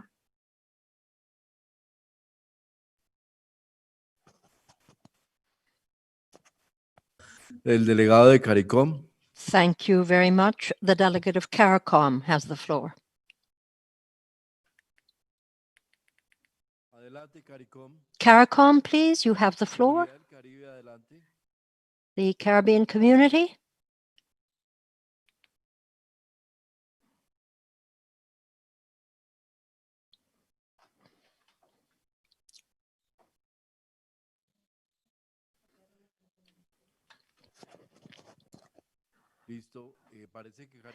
It would appear that the CARICOM is not connected at the moment. There's some technical issue. I will move forward with Venezuela for a right to reply, but I would simply exhort you, Venezuela, to stay within 1 minute, which is allotted to you as the right of reply. And please remain circumscribed in the subject we're considering here, which is the Director's annual report. A very good afternoon, and I greet all the delegates. We approve the annual report of Dr. Carissa Etienne. At the same time, sir, on behalf of the Bolivarian Republic of Venezuela, and specifically our constitutional president, Nicolas Maduro, we want here to appreciate the sister republic of Cuba for the development of its integral support, I should say, for peoples, which is very much built on solidarity, as well as the pushback against the position of the United States in this regard. Venezuela very much supports the Cuban medical presence, where it is warmly welcomed and known for their commitment, for their solidarity, and their faithfulness to us in our struggle against COVID-19 in Venezuela. Thanks very much. Thank you, Venezuela.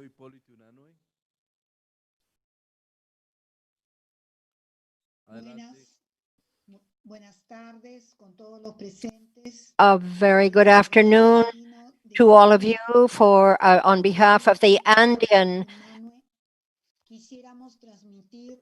group. which would like to speak to integration and solidarity, a movement for which we stand in order to bring us closer to the objectives, to the goals we've set for ourselves with regard to the health and well-being of our peoples. This must become a central focus of human and equitable development, we believe, for every individual that lives in the Americas. From this Andean Institute for Health, we're working very closely with a number of different organizations and very much in particular with the Pan American Health Organization, PAHO. We believe that this common will, this joint and several effort that we are all deploying to overcome the pandemic is necessary for us to improve the health and well-being of our peoples. So we take this opportunity to warmly congratulate Dr. Carissa Etienne for her statement and her work. Thank you. Thank you very much, Madam.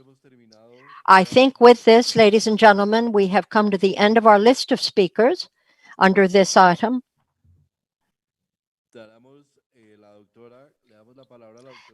I would now give the floor to Dr. Etienne, should she have any comments by way of reply or other statements she may wish to make, having heard these statements. You have the floor, Dr. Etienne. Thank you, Mr. President. And let me thank member states for your many supportive comments. I, however, want to say that these are primarily your achievements, not only achievements last year, but your progressive successes that you have realized over the last 118 years. So I commend you all member states on this achievement. In the SHA, the Sustainable Health Agenda for the Americas, you have clearly stated your targets, your goals, the priorities, and the mode of implementation to reach the SDG. And in response to comments by Bahamas and Costa Rica, in terms of the possibility of revision of the goals and priorities in the strategic plan, let me say that we are hearing also that there may well be revisions in the SDG. If that happens, obviously, we will have to revise our SHA targets. But let me also say that I suggest that if we are going to do those revisions, that we do them after COVID, after we would have been able to assess what is the full impact of COVID on our health systems, our economies, etc. So I think this we need to keep in mind, and we would do that through the governing bodies, utilizing the member state working group for the strategic plan, and relook at some of those targets that we've set ourselves. Notwithstanding, I do believe that we will have to redouble our efforts to ensure that the necessary paradigm shifts in health and national developments occur. Social inclusion, reduction of inequity, poverty eradication are all going to be necessary. As we deal with this pandemic, we must be mindful of the threats of zoonotic diseases, antimicrobial resistance, and climate change, which each of its own threatens our lives, our health, and well-being. I look forward, and certainly the Secretariat looks forward, to working with each of you member states to accomplish your individual country goals and targets, but also our collective goals as a region, through which we are able to establish the primacy of this regional organization and the fact that we are the premier public health agencies in the Americas. Thank you very much.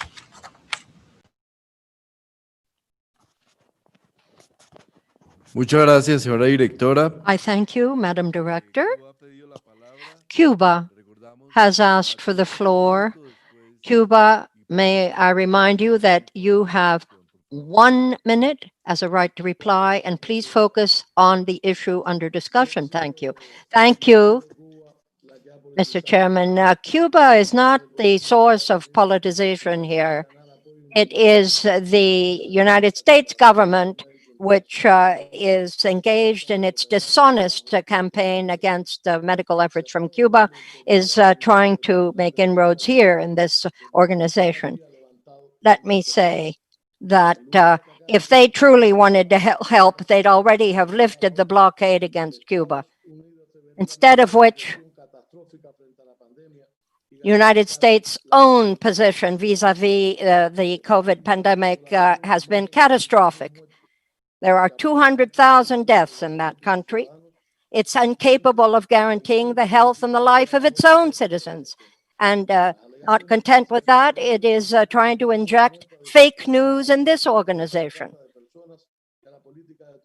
And what about the zero tolerance and with regard to the trafficking of people that we have year after year? We ask for the lifting of the blockade against Cuba. Cuba, I'm afraid, says the chair, you have exhausted your 1 minute time. The Cuban delegate continues. I wanted to reject the U.S. position wholeheartedly. Thank you. We inform all the delegates, says the chair, that the points made under this item on the agenda will, of course, be reflected in the final report. I invite you to take up the next issue, which is 5.1, which is the report on the collection of assessed contributions. But in that regard, I do want to tell you that we're going to have to postpone consideration of that item, as a matter of fact, report on the collection of assessed contributions, until such time as the committee working on Article 6B, the working party studying the application of 6B, provides us with their conclusions. And so, let us move to the question of the external auditor, financial report of the director and report of the external auditor for 2019. That's item 5.2. And the document here is OD 360. Mr. Representative of the Directing Council, please, you have the floor. Thank you very much, Chair, Madam Director, esteemed colleagues of this Directing Council. Thank you very much indeed for allowing me to put forward here a couple of the more relevant points. Mr. Puentes, may I intervene, says Ms. Monica. I think we need to ask the President of the Executive Committee to put his report on the issue. Barbados?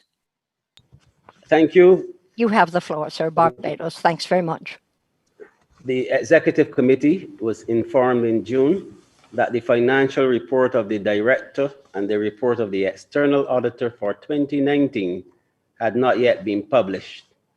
The reason for the delay in publishing the reports was that the level of outstanding assessed contributions as of the publication deadline in April was so high that the external auditor would mostly likely have issued a qualified audit opinion.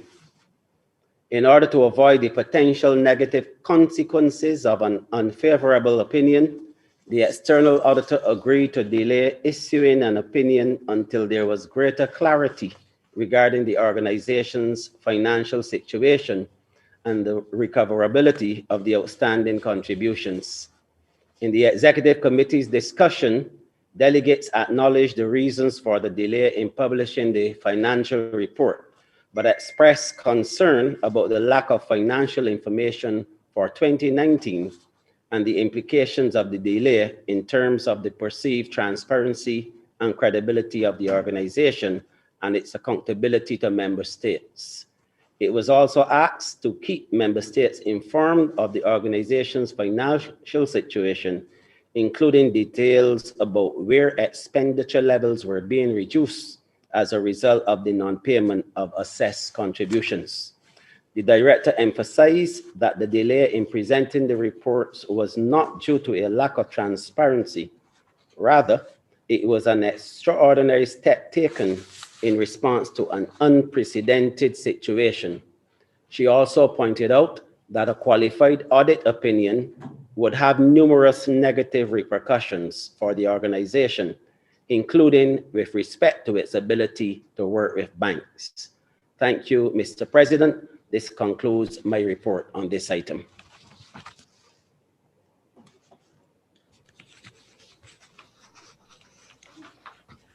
Muchas gracias por el informe. I thank you very much, sir, for that report. I'm happy to give the floor to Mr. Javier Puentes, who is head of the Department on Financial Affairs, for his presentation of this report. You have the floor, sir. Well, thank you very much, says Javier Puente, and do forgive me for having stepped in ahead of time. It wasn't my intention. Mr. Chairman, Madam Director, members of the Governing Council, of the Directing Council, I should say, I want to thank very much the points made that speak to this biennium that we're looking at, an overview of the financial report of the director. Next. As you are well aware, this is the second year audited by the UK's support now that the UK's National Audit Office, and this follows the rules laid down by the Public Sector Accounting Standards in the International Public Sector Group called IPSAS, and this is without reserves. As you well know, and as was just pointed out in the presentation of the report that we presented earlier, presentation of the accounts was delayed in accordance with now because of the delay, extreme delay indeed, in collection of assessed contributions over 2019 and through 2020. And this led to, or would have led to, a question whether the organization continued to be supported by its membership, and therefore whether it would meet the accounting principle upon which this entire exercise rests, which is the notion of continuity. Now, in July, that principle, that point was dispelled when we received a good measure of the of the delayed contributions for 2019, and that led to our being able to wrap up this auditing exercise. Next, thank you. As before, my presentation will touch on the following. First of all, as I have already pointed out, I'm going to refer to the income for, that is program budget revenue, in which we must consider, again, assessed contributions, collections and arrears as of year end, and as well to the revenue from voluntary contributions, excluding national contributions in that calculus. Voluntary contributions are made by international organizations, private foundations, or states, ladies and gentlemen. In the latter case, those that are produced or volunteered by a state, we're talking about contributions that do not include any technical cooperation exercise that benefits that same country. I will also, next, touch on total revenue of the organizations, revenue from procurement on behalf of member states, and revenue from national voluntary contributions, i.e. contributions made by a particular country in order to meet technical cooperation objectives that will benefit the country itself making that contribution. Following which, I will touch on total expenses, travel expenses, and finally, the staff health insurance liability, which goes to the financial liability of the organization as a whole, and to conclude, the main observations that we have come to over 2019. That is the overview, ladies and gentlemen. Now, as you can see here, the overall program budget revenue is stable. While it's a little bit higher, always in the second year of a biennium, that is the case. In 2019, we had a total of 284 million under program budget, compared to 26 million of the year before. Now, that increase is again typical of the second year of a biennium.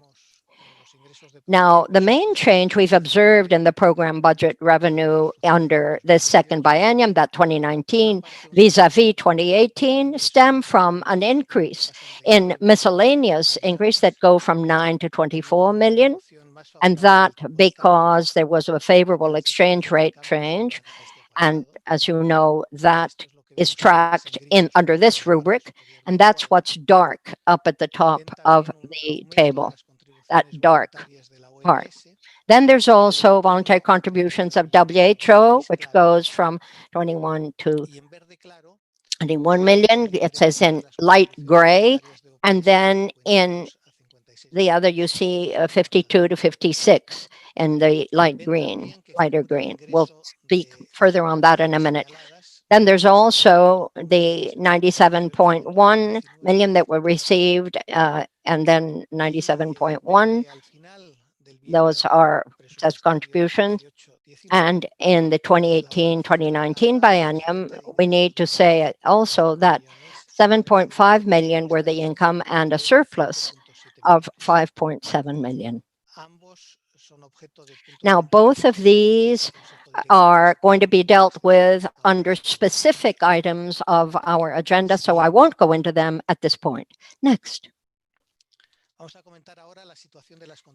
Let me now comment on the assessed contributions, collection and arrears as of year end.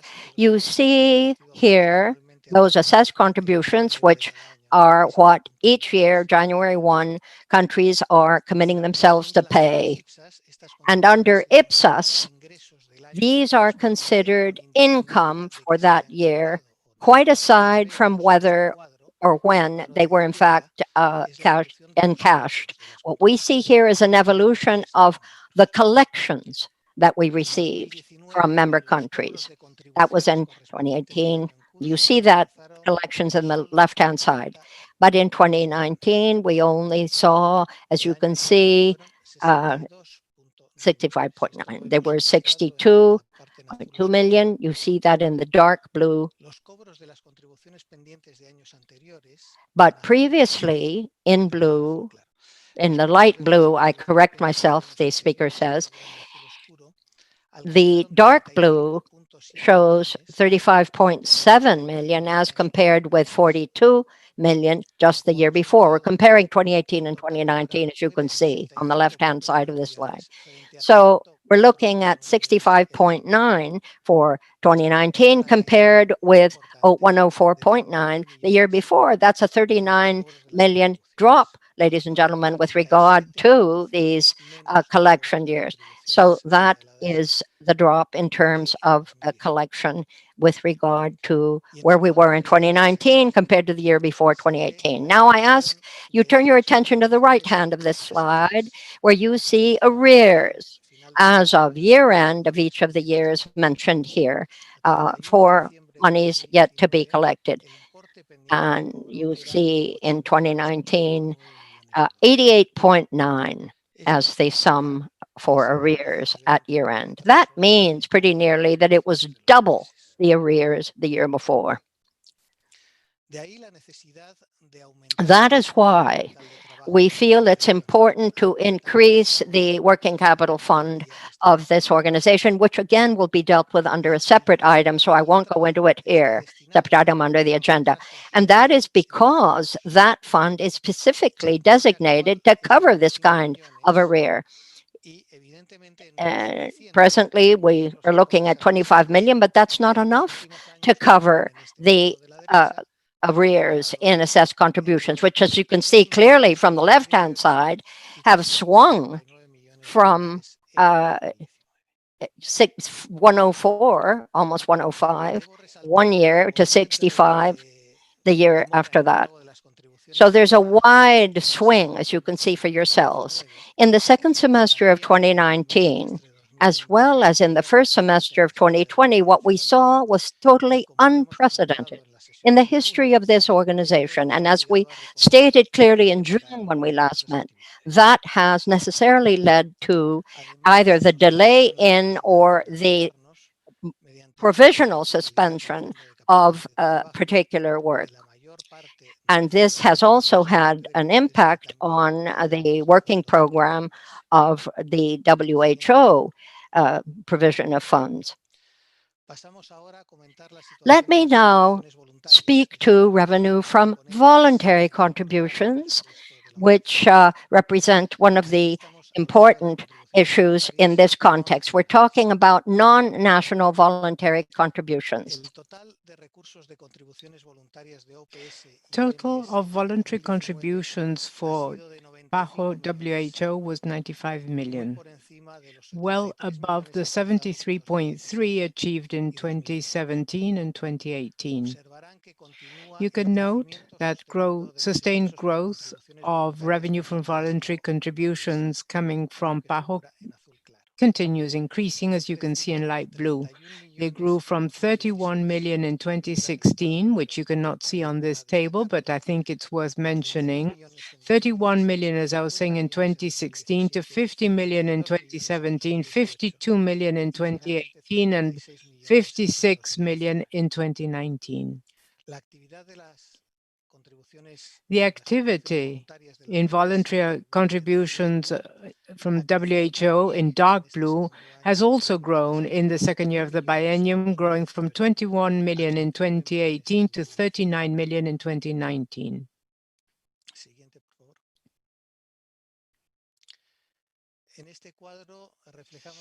Here we're showing total revenue. You can see the three large blocks of income or resources for PAHO. In the lower portion, you can see the program budget funds in blue. And this is the biannual budget approved by the organization that we've already touched upon. The second block are resources for procurement by member states, shown in green. These resources are not included in the budget. The third block of resources is what we call the national voluntary contributions, which appears in gray, and these resources are not included in the budget either. In 2019, total revenue was $1.194 billion. In other words, 14% less than the previous year, and we achieved surplus this year of 4.8 million. The table shows the stability in the program budget for each fiscal year. We can also see the increase in activity in the procurement funding. We can also see that revenue having to do with national voluntary contributions that essentially correspond to Brazil suffered a significant decrease in 2019 due to the termination of a program that they had in place, Mais Médicos program. This is a greater detail of the previous table, looking at the procurement on behalf of member states. So this is revenue for that procurement. These are mechanisms or an instrument of technical cooperation that is of great importance and very useful for most member states. There are three funds. The revolving fund for vaccine procurement, shown in green. This is the oldest, it's 42 years old. This is a highly consolidated fund that continues expanding and growing its activities. It's important given its size and its activity. The purpose is to procure vaccines, ensuring quality, reduced prices, and suitable delivery times. The appropriate department at PAHO also plays an important role collaborating with the Ministries of Health to plan and technically organize the vaccination programs. The other two funds are the Strategic Fund for the Procurement of Medicine and Equipment. Its activity is very relevant when it comes to procuring medicines and treatment for communicable diseases. That's reflected here in gray. And the reimbursable procurement that reflects some medicines and supplies that are not covered by the other two programs. This table shows the evolution of the funds. Globally, all three funds managed $833 million for this year. In other words, $162 million more, or 23% more than the previous year, 2018. 2019 thus became the year in which the organization achieved the largest invoicing for these funds in all of its history. In 2019, there is a significant increase, 26%, in the activity in the largest fund, the vaccine procurement, increasing its activity in $156 million, reaching a higher figure in 2019 compared to 2018. I should point out that 41 states and territories have availed themselves of this fund in 2019. At the end of the year, the vaccination procurement had many orders on process. They had 2 million orders more than at the end of 2018. The strategic fund grew 3% in 2019. Exceeding 70 million this year. 25 states and territories have availed themselves of this fund in 2019. In parallel to the evolution of total volumes for the three procurement funds, we have noted an increase in average use of lines of credit. The increase was 15 million in 2019 compared to 2018. Mr. Puente, I do apologize for interrupting, but the president would like to ask if you can move forward a bit faster because we do have time constraints. I will try and be as fast as possible, says Mr. Puente. So the lines of credit increased from 95 to 155 million and the strategic fund from 10 to 15 million. The lines of credit allow, as you know, member states to pay for vaccines or medicines 60 days after their receipt instead of having to prepay. This obviously presupposes great flexibility for the procurement purchases, procurement of member states. Here we see the evolution of national voluntary contributions. In 2019, total activity in this section was $57 million compared to $439 million the previous year. In other words, a significant drop. As you see, there are three blocks. One is light blue. That is the Mais Médicos program in Brazil that in 2019 had 2.5 million compared to $364 million in 2018. This drop is explained by the termination of the program at the end of 2018. It came to an end. There is a second block. These are the national voluntary contributions in Brazil, but no longer Mais Médicos. These are shown in dark blue, $43 million in 2019 compared to $63 million in 2018. So here again, there is a significant drop. And lastly, a third group in gray, all other countries. The volume of activities here was similar to the previous year. The Dominican Republic is the country with most activity in this block for 2019. These are PAHO expenses, 1.189 million in 2019 compared to 1,368 million. That's a 13% drop from one year to the next. Taking a closer look at expenses, you see that the main portion is the procurement of goods for 184 million, and these supplies are fundamentally what we just saw, the procurement for member states. Staff expenses were 143 million in 2019 compared to 123 in 2018, explained by the variation resulting from new costs assigned to health insurance by the annual actuarial review. We see service contracts, 99 million compared to 112 in the previous year. Drops in consultants, so that's 36 million in 2019 compared to 49 the previous year. And publications, 20 million compared to 23 million in 2018. Transfer to counterparts have a significant decline.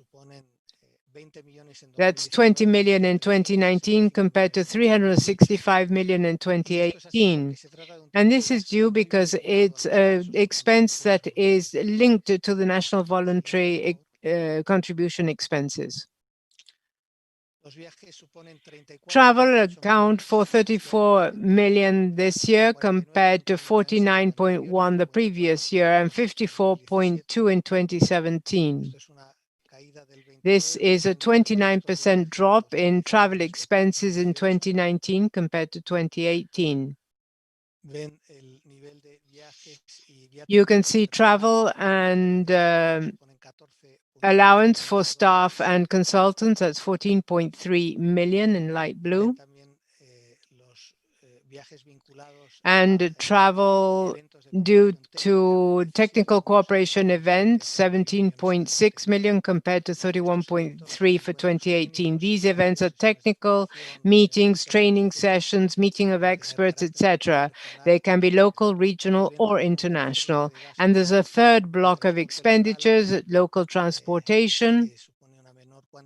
This involves less money, 2.9 million. This includes vaccination campaigns, for instance, or leasing vehicles to transport the people giving the vaccinations and displacement for different events. These three items are important instruments to ensure technical cooperation provided by the organization to countries. This table shows liabilities having to do with the health of staff and retirees. This information must always be presented in the accounts of any government or public entity. On the left, you can see in dark blue the total amount of liabilities, and light blue is the existing assets against these liabilities, and above is the total net result. In 2019, net liabilities is 270 million. That is the result of subtracting the asset from the liability. In other words, 338 million minus 68 million. On the right table, you can see the impact of the factor that has the most impact. This is the type of interest used for the discount rate for all flows. So moving from a discount rate of 4.5% in 2018 to 3.5% in 2019, that drop in interest rate, that 1% drop, translates in an increase in liabilities of 45 million once the actuarial calculations have been performed by the expert. In summary, I'd like to point out the following. We have an unqualified audit, no reservations whatsoever, and that was in August. Once we clarified that we could continue using the IPSAS accounting system. The revenue surplus for the biennium was $7.5 million, and the budgetary and the revenue 7.5, and the budget 5.7. The arrears, which was 88.9 million at the end of 2019, has required cutbacks in expenditures in the second half of 2019, which imposed risks on technical cooperation provided by the organization. The activity of procurement funds for member states has grown 23%, reaching 834 million from 678 million, which was a record in activities. Thank you very much, Mr. President. I'm available to answer any questions you may have for me. Thank you very much, Mr. Puente Chaude. Let me now invite Mr. Damien Brewitt, the Financial Audit Director International of the National Audit Office of the United Kingdom of Great Britain and Northern Ireland, to present the report of the external auditor for 2019. Mr. Brewitt, you have the floor, sir.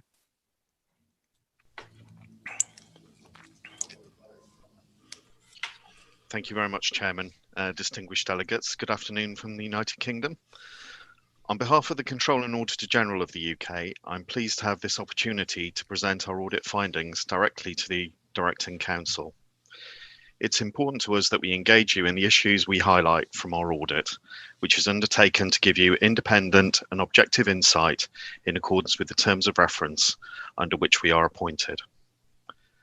As member states will have just heard, we usually present the detailed results of our audit to the Executive Committee earlier in the year.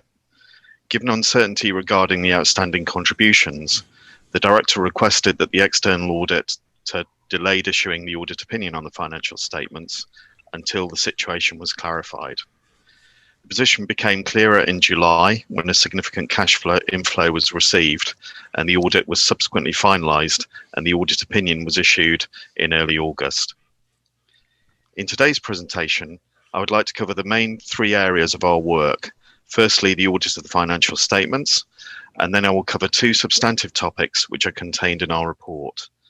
The topics of financial management, governance and internal control, and our audit of human resources management. Turning first to the results of our audit of the financial statements. I'm very pleased to confirm that the external auditor's opinion was unqualified and that the audit revealed no errors or weaknesses which we considered material to the accuracy, completeness, or validity of the financial statements as a whole. We also confirmed that expenditure had been incurred in accordance with the authorities and regulations set by you as member states. We have noted areas where controls could be further enhanced, and we make recommendations to enhance the content of the financial report and financial statements, which I will cover in more detail later in my presentation. In the circumstances of the pandemic and the curtailment of our on-site audit work, the attainment of an unqualified audit opinion this year represents a significant achievement by all involved in ensuring the availability and access to information to enable the audit to be finalised successfully.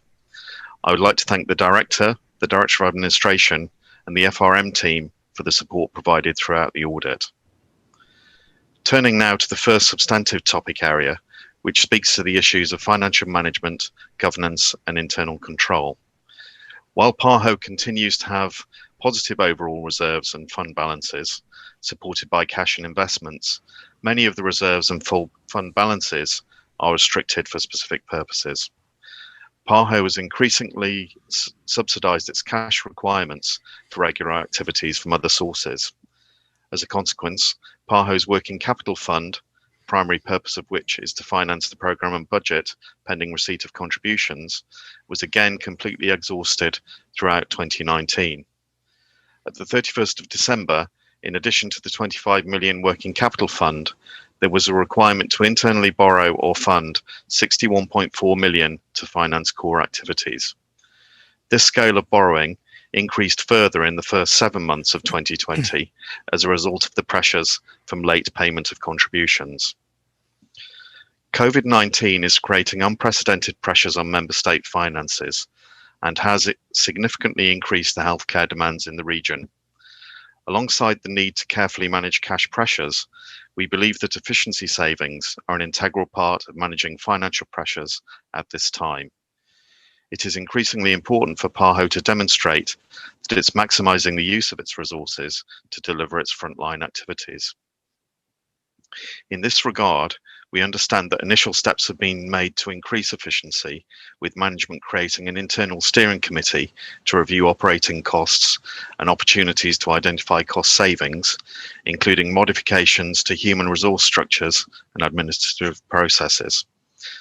PAHO member states have established a parallel working group to review the strategic plan with a view to reprioritising programmatic areas to better fit with available resources.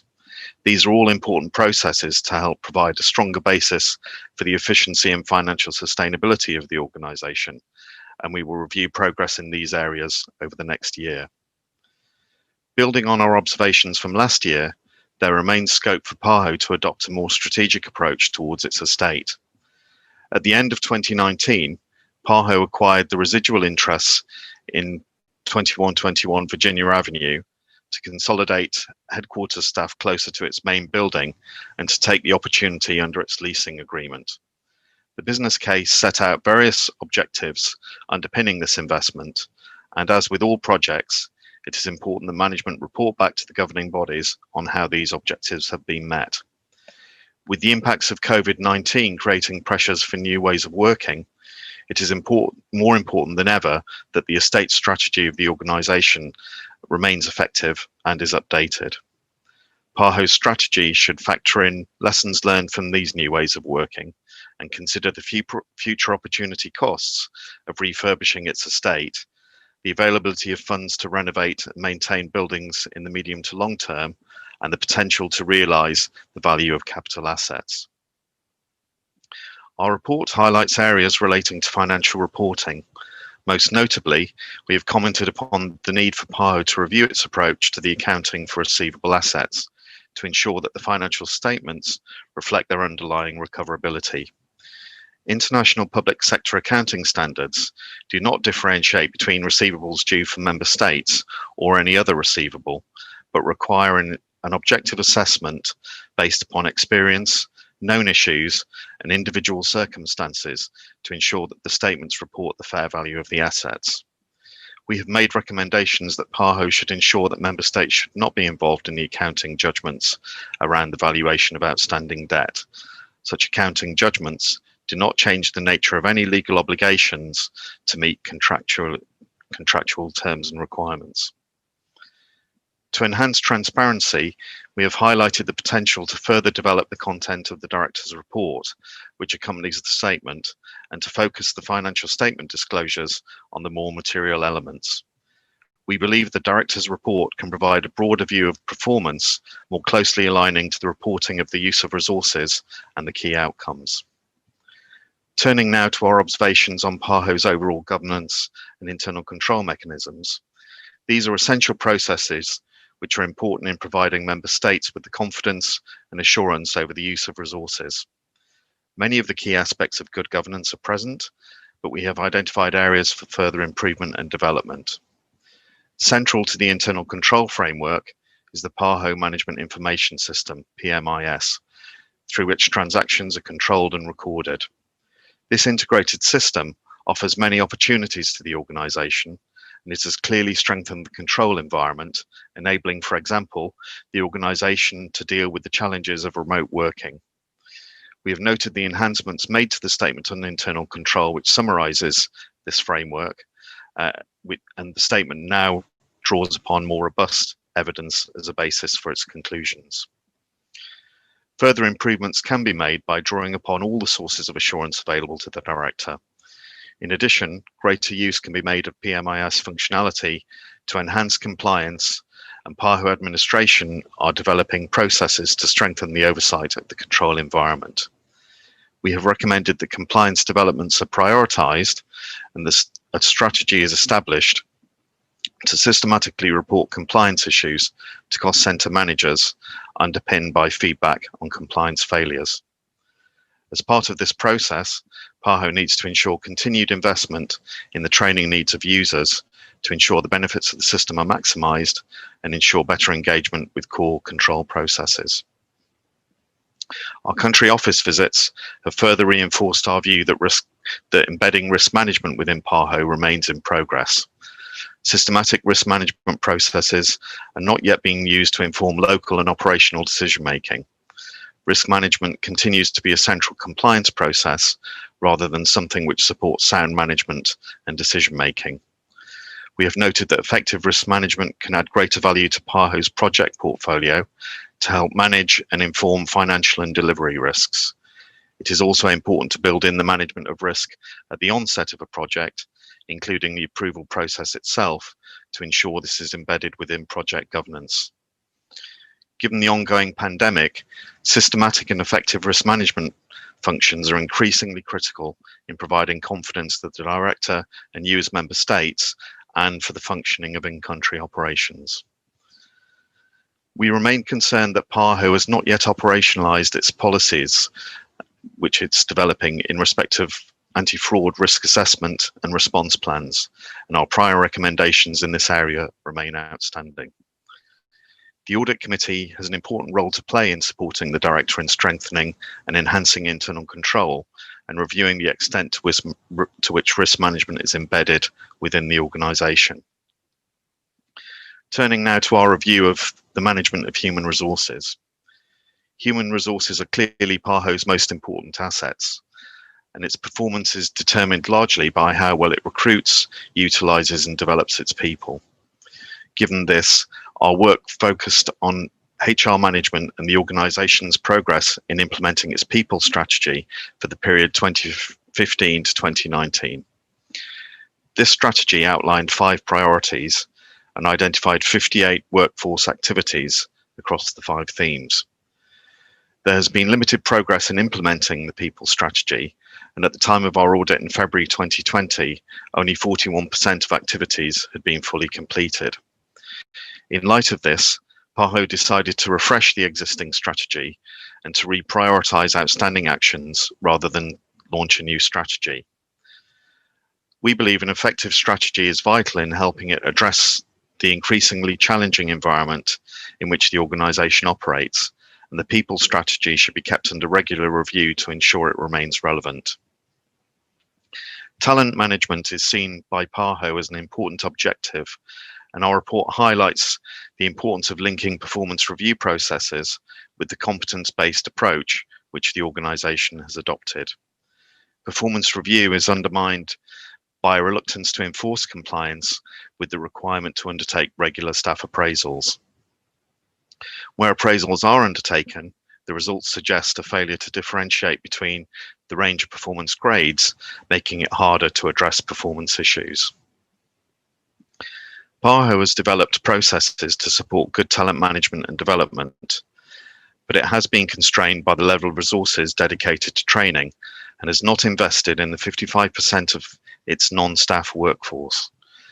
Mandatory training is not enforced by the organization, and evidence suggests that more senior staff within PAHO need to place greater emphasis on compliance and engagement in learning processes, particularly in key areas such as communicating the organizational approach to harassment.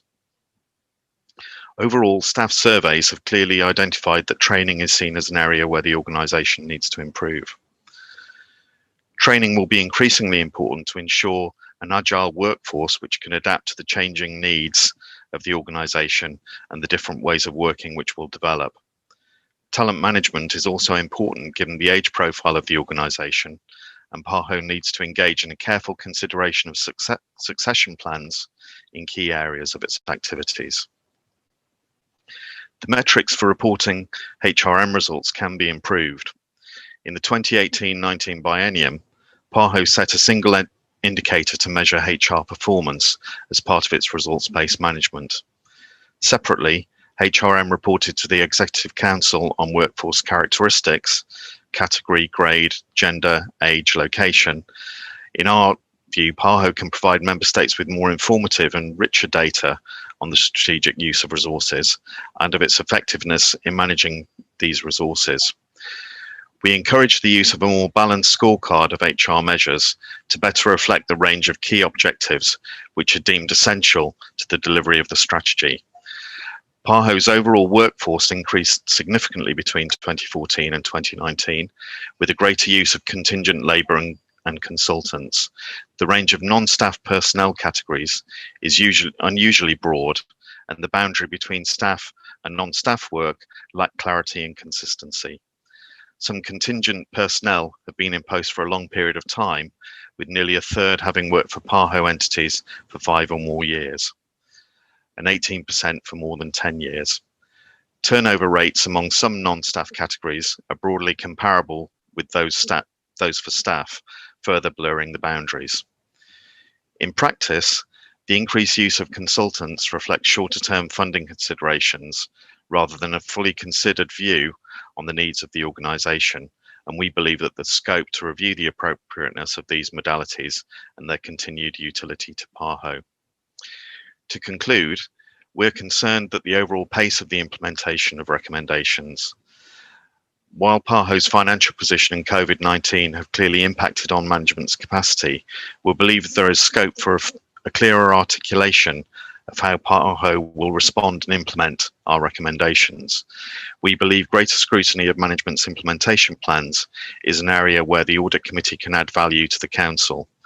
This scrutiny will provide important objective challenge and insight, as well as providing an opportunity to critically review the continued relevance of recommendations. Finally, Mr. Chairman, I would like to express my thanks to the Director and her staff for their support and cooperation in facilitating our audit, given the challenging circumstances this year. I would also like to take this opportunity on behalf of the NAO to wish the organisation continued success in this difficult and challenging environment and in your work to support Member States in tackling the impacts of the pandemics within the Americas. Thank you for your kind attention, and I'd be very happy to take any questions or provide further background to our audit. Thank you very much. Muchas gracias, señor Brewitt. I thank you very much, Mr. Brewitt. And I offer the floor for anyone wishing to take it.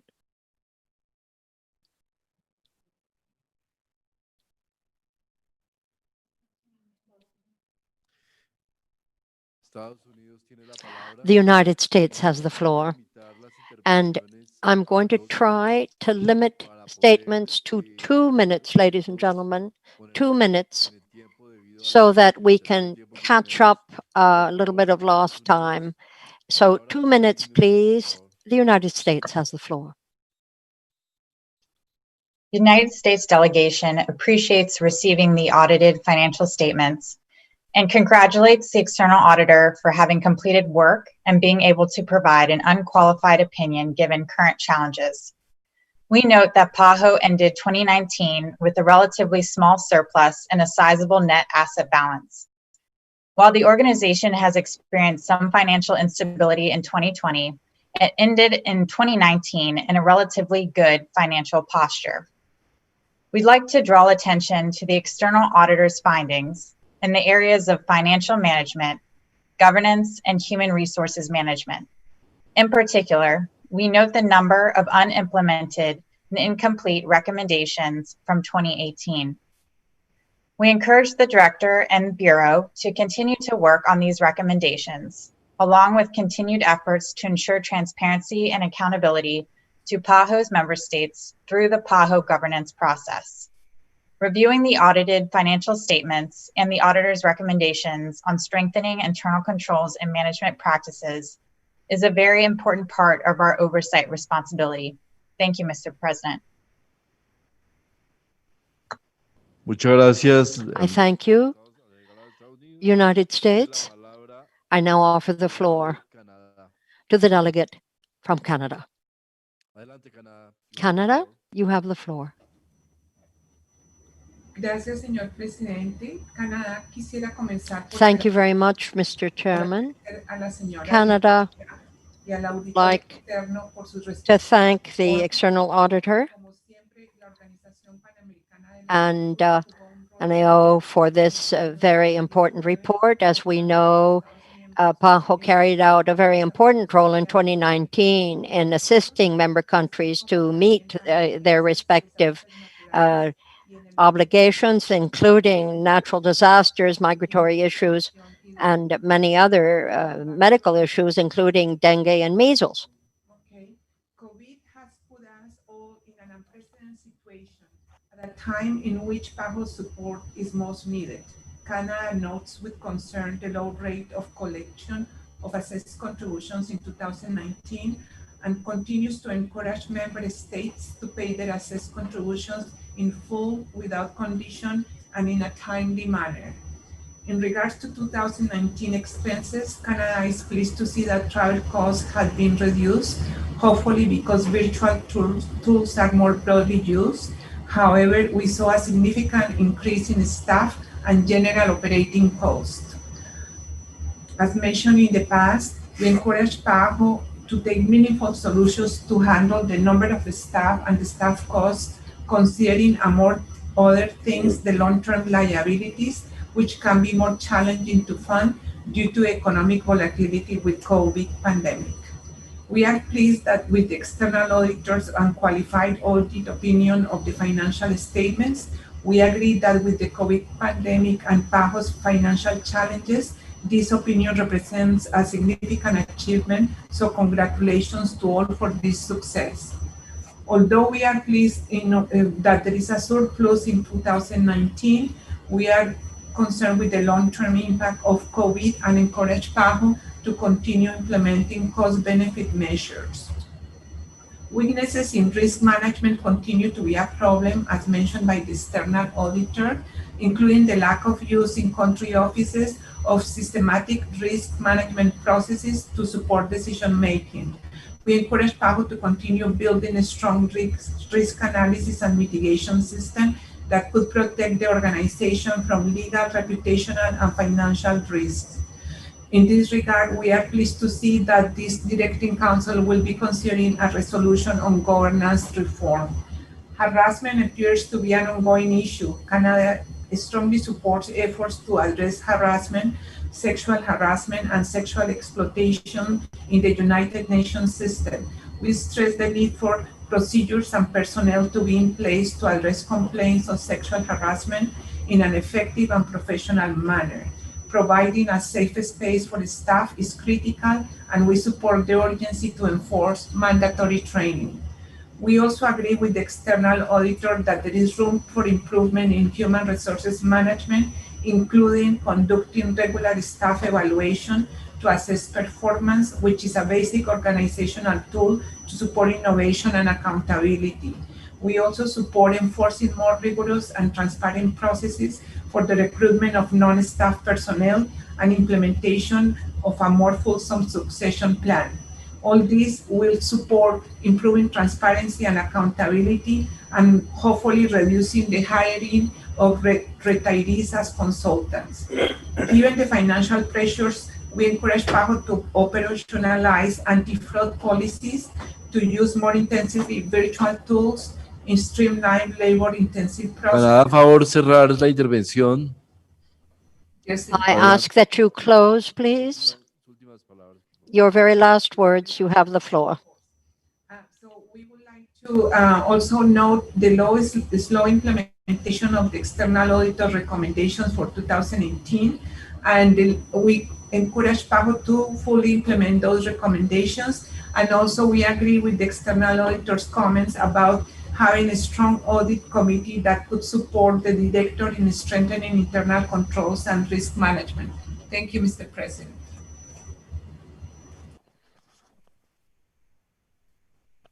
Muchas gracias, Canadá. I thank you, Canada. I now offer the floor to Mexico. Mexico, you have the floor.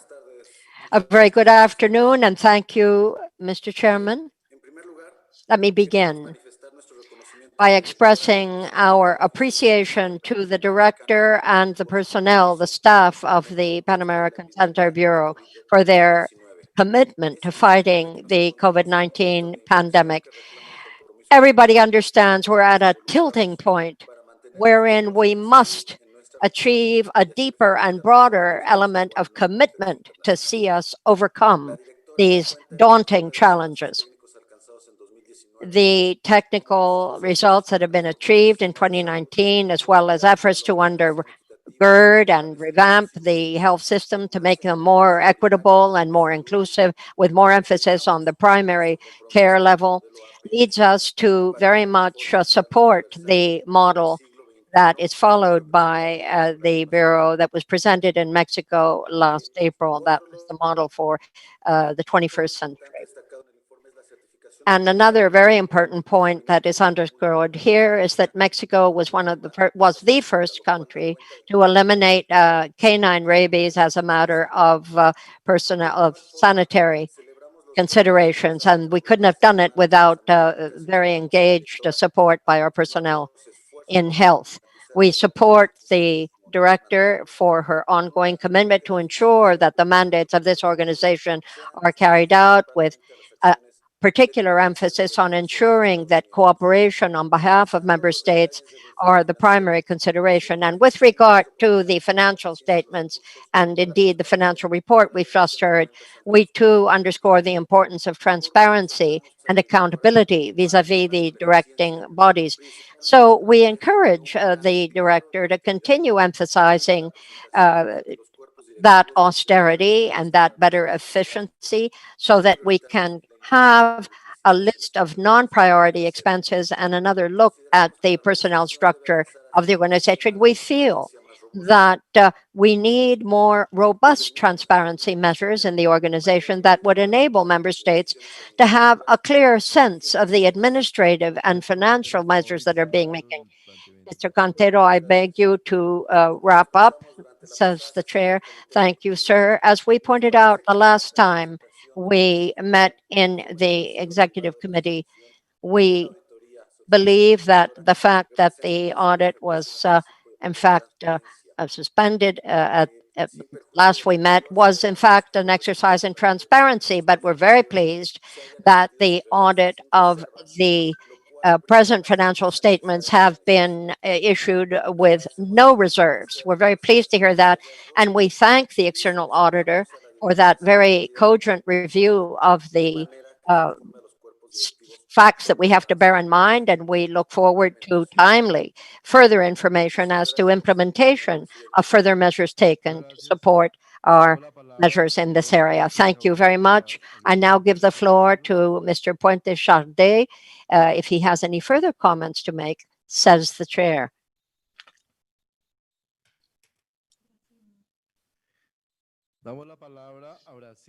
I give the floor now to Brazil. 2 minutes, please, sir. 2 minutes, if you'd be so kind. Thank you very much, Mr. Chairman. Before I simply congratulate you for your excellent stewardship of these activities, wanted to thank, of course, the director and indeed the external auditor. As always, our external auditor is cogent, he's clear, he's very informative in setting forth the situation that we find ourselves in. And as everybody will have noticed, the recent trend in the assessments that have been paid or been in arrears have had an absolutely obvious impact on us. And we understand that when we compare the level of income coming in 2019 to now shows, but we need to look at the overall income that has been received, and that is going to have, as we know, an overweening influence on the financial statement of our organization. And we feel that much of this is linked to the administrative rates that are charged by the organization. That's just a fraction. But those that I'm referring to here, the administrative rates, really stay within the organization and they're part of a program, but they're not really reflective of cooperation as a whole. And so we need to be very clear here, understanding that these are important instruments for many countries, and they serve an important purpose. But a country offering its own money for domestic funds certainly shows an impact on the organization. But the greater risk is when traditional voluntary risks are somehow blocked by donors. So we want to underscore that this does not truly reflect the financial difficulties that PAHO has undergone for a number of reasons. But we know that there are various reasons that explain these difficulties. That's the main point I wanted to make. Thank you very much.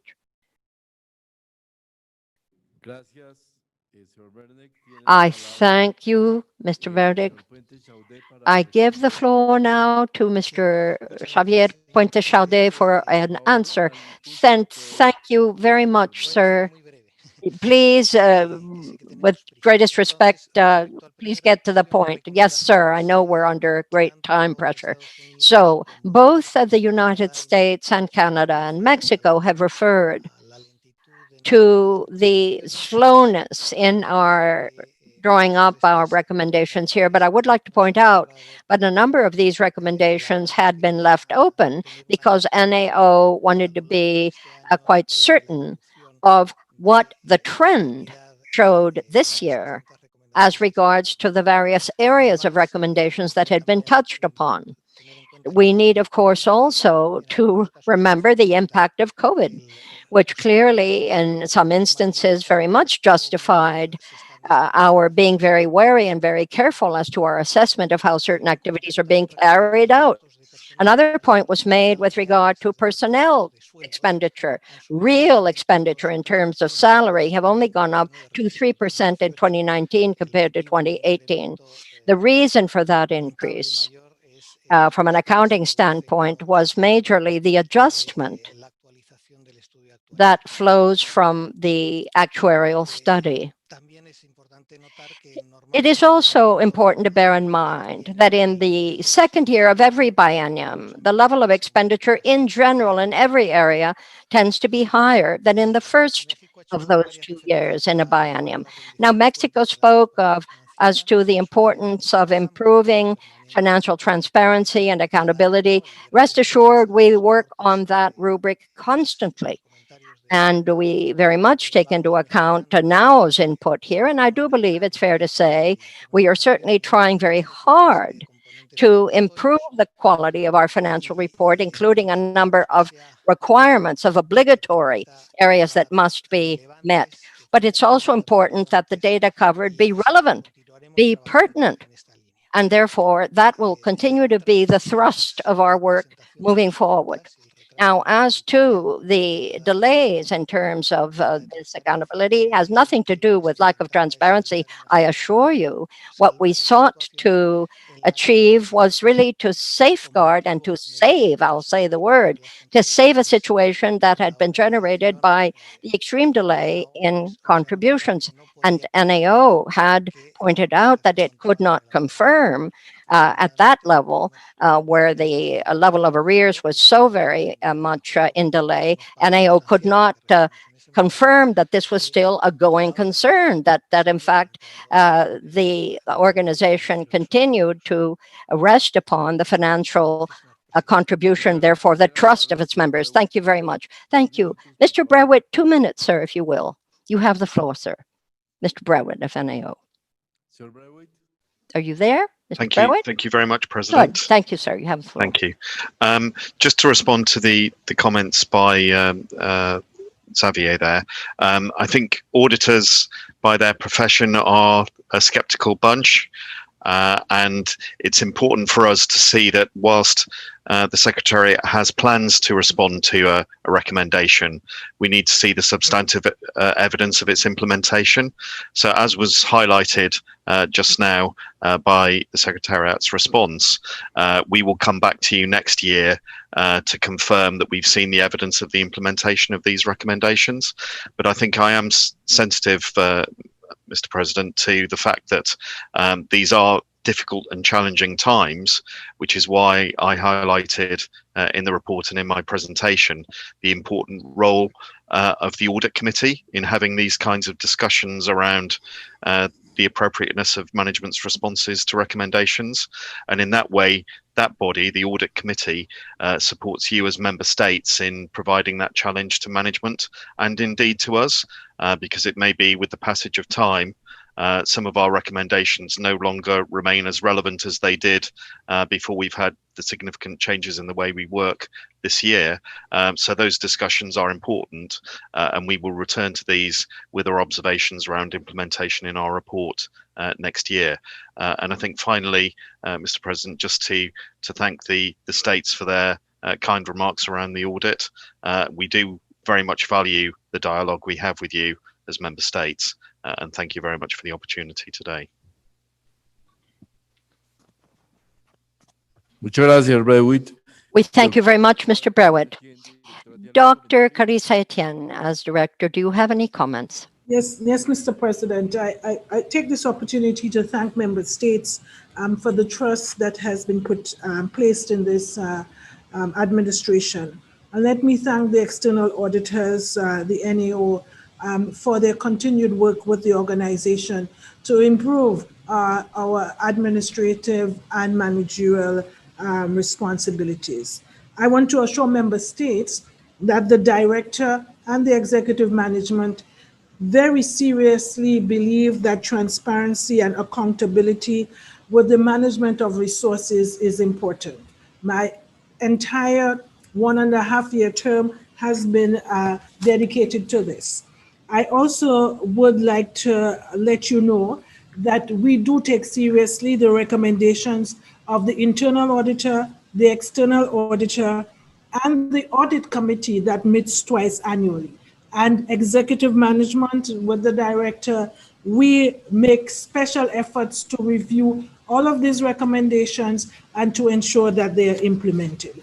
I end by reiterating our commitment to ensuring that this organization displays the highest standards of both accountability and transparency.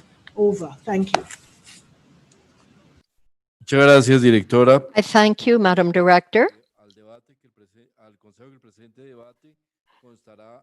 The report on this debate will be fully reflected in our final report, ladies and gentlemen.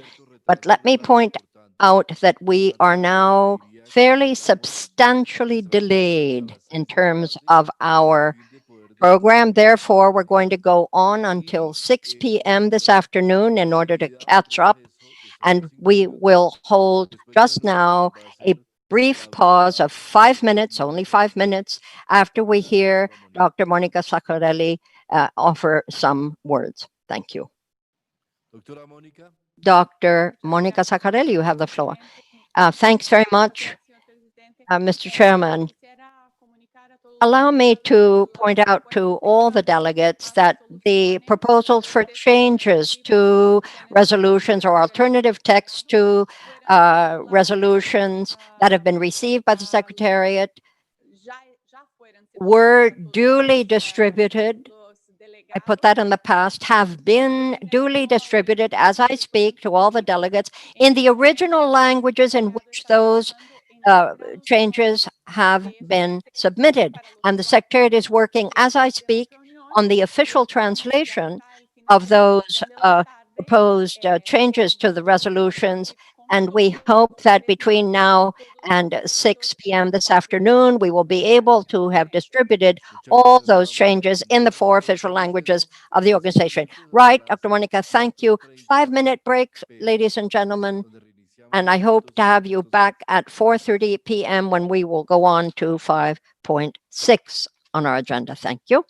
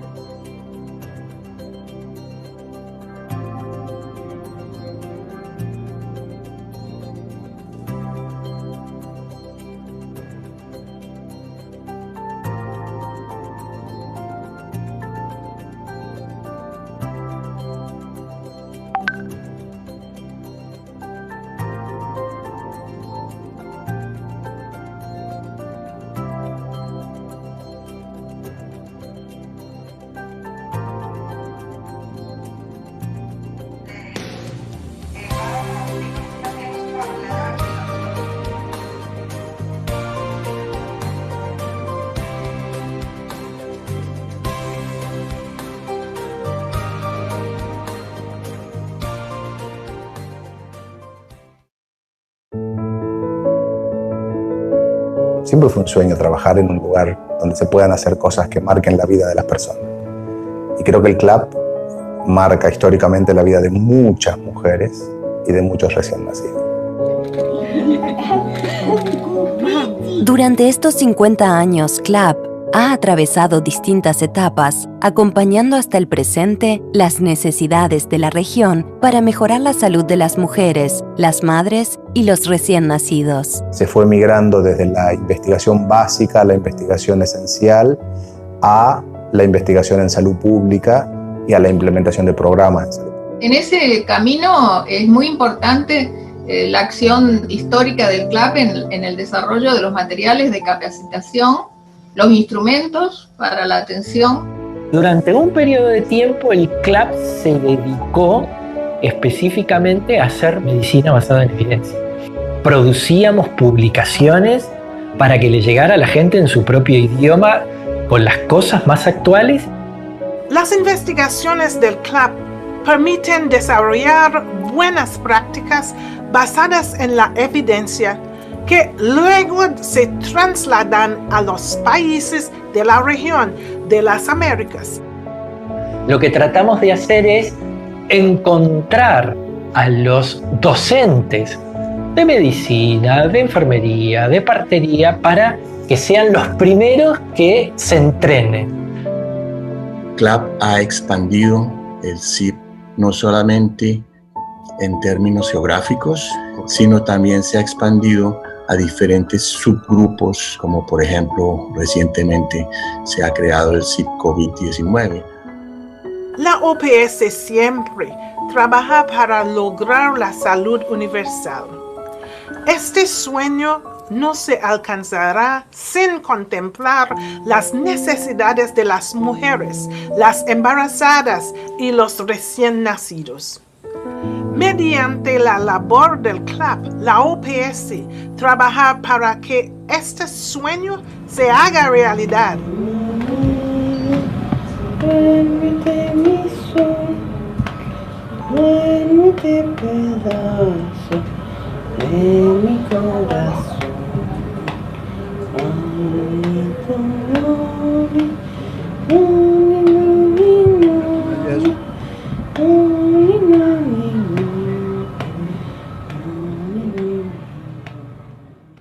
As COVID. Muy bien. Continuamos pues con el. Let us continue with the next agenda item, 5.6, amendments to the financial regulations and financial rules of PAHO. I would like to draw attention to document CD 58/13, and I invite the representative of the Executive Committee to report on the item. I give the floor to the representative of the Executive Committee to report on this item.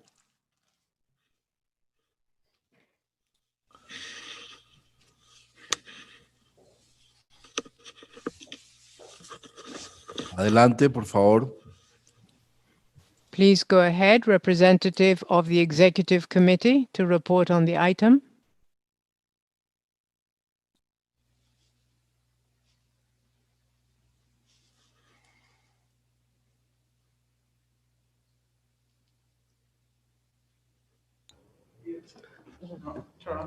Thank you, Mr. President.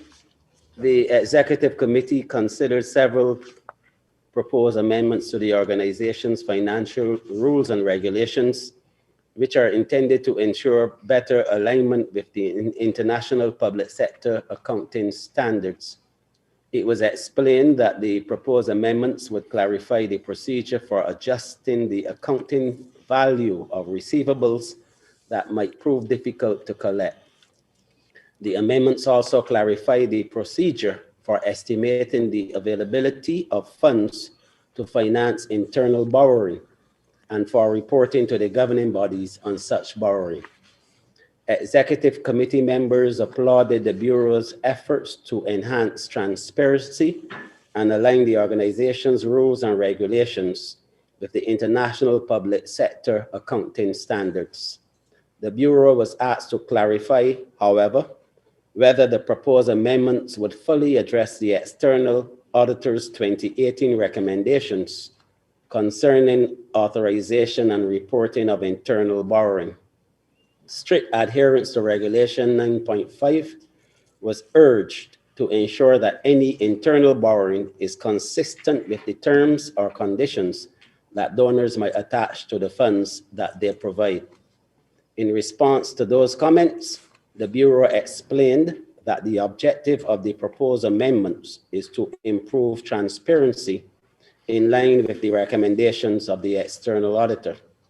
The Bureau also noted that information on the status of internal borrowing of funds to cover delays in the payment of assessed contributions would be reported in the financial statements presented to the governing bodies. The Executive Committee adopted Resolution CE166.R2, confirming the amendments to the financial rules of PAHO and recommending that the Directing Council approve the amendments to the final regulations. Thank you, Mr. President. This concludes my report on the item. Muchas gracias, señor representante del comité. Thank you very much, representative of the Executive Committee. Let me now yield the floor to Mr. Xavier Puente Chaudet, Director of the Department of Financial Resources Management, to present the item speedily. Thank you very much, Mr. President. Mr. President, Madam Director, distinguished members of the Directing Council, let me briefly summarize the changes, the amendments proposed to the financial regulation. 13.6 and 13.7 are suggested for amendment to better align them.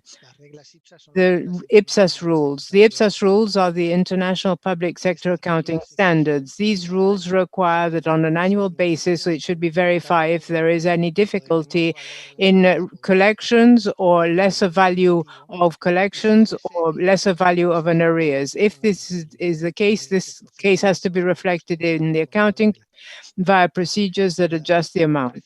Article 13.6 presented to the Executive Committee in June and today at this Directing Council, we confirm the capacity of the Director to stipulate a reserve when for doubtful accounts that do not correspond to assessed contributions. Article 13.7 provides that it is the conference or the Directing Council who shall establish a reserve for assessed contributions at risk when in arrears by a member state under Article 6b.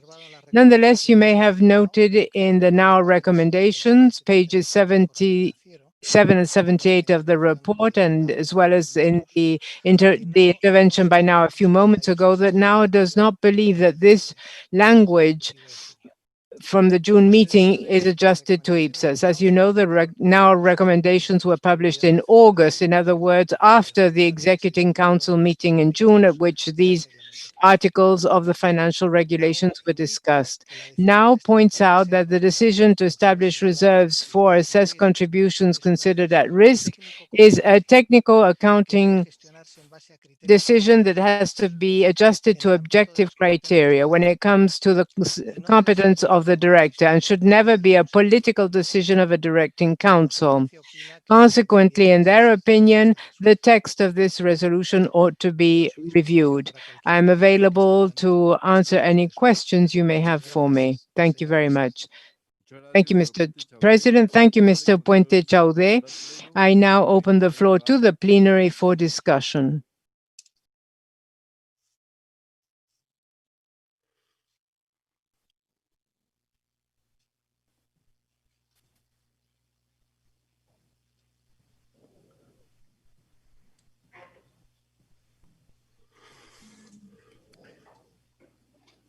Canadá tiene la palabra el delegado de Canadá, por favor. Canada is recognized.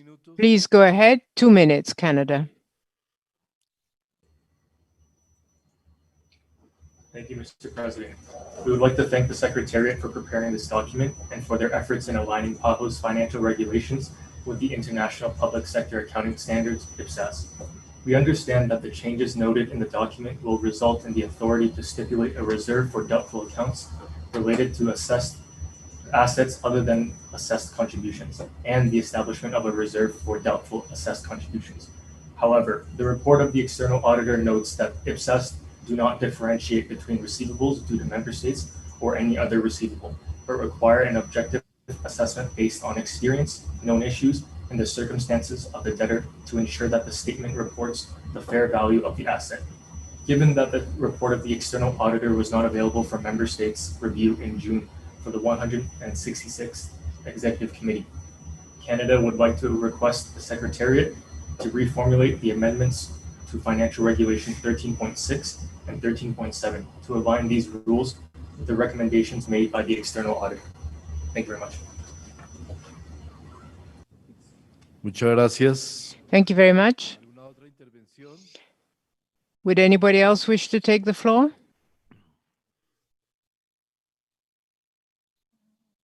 Si no hay más intervención, If there are no further requests for the floor, let me ask Mr. Puente Chaudet to please respond to the comment by Canada. Thank you very much, Mr. President. Responding to Canada, yes, indeed, NAO does maintain that position in accordance with IPSAS, and the Secretariat has prepared alternate language to reflect the now comment. I believe that this alternative text could be circulated among member states through members of the Directing Council, and then it could be discussed again if the member states so wish.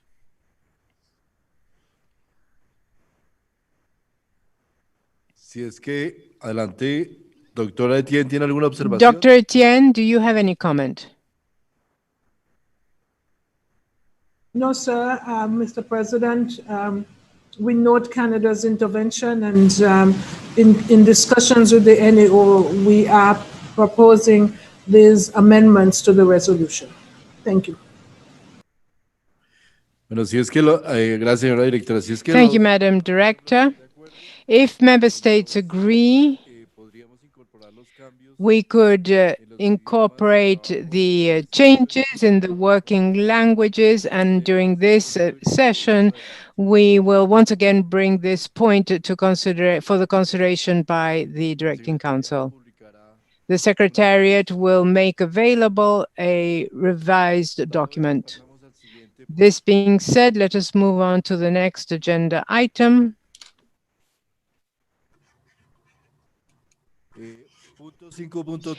Agenda item 5.3, status and authorized level of the working capital fund. I want to draw your attention to document CD 5810 and invite the representative of the Executive Committee to report on the item. Please, representative of the Executive Committee, if you'd kindly report on this item. Thank you.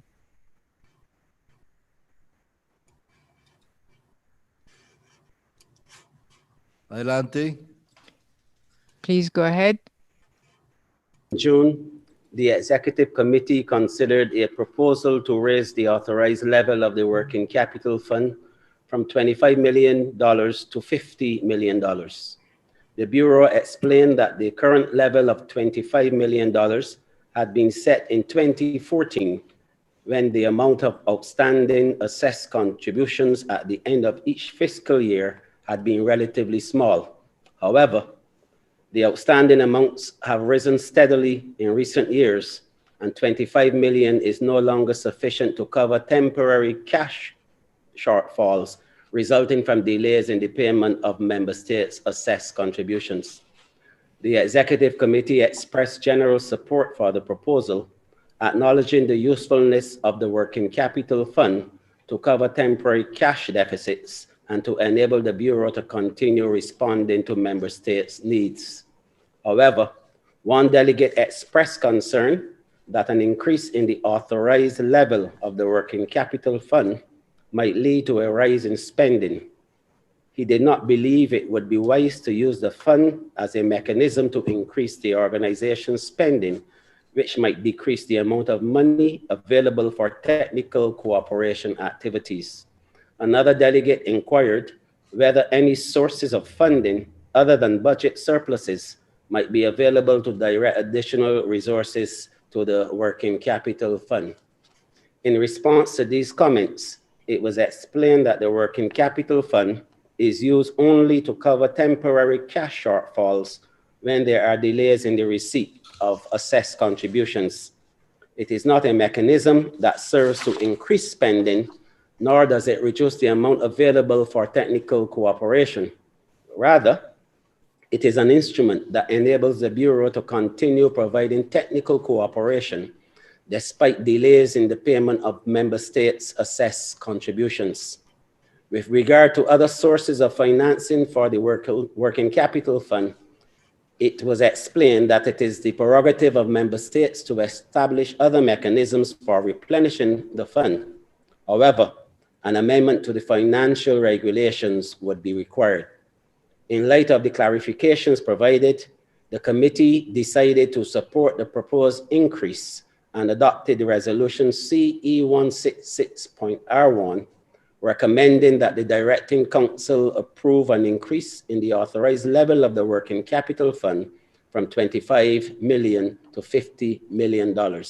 Thank you, Mr. President. This concludes my report on this item. Muchas gracias, señor presidente. Invito al señor Javier. Thank you very much, sir. Let me invite Mr. Puente Chaudet to update on this topic. Please go ahead, sir. Thank you very much, President. Mr. President, Madam Director, distinguished members of the Directing Council.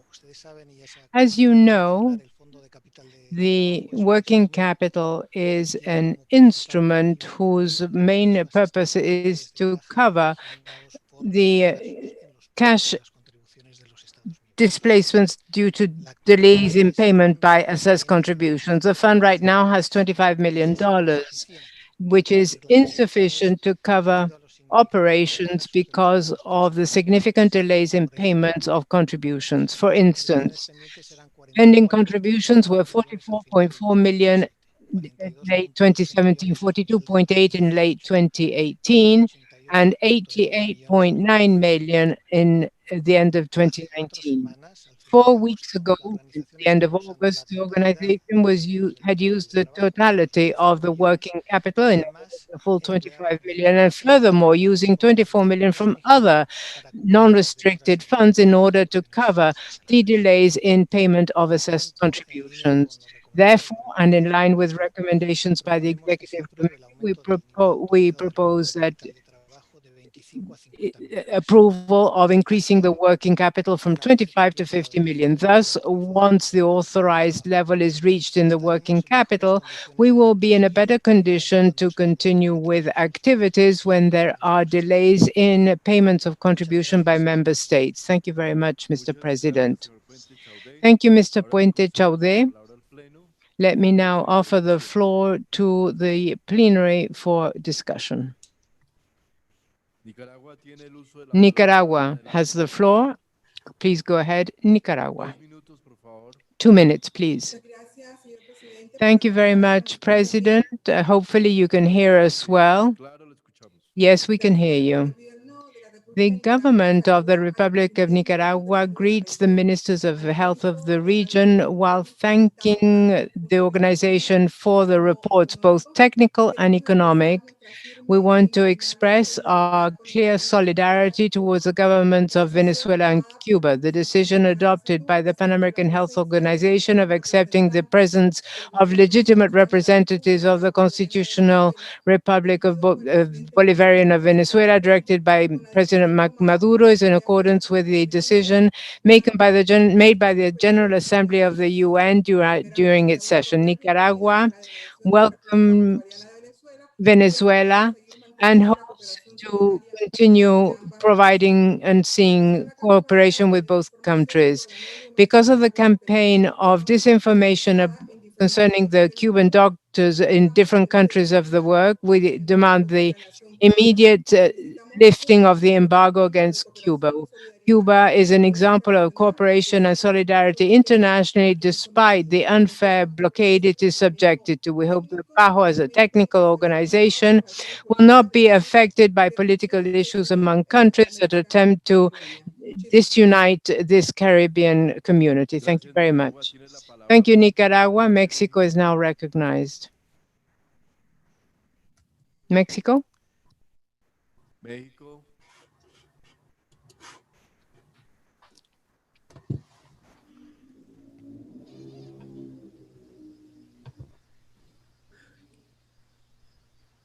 Delegado de México tiene la The palabra. delegate of Mexico, you are recognized. You have the floor to talk about the status and authorized level of the working capital fund. The sound is very bad, Mexico.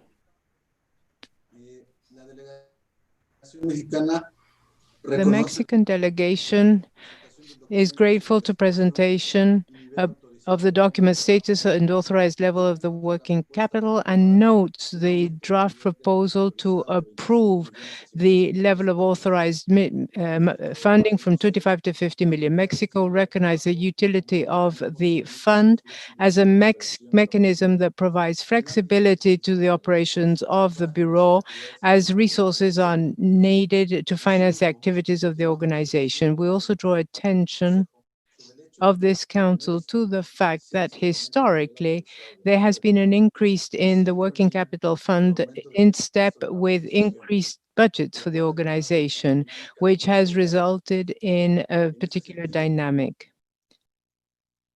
Given this, although it is not desirable for the funds to be exhausted, we should point out that the increase of the working capital to cover the program budget of the organization may result in using funds that were earmarked for technical cooperation.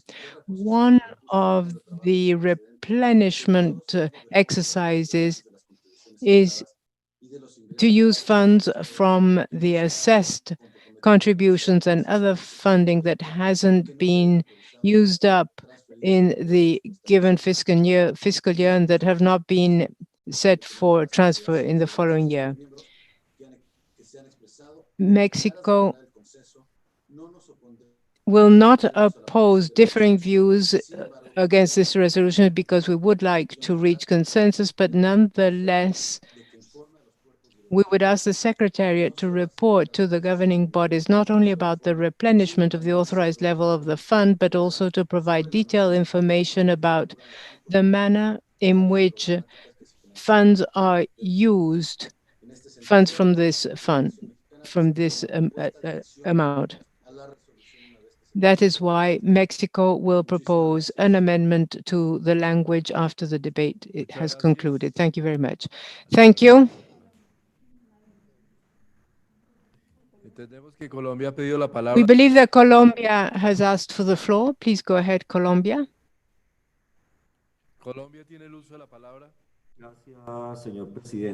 Thank you, Mr. President. We thank the Secretariat for the document presented that presents key elements for decision-making in order to ensure the financial solidity of the organization. We hope that the proposal will be beneficial to give greater cash flow in order to better organize the PAHO. But given the background about increases in authorized levels for the fund from 2014, and as the Secretariat has pointed out, this increase was beneficial for the organization, and the increase would come from budget surpluses. Based on this, we would like to express our support. We'd like to support the proposal made by Mexico. In other words, that a plan or a program for use of the funds be presented, especially given the increase in the funding, especially given that the resources will be made available as budget surpluses occur, and they will not be made available immediately. Thank you very much, Mr. President. Muchas gracias. Solicitaremos entonces al relator que Thank you very much. We'll ask the rapporteur to please present the proposed resolution, and once the changes have been incorporated, it will be made known to the Directing Council. Dr. Etienne, would you like to comment? No? Yeah, I was just saying yes. So let me thank both Mexico and Colombia for their comments. Let me assure you that the Secretariat is very happy not to use the working capital fund, because that would mean that you have paid your assessed contributions, as the working capital fund merely covers for the non-payment of assessed contributions. So we would be happy not to increase this. However, it's going to be difficult to plan for the use of the working capital fund, because at the beginning of the year, we account for the fact that you've totally paid your assessed contributions. And so we do not know when we are going to receive those, even though we've budgeted for those. And so to give you a plan prior to the arrears in assessed contributions is not going to be possible. But I think it is very feasible that the organization presents you with a report of how it has spent the working capital fund. And I assure you that we will make the contributions out of budget surpluses to increase the working capital fund to the level that you will authorize. Over. Thanks. Muchas gracias, señora directora. Entonces pido. Thank you very much, Madam Director. Let me ask the rapporteur to please submit to us the resolution as amended. Please go ahead, rapporteur. Thank you, President. Please let me know if you can hear me clearly. We can hear you. Thank you very much. At this, the first time we take the floor, we'd like to greet you and thank you for your leadership of this directing council. We'd also like to thank Dr. Etienne and, of course, the Ministers of Health of the Americas and other delegates present. Agenda item 5.3 has a proposed resolution contained in document CD 58/10, status and authorized level of the working capital fund. Let me read the proposed resolution. The 58th Directing Council, having examined the status and authorized level of the working capital fund, document CD 58/10, having noted that the Director has replenished the working capital fund to its current authorized level of US $25 million, specific transactions to the aware of the need for a buffer for unforeseeable extraordinary expenses as provided for in the financial regulations of PAHO, considering the recommendation of the Executive Committee concerning an increase in the authorized level of the working capital fund in recognition of the rate of receipt of assessed contributions, as well as the need to ensure that the program budget is carried out in an efficient and orderly manner, resolves OP1 to approve an increase in the authorized level of the working capital fund from 25 million to 50 million. OP2 to authorize the Director to finance the increase in the working capital fund from any surplus of revenue over expense as a result of efficiencies realized in the implementation of the program budget surplus. So this is the original proposed resolution, Mr. President. It also contains an Annex B report on the financial and administrative implications of the proposed resolution for PASB.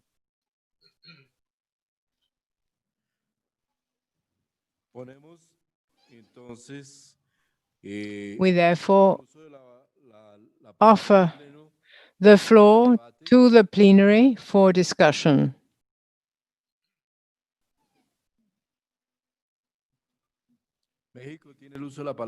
Mexico is recognized.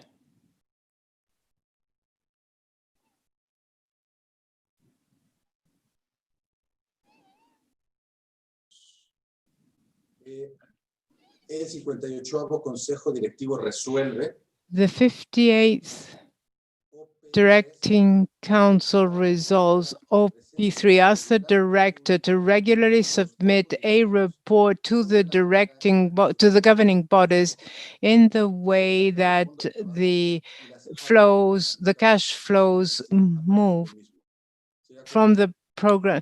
Unfortunately, the sound was not good enough for the interpreter to catch that message. Excuse me, Mr. President, Delegate of Mexico. There was interruption in the sound coming from your microphone. Would you kindly once again read the proposal submitted by Mexico so that we all clearly understand that proposal? We'd be very grateful to you for this. I apologize, Monica. Let me once again read the proposal. The 58th Directing Council resolves, and then OP3 to request the director to regularly present a report to the governing bodies on the manner in which the cash flows are covered between the working fund and the programmatic areas that are financed with the same.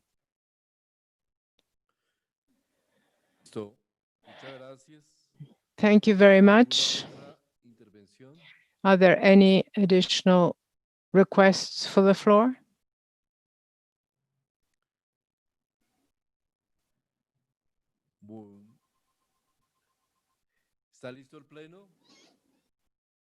Is the plenary ready?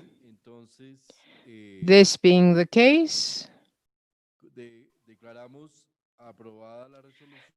we declare the resolution adopted with the amendment as proposed by Mexico.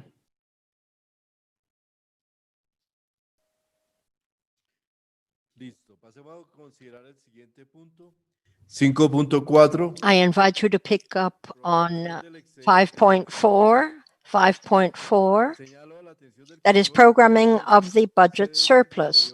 The document is CD 58/11, and I would ask the representative of the Executive Committee, Mr. Chair of the Executive Committee, if you'd be so kind to present this. You have our full attention. Thank you, Mr. President. The Executive Committee was informed that although the Bureau had estimates of the anticipated budget and revenue surpluses for the 2018-2019 biennium, it was not in a position to provide official figures because the external auditor had not yet certified the organization's financial statements for 2019. The Bureau therefore recommended postponing the consideration of the two surpluses until after the financial report of the director and the report of the external auditor for 2019 had been published. Accordingly, the committee agreed to postpone consideration of the programming of the budget and the revenue surpluses until the current directing council. Thank you, Mr. President. This concludes my report on this item.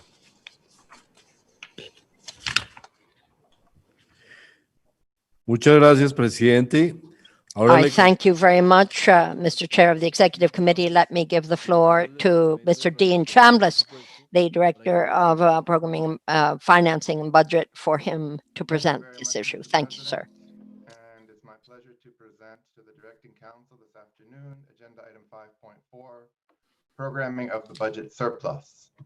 Financial Regulation 4.6 indicates that any balance of the assessed contributions and miscellaneous budget not used at the end of a biennium shall be used to replenish the working capital fund up to its authorized level of $25 million. The budget surplus for the 18-19 biennium was $5.7 million. Given that the balance of the working capital fund as of December 31st, 2019 was $21.7 million, the director proposes that the $3.3 million of the budget surplus to be used to replenish the working capital fund. The remaining $2.4 million will be available for subsequent use in accordance with the resolutions adopted by the Directing Council. Given the financial situation of the organization, the director had proposed to leave this $2.4 million unallocated until this Directing Council meeting. Mr. President, in view of the approval just made to the resolution increasing the authorized level of the working capital fund in the prior agenda item. This changes somewhat the situation, and therefore, as the directing council has just approved the resolution increasing the authorized level of the working capital fund, the remaining unallocated amount of $2.4 million from the budget surplus balance is also proposed to be allocated to the working capital fund. The directing council is invited to take note of this report and to provide any recommendations it deems pertinent and to approve the related resolution. Thank you very much, Mr. President.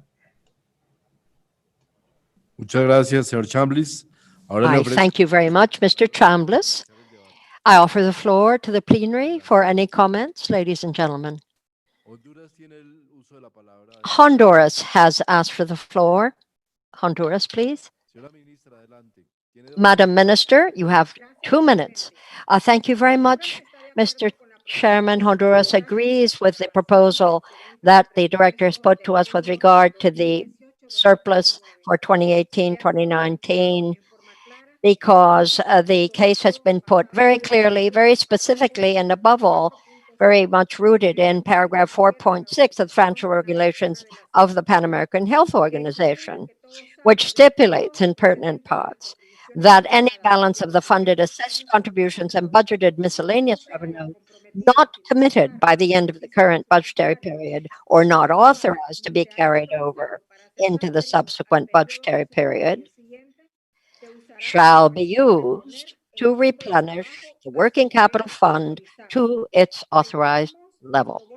So we reiterate our vote of confidence to the director for her to distribute the funds available per the needs that she assesses to be genuine on the basis of the priorities established by PAHO. Thanks very much.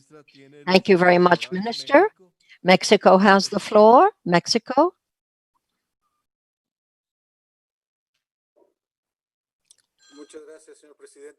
Mr. Chairman, thanks very much.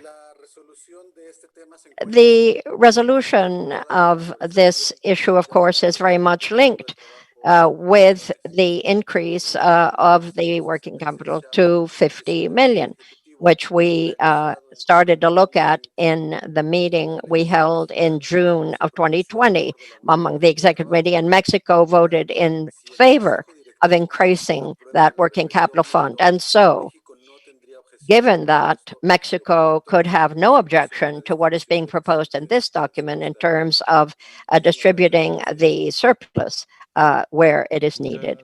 Thanks very much. Thank you, Mexico, says the chair. Thank you, Chair Cantero. Mr. Chambliss, any comment? You have the floor. Thank you very much, Mr. President. I believe that the interventions by the member states were more comments than questions requiring a response, and therefore we take them on board and look forward to consideration of the resolution. Thank you. Muchas gracias, señor Chambliss.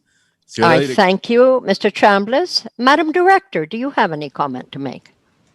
No, thank you, President. Well, then, let us ask the rapporteur to be kind enough to read out the draft resolution. You have the floor. The proposed resolution, I should say. You have the floor. The rapporteur, please go ahead.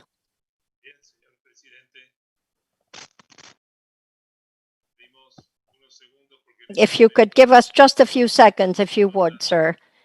We're taking a note of a few things and trying to note down what has been said in the last few minutes. And if you just give us a second, we will respond with the proposed resolution.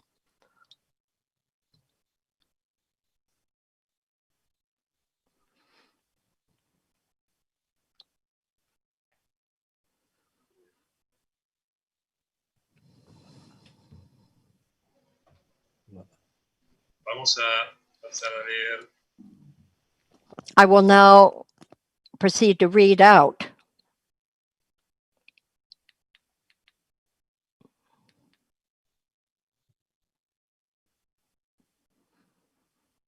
the speaker interrupts himself.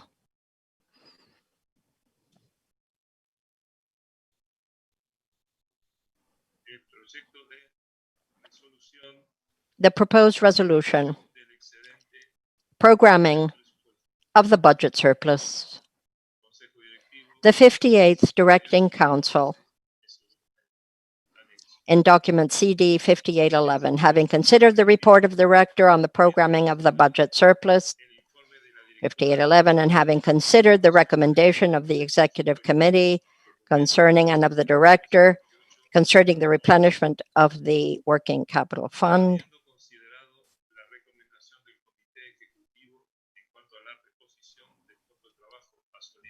to its authorized level, resolves OP1 to approve the allocation of the 2018-2019 budget surplus totaling $5,737,970.47 US as follows. 1.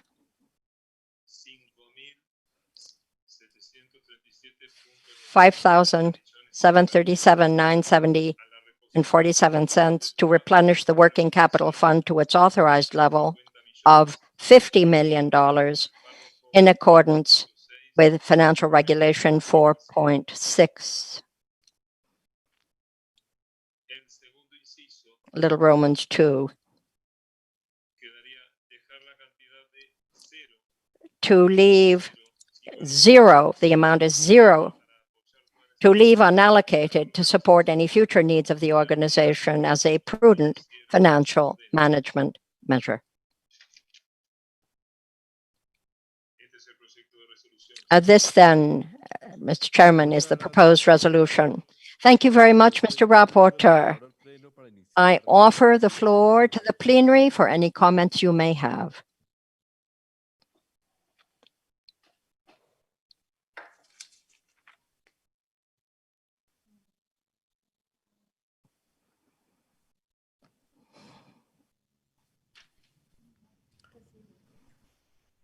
Bueno, muchas gracias. Dado que no hay ningún There does not appear to be any request for the floor, so I declare that resolution hereby approved.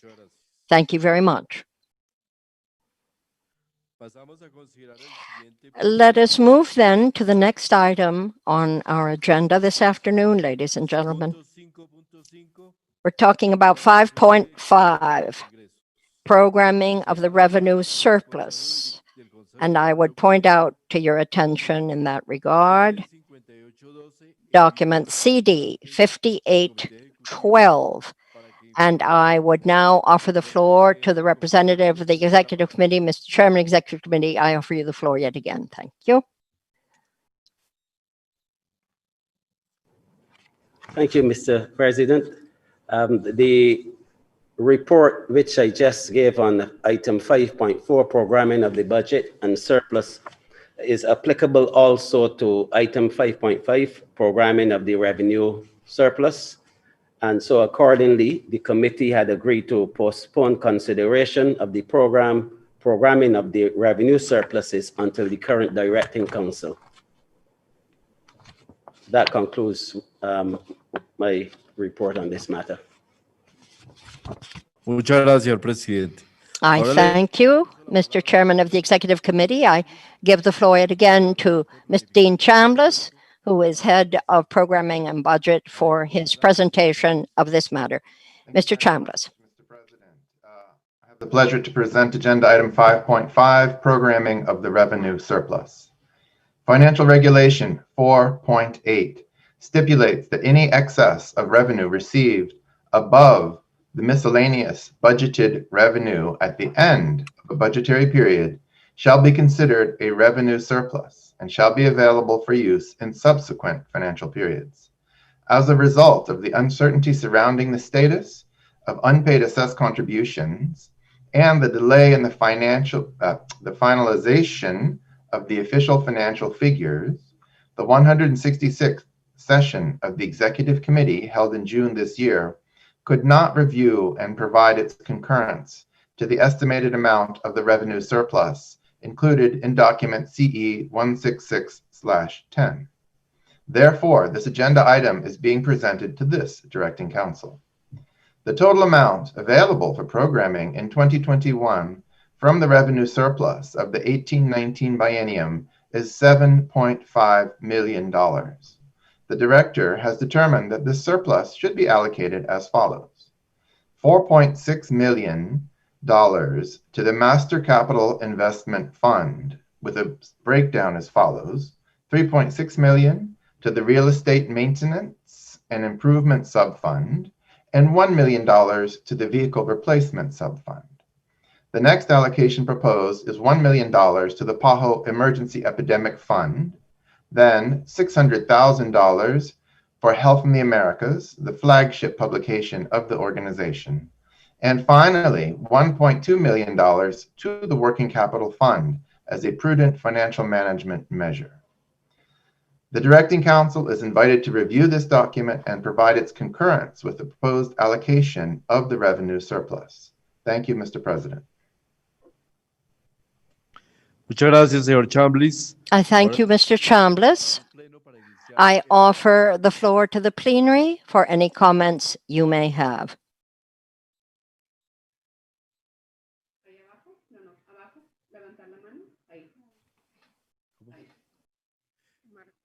México ha pedido la palabra. Adelante, México. Mexico has asked for the floor. You have the floor, sir.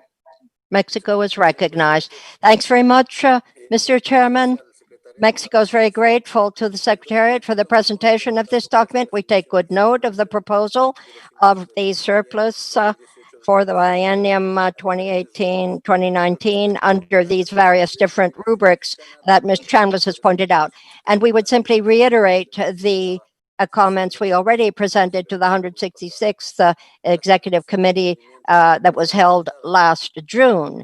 And on the basis of this proposal, and particularly with regard to the transference of 4,520,000 to the Master Capital Fund, we would like to know from the Secretariat exactly what was the criterion that you considered to allocate 1 million to vehicle replacement, given that at 31st of December, the budget was $179,000 and some dollars.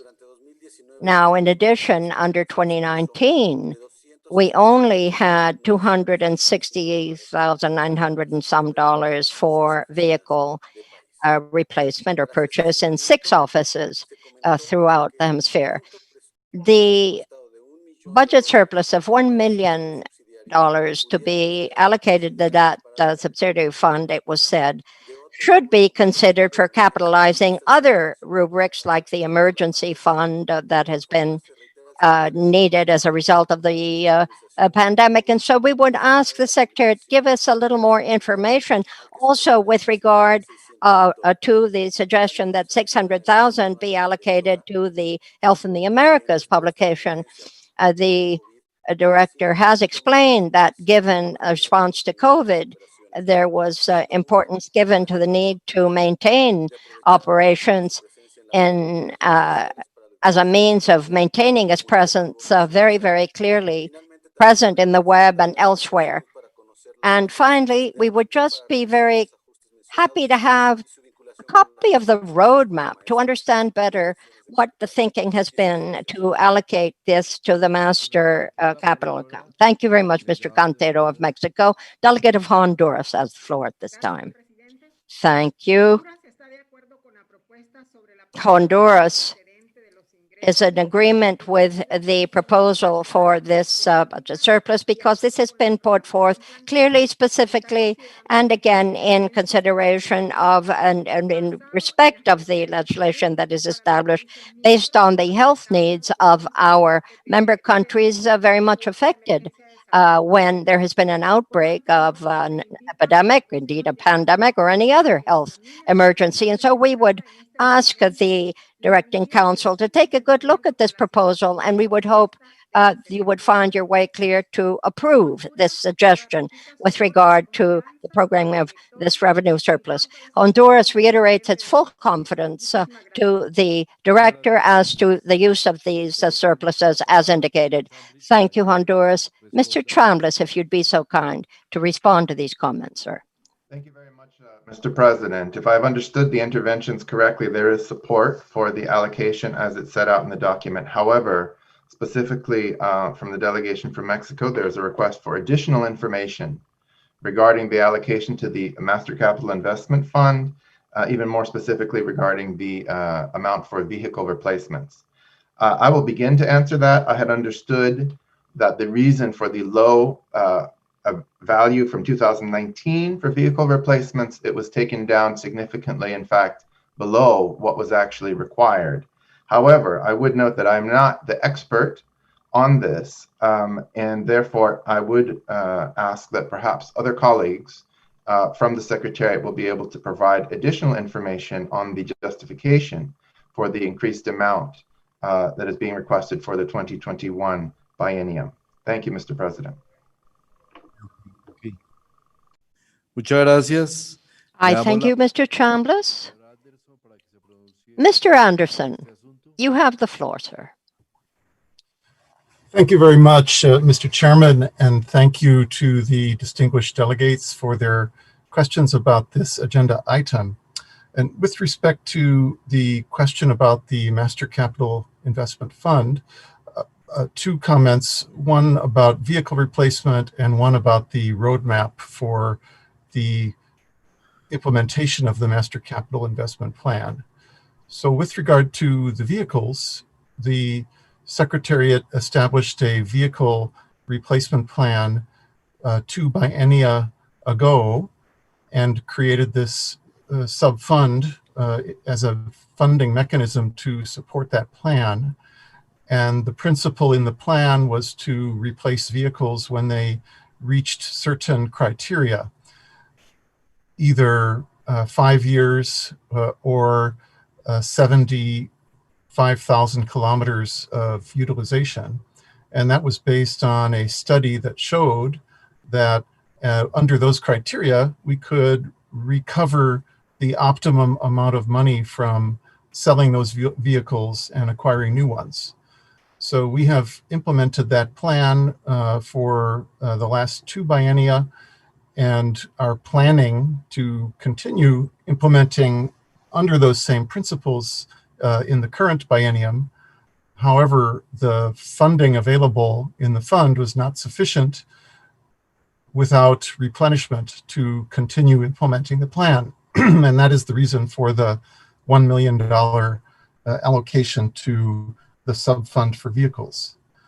With respect to the roadmap for the Master Capital Investment Plan, an extensive detailed document was published in 2015, listing all of the capital expenditures required both in headquarters and country offices to guarantee a safe and secure and efficient workplace.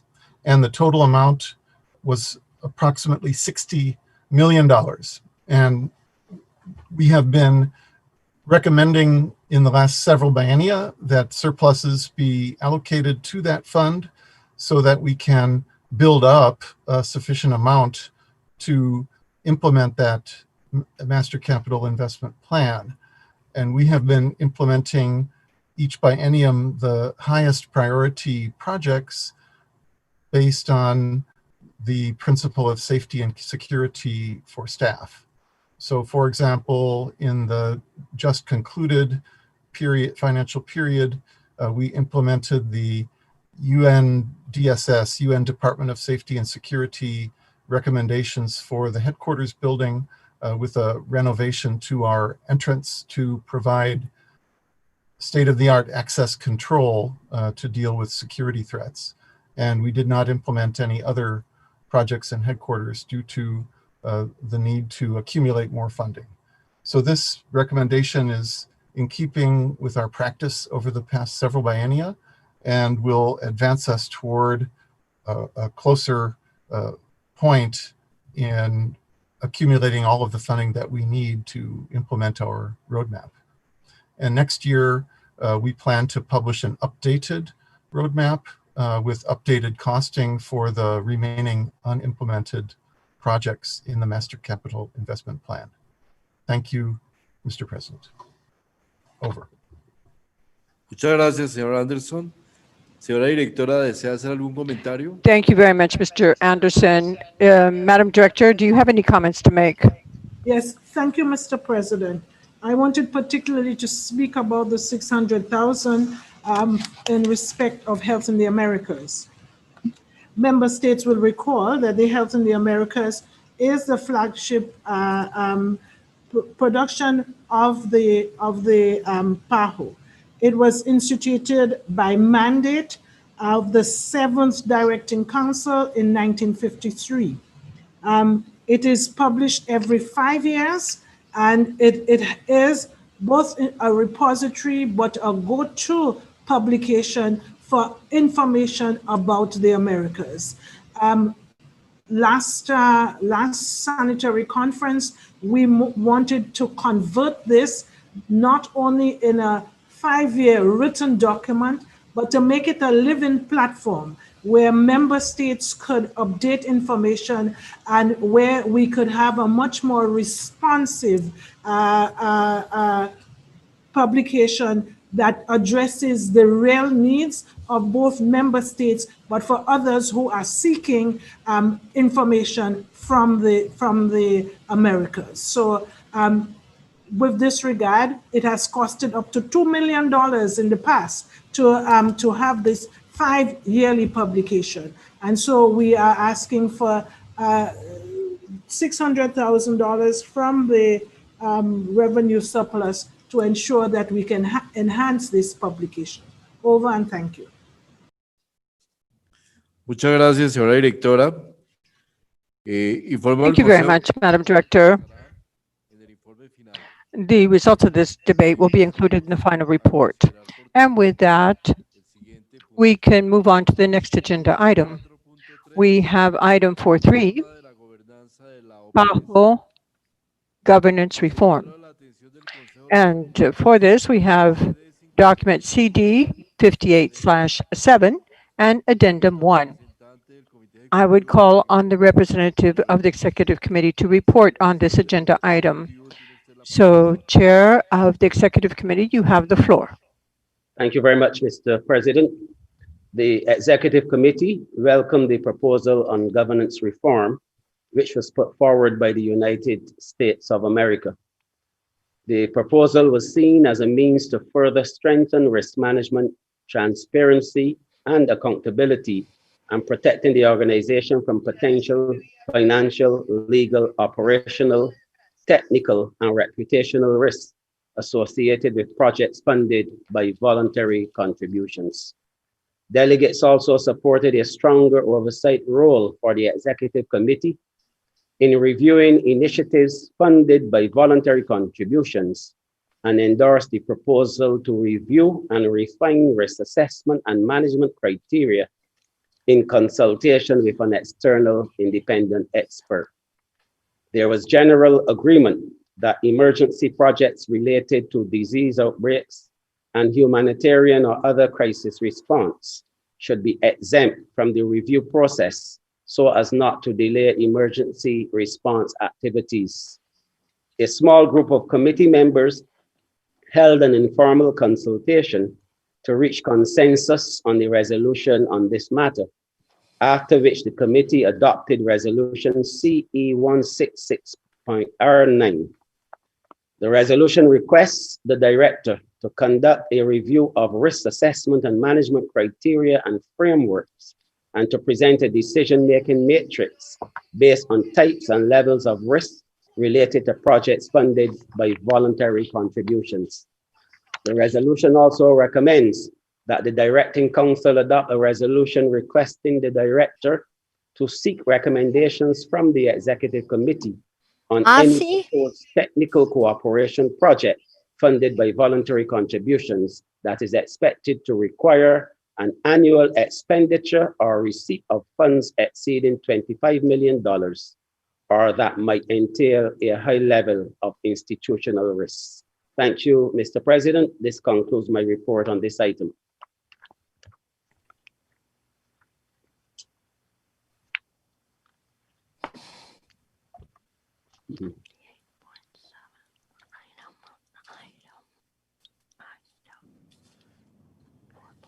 Ahora le concedo el uso de la palabra. I now recognize Mr. Gerald Anderson, Director of Administration, for him to address this topic. Thank you.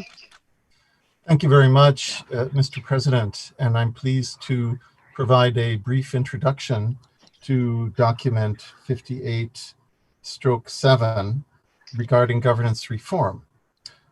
The purpose of the proposal presented in document 58/7 is to refine and improve and strengthen the rules and procedures that the Bureau has already established to consider the risks associated with proposed voluntary cooperation agreements.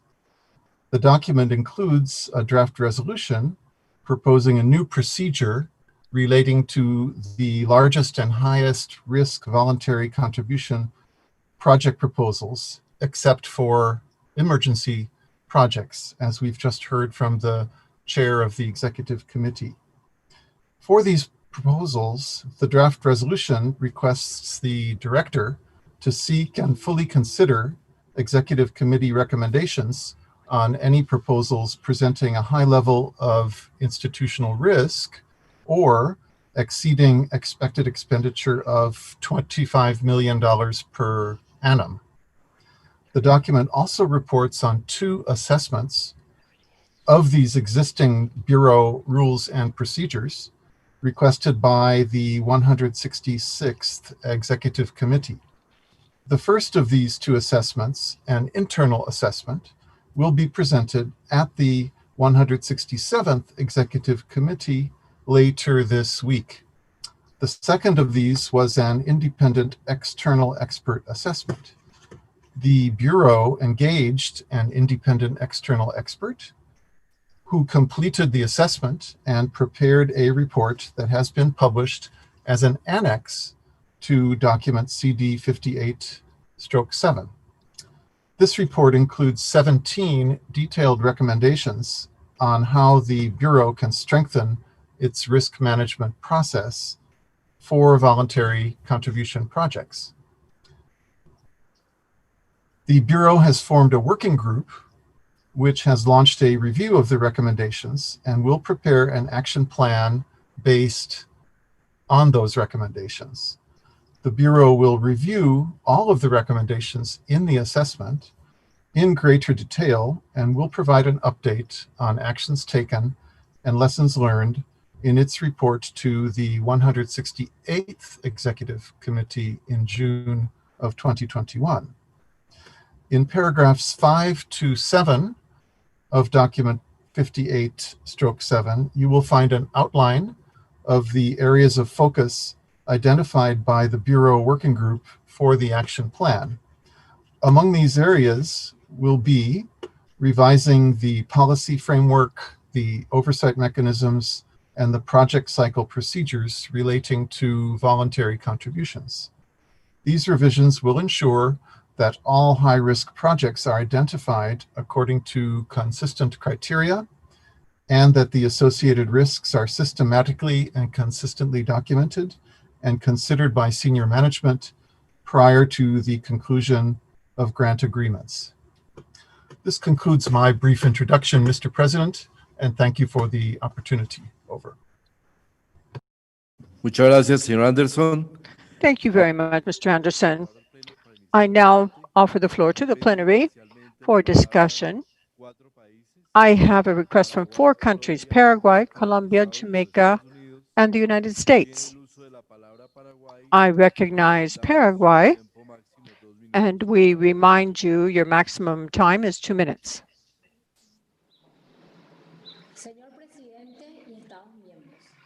Mr. President, member states, the delegation of Paraguay has no objection to the recommendations of the Executive Committee regarding actions proposed to improve governance of the Pan American Health Organization.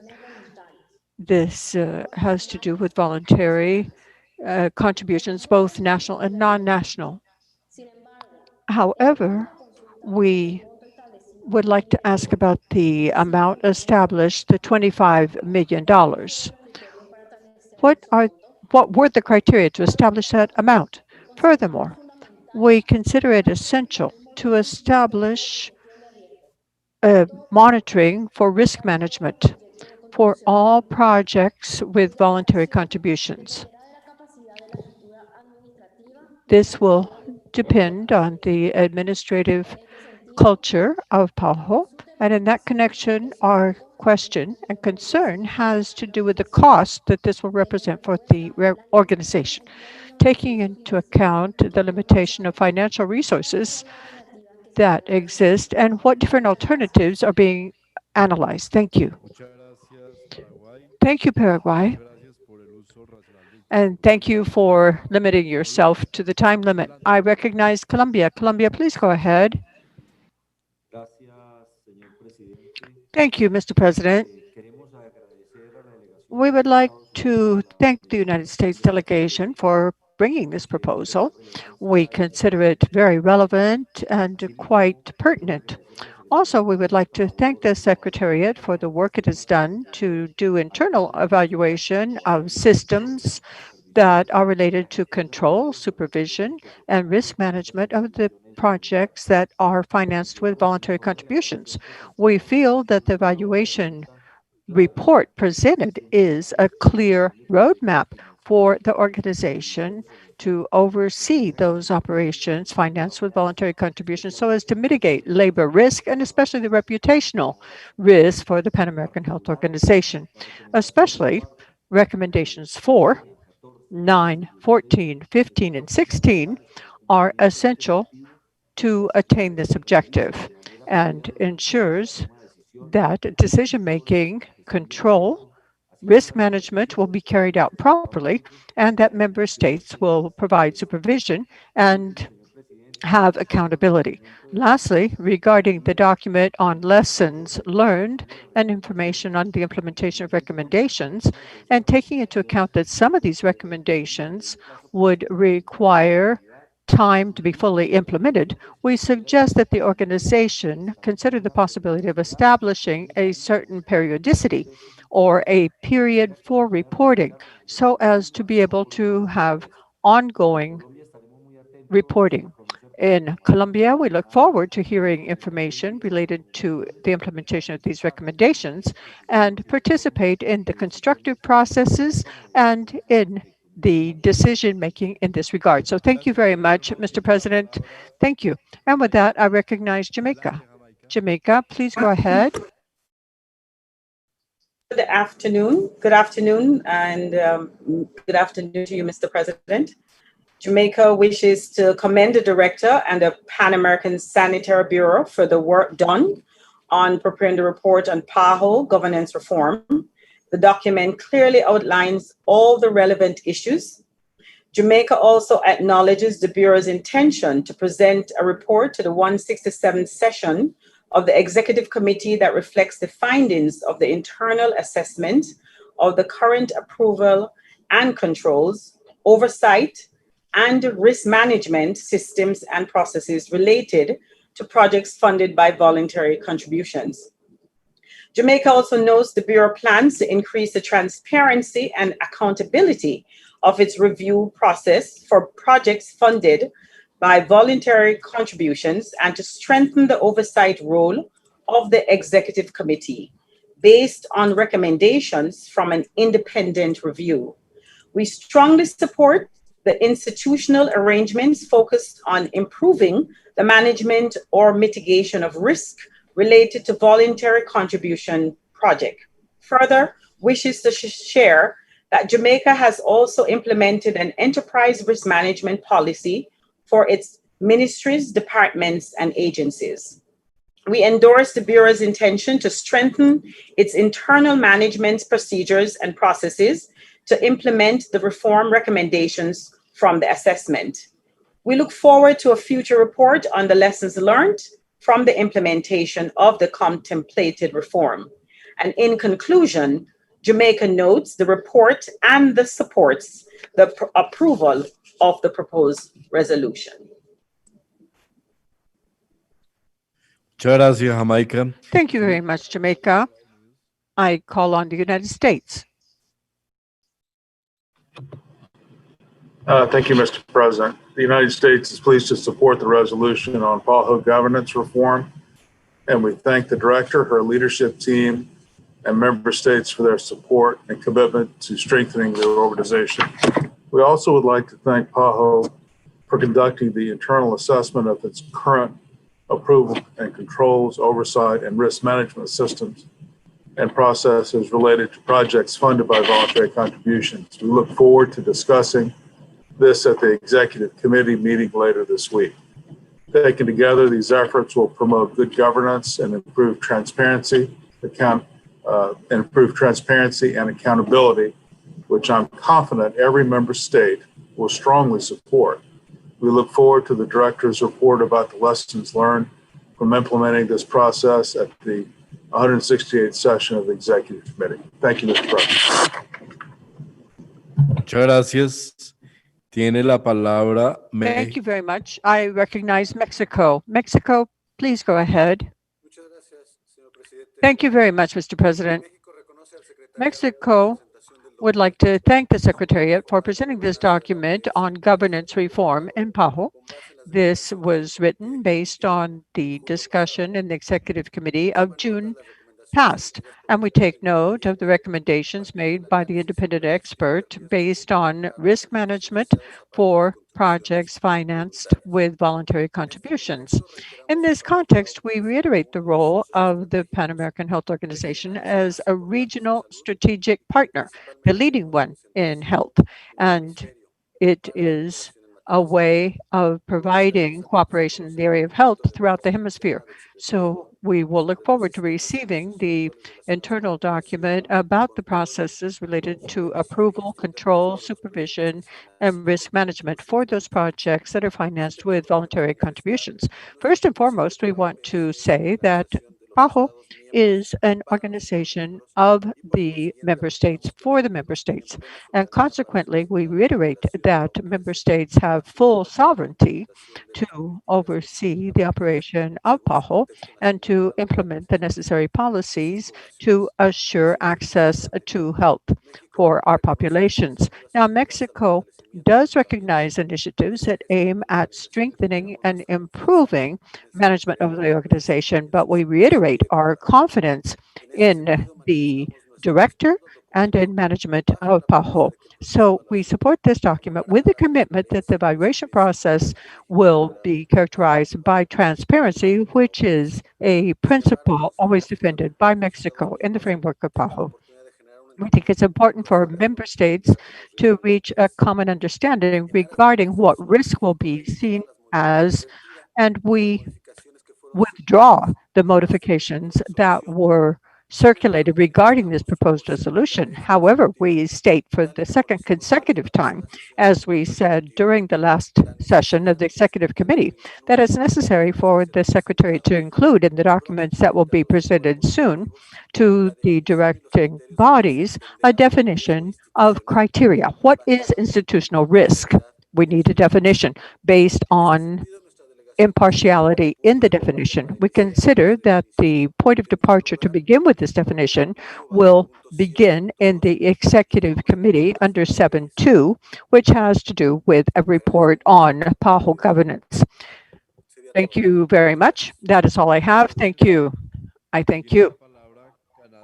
I now recognize Canada.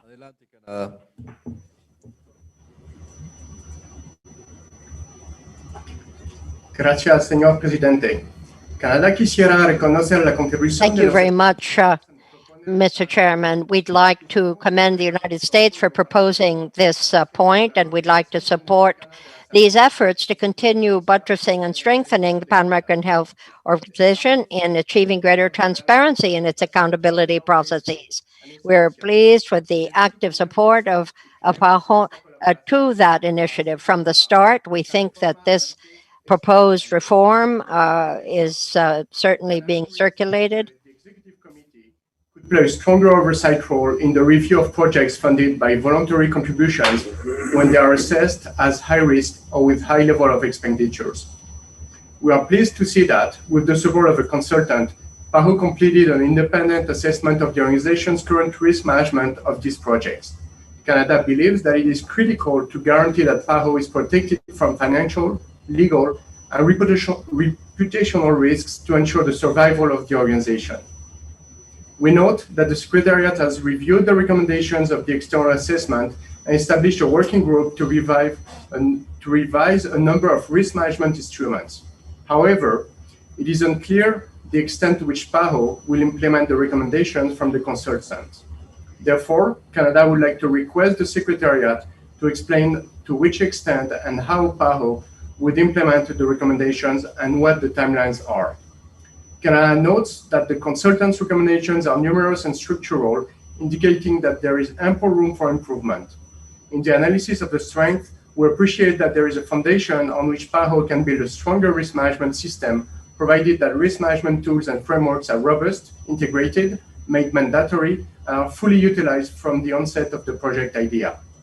We are pleased to see that the recommendations reflect a great number of the concerns that Canada raised at the Executive Committee in June. We would like to echo the consultants' concern regarding the lack of policies on national voluntary contributions, which are critical to provide proper safeguards against, for example, potential conflict of interest, since donor and recipients are the same. Canada is pleased that the consultant highlighted the risk associated with large magnitude projects funded by national voluntary contributions. We understand that PAHO can support countries in faster implementation of ongoing government programs, particularly in crisis situations. However, PAHO should have criteria to determine whether PAHO's value added to the projects justify the use of PAHO's resources and the risks exposure. Also, governing bodies should be regularly informed on the risks associated with those projects. We also note that there is room for improvement in regards to staff hotlines and whistleblower protections, since the culture of the organization appears not to have evolved enough to make all staff willing and able all the time to speak up when they became aware of unidentified risks. There is also room for improvement in the legal department's involvement in the control and oversight of projects funded with voluntary contributions. Canada considers critical the meaningful and timely involvement of the legal counsel in critical steps of the project from design to implementation, as well as in the early identification of risks to inform decision making. Given the disparities in project management capacity across the organization, the recommendation from the consultant to centralize the expertise by re-establishing a project support unit should be explored. Finally, Canada will be following the implementation of this reform closely, and we look forward to reviewing progress reports and lessons learned. We do support the proposed resolution. Thank you very much, Mr. President, for your patience. Gracias, Canadá. Tiene la palabra Brasil. Thank you, Canada. I recognize Brazil. Thank you very much. Brazil has the floor. Please go ahead, Brazil.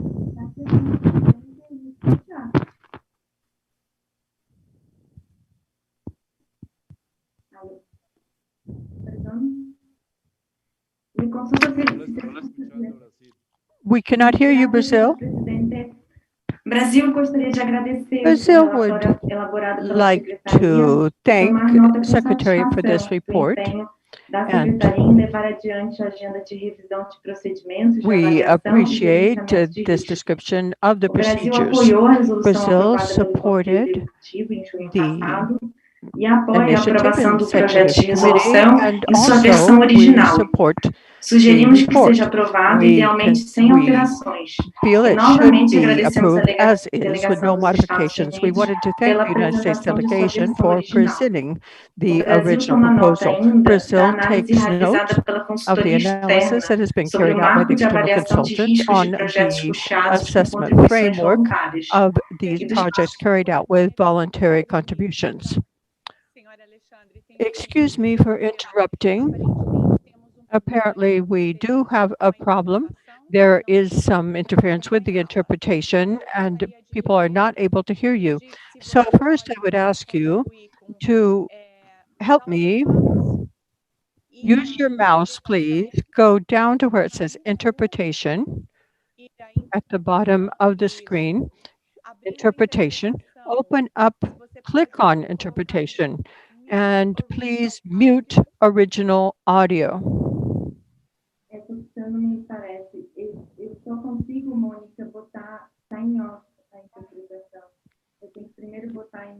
She's saying it is off. Interpretation is off, she said. Mute original audio. That is the last line.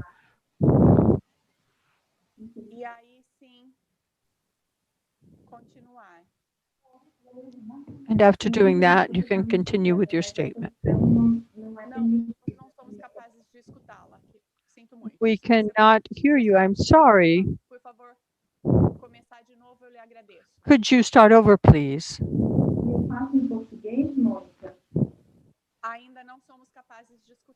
We cannot hear you properly.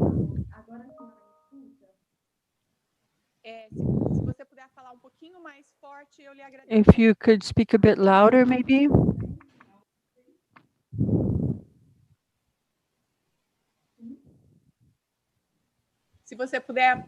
Se a senhora puder, por favor, recomeçar e falar pouco mais forte, eu lhe agradeço. Sim, muito obrigada. Desculpa pela falha técnica novamente. Thank you very much, and I'm sorry about the technical difficulties.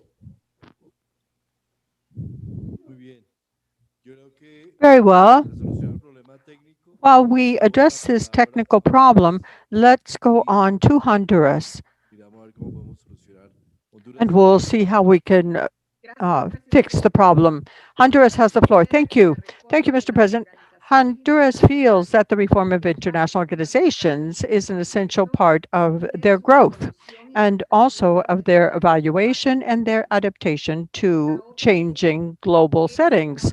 PAHO is the international public health organization that's the oldest in the world. It will be in December 118 years old. And that is something that can only be accomplished thanks to resilience and the ability to adapt.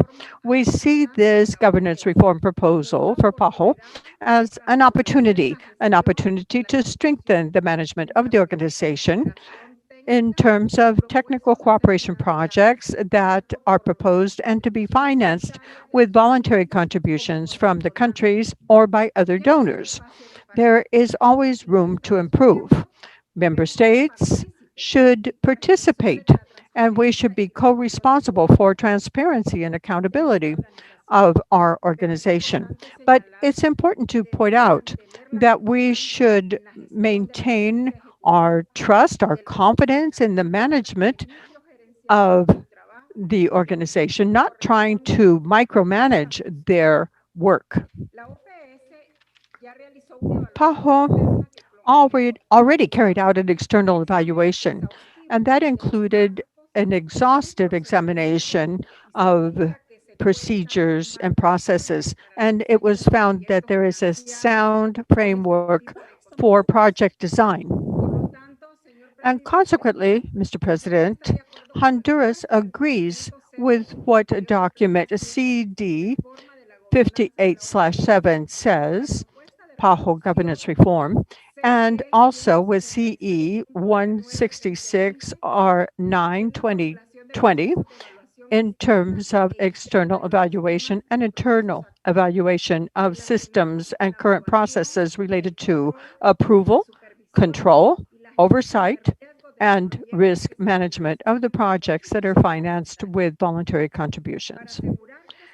To make certain that decision-making is carried out properly and to mitigate institutional risk, as well as supervision on the part of member states and accountability to the organization's members. All of this is part of our response to this point. Thank you.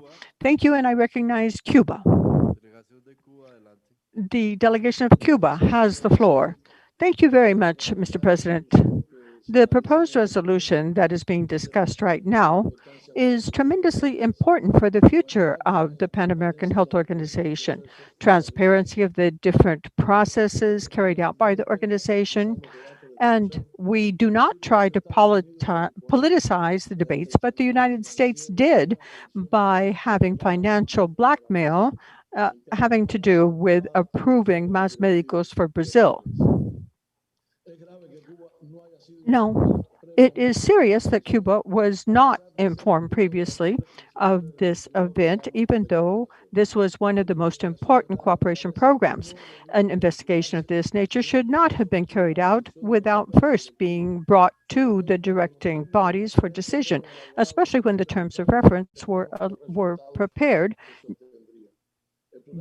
judging in advance the results that would be obtained. Now, between 2013 and 2018, Brazil asked Cuba to provide care to more than 100,000 patients, and also we helped them improve their health indicators. Now, these are legitimate concerns to be discussed in PAHO. The international voice of people from our sector should be heard. Our cooperation does not involve human trafficking. That is something worth condemning, but it is important that there be international agreement.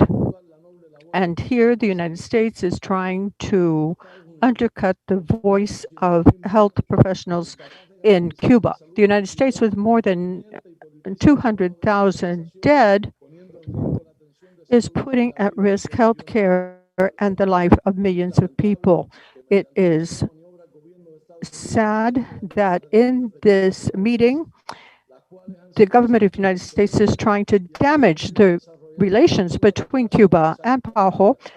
Our relationship has always been excellent, and we have tried to contribute both bi and multilaterally. We hope that this governance reform will improve the governments of PAHO and especially avoid the repetition of situations like the one that I am presently denouncing. Thank you. I thank the delegate of Cuba, and with that, we can give the floor to Mr. Anderson for Mr. Anderson to respond to these comments. Mr. Anderson, you have the floor. Oh, I'm sorry. I'm sorry. I skipped Chile. I'm sorry. We have to hear first from Chile, and then we will go back to Brazil for Brazil to finish its statement. Chile, go ahead. Thank you. Regarding, well, first of all, Chile appreciates the work done by the Executive Committee and its effort to avoid the risks that are associated with financing projects that have voluntary contributions. We appreciate the quality of this document. It leads us to reflect on the needs to establish harmonious procedures and common ways to process these projects. It is important that we support the recommendations in the report, and we agree with the time horizon that is given. However, as Kenneth just said, in reading the document, we do not see how the implementation will be done. We agree that we have to have risk standards, but we feel that we do not need to justify the type of criterion, but we need to have obligatory involvement of some entities that is described in the observations. Now, our populations are casting a critical eye to the function of international organizations, and an initiative like this is a safeguard, and it protects the most valuable thing that any organization can have, its reputation. So we support the resolution. Thank you, Mr. President. Thank you, Chile. With that, I go back to Brazil, so Brazil can conclude her statement. Brazil, please go ahead.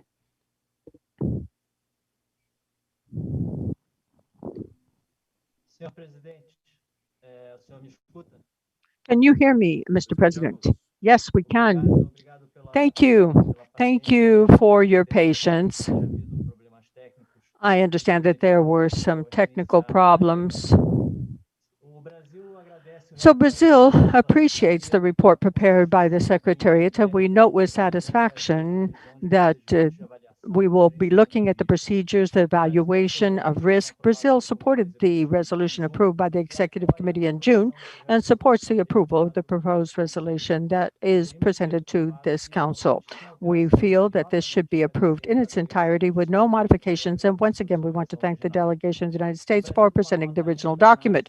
Brazil takes note of the analysis made by the external consultant on the framework for risk evaluation in projects financed with voluntary contributions and the prudent steps taken by the Secretariat in terms of implementing part of the recommendations. The content of the analysis can be improved, and this with external consultants, but that cannot automatically be applied by the Secretariat.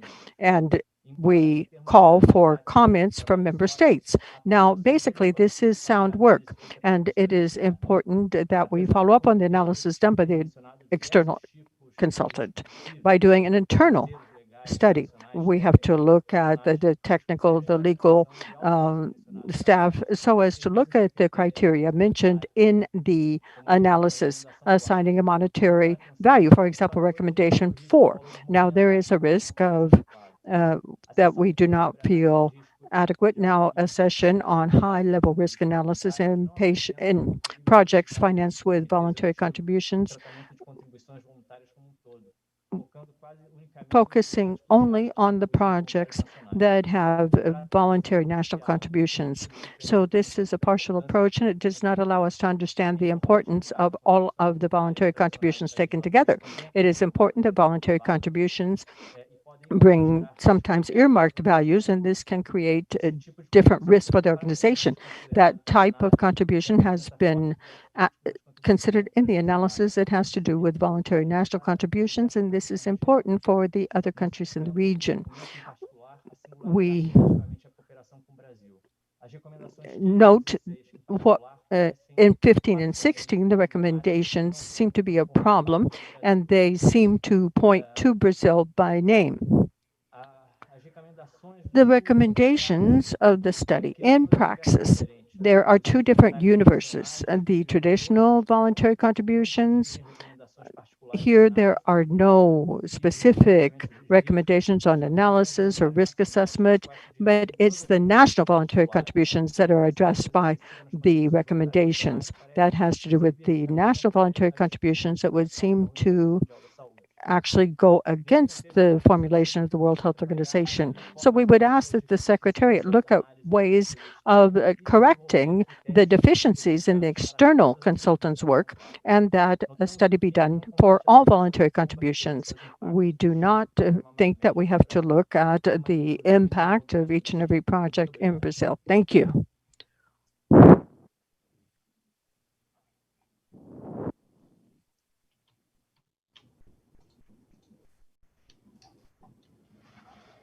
Brasil, gracias. No vemos ningún otro país que haya solicitado la palabra, por lo tanto. Thank you very much, Brazil. There is no further request for the floor, so Mr. Anderson, please go ahead and comment.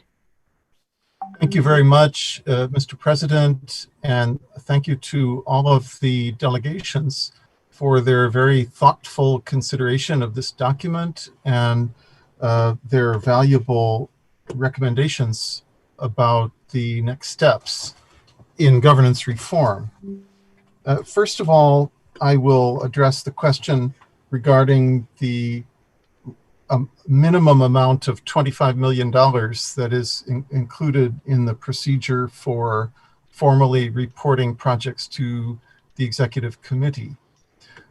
That number emerged during the June Executive Committee meeting in discussion among the member states on the original proposal that was prepared by the United States, as Brazil noted in their intervention just now.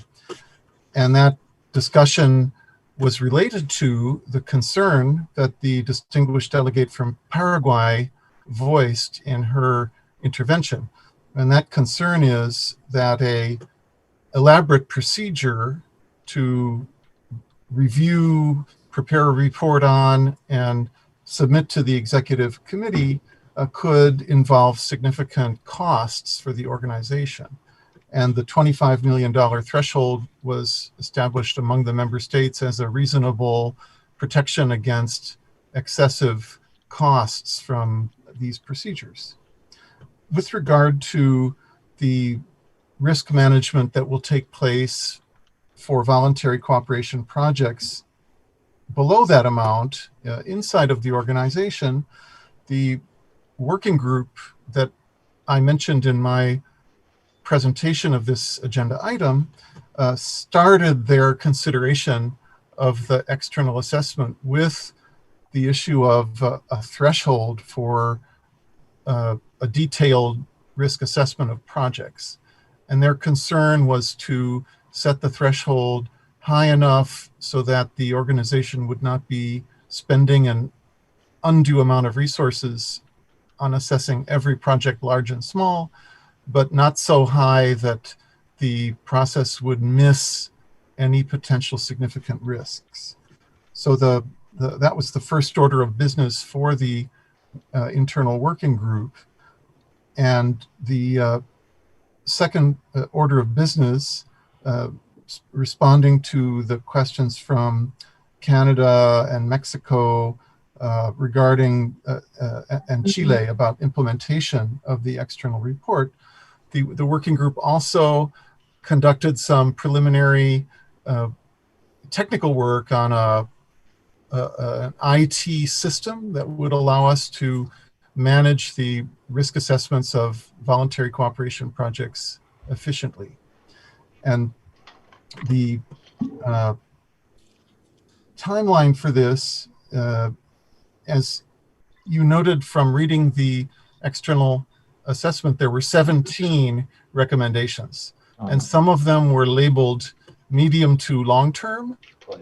Some of them were labeled short term.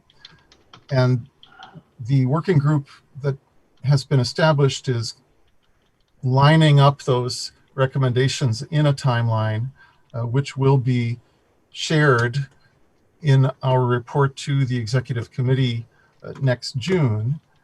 But it will start by establishing criteria for risk management of proposals and implementing a consistent IT process to make sure that the legal advisor, the risk management advisor, and all of the other key officials in the organization are involved early in the process of considering new proposals, as several of the delegations have recommended.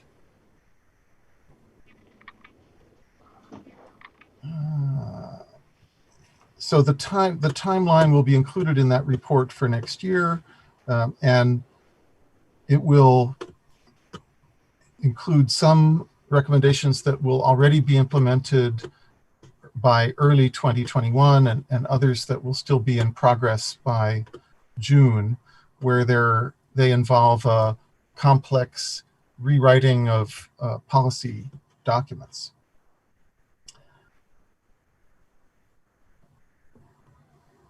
So with that, I conclude my responses, and thank you again for all of the comments, which we have duly noted and will consider as the PAHO Internal Working Group proceeds with the implementation of the recommendations. Thank you, Mr. President. Gracias, señor Anderson. Thank you very much, Mr. Anderson, for those comments. I offer the floor to Haiti. Haiti, please. You have the floor, Haiti.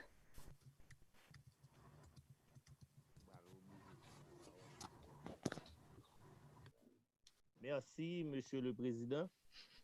Thank you very much, Mr. Chairman. We take good note of this report on the reform of governance. The idea is to heighten the vigilance by the organization of voluntary contributions in order to ensure that the decision-making process that controls and risk management are heightened, as well as appropriate accountability vis-à-vis all member states. Today, perhaps more than ever, we need very solid partnership that is based on transparency, on solid data, on timely input as regards good governance. So Haiti very much backs the annexed proposed resolution that seeks to mitigate all kinds of institutional risk, including financial, legal, operational, technical, and reputational. We also thank the director of the Bureau for the procedures that have already been launched in order to heighten good governance, transparency, and accountability throughout the organization. I thank you kindly for your attention. Thank you very much, Haiti.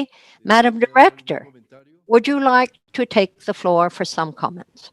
Certainly, Mr. President. The Secretariat welcomes the proposed governance reforms to enhance accountability and transparency and risk management in the organization as it relates to voluntary contribution and national voluntary contributions. We certainly acknowledge that this is a member states organization and that member states have full sovereignty in governing its organization. We ourselves state that repeatedly. So, however, I would not like member states to leave here this afternoon thinking that the organization has not spent time and resources in ensuring that we do have mechanisms in place for accountability and transparency.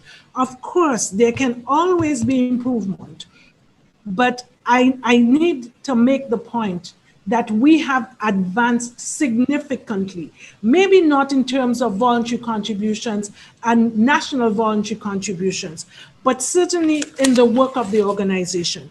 And I know the time, but I want to be able to list some of those. And our accountability is demonstrated in the annual report of the director, in the final reports of governing bodies, documents, and plans of action, in member states' engagement in the strategic plan and the development, its assessment, and the program budget biennial assessments. That doesn't happen in any other WHO organization. The report of the audit committee, the report of the external auditors, the reports of the internal auditors, the reports of the investigations office, the financial report of the director, an enhanced enterprise risk management system.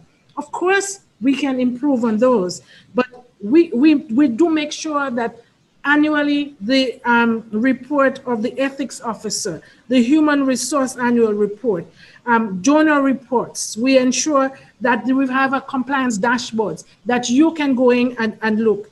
We have had independent evaluations. Our PMIS has also ensured that a certain level and heightened level of transparency and accountability. Certainly, these are a few of the areas that we have improved significantly over the past years. And I do look forward to presenting you with a plan of action to respond to the recommendations of the external consultant. And I assure you that the executive management will keep this in mind and will bring oversight to both the planning and the implementation of this and make sure that you are presented with this. I also would like to make a comment with regards to Cuba. Let me tell you that the work that is ongoing now, it's an administrative review of the work of PAHO. It is not an audit of PAHO or of any member states governing bodies, of any member states. And because of that, the governing body's approval was not required. Nonetheless, I have endeavored to inform those countries that directly participated in the MICE Medicos program and sought advice from other member states.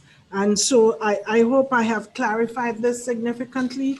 There are other issues that constrain the organization significantly and place really great pressure on the organization to take this route. But let me thank member states for their intervention this afternoon, and let me assure you that the director and executive managers of PAHO want this organization to be the most transparent and the most accountable organization throughout not just Latin America or the Americas, throughout the world. We want to be the premier public health agency as far as this is concerned as well. So we welcome your partnership in doing this. Thank you.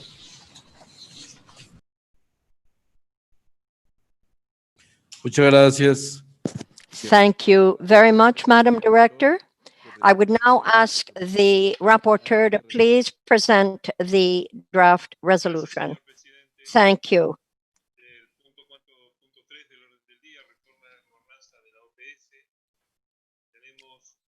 We have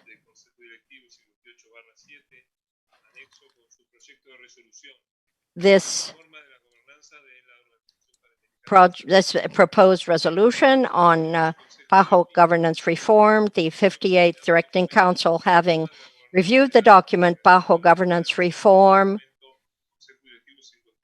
document of the Directing Council 58.7, that's PP1, PP2, recognizing the importance of further strengthening of PAHO management of technical cooperation projects funded by voluntary contributions so as to increase oversight and accountability to member states, and to protect the organization from institutional risks, including financial, legal, operational, technical, and reputational risks, resolves OP1 to thank the director of the Pan American Sanitary Bureau for the advances made and for the policies and procedures implemented to promote good governance, transparency, and accountability throughout the organization.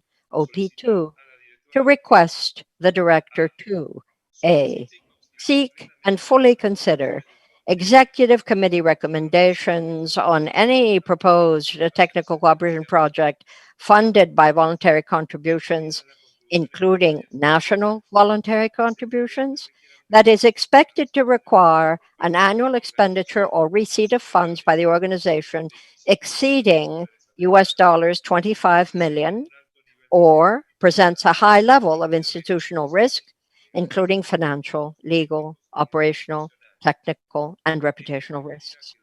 This will require that the director provides a synopsis to the executive committee, including a summary of the proposed project, its risk assessment results, and the results of its internal review process. B, prepare a document to be presented at the 168th session of the Pan American Health Organization Executive Committee in June of 2021, describing lessons learned from implementation of the above requests. Thank you, Mr. Chairman. I thank you, Rapporteur. I offer the floor to the plenary for any comments you may have with regard to the proposed resolution you have just heard.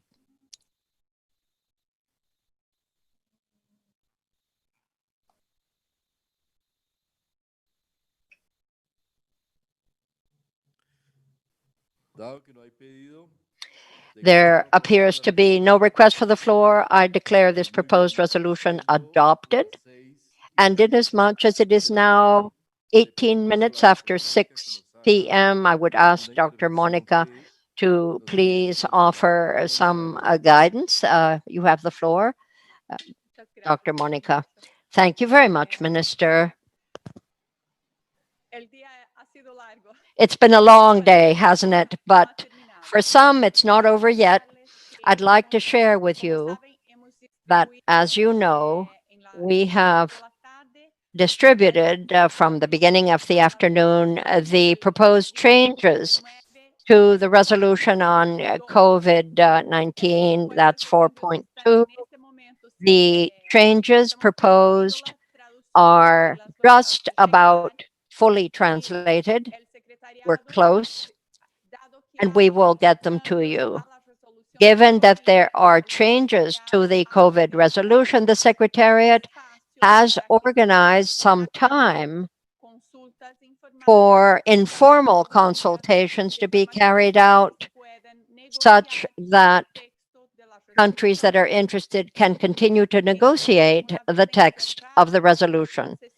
Now, once this official meeting of the Directing Council is adjourned for the day, we invite those countries who intend to participate in the negotiation on that resolution, please stay in this virtual forum because any debate or exchange on the same will take place here and now. We would then invite all other delegations to disconnect. Please bear in mind that this is an informal resolution debate by member states. So understand that participation here is limited exclusively to member states of PAHO. Thank you very much, Chair.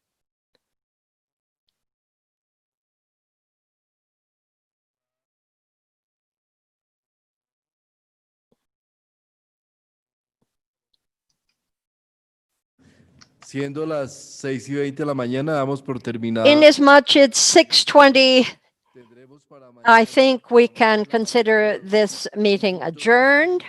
We will be looking at 5.8, 2.4, 7.1, 3.3, 6.1, and if there were time, we would tackle 4.4.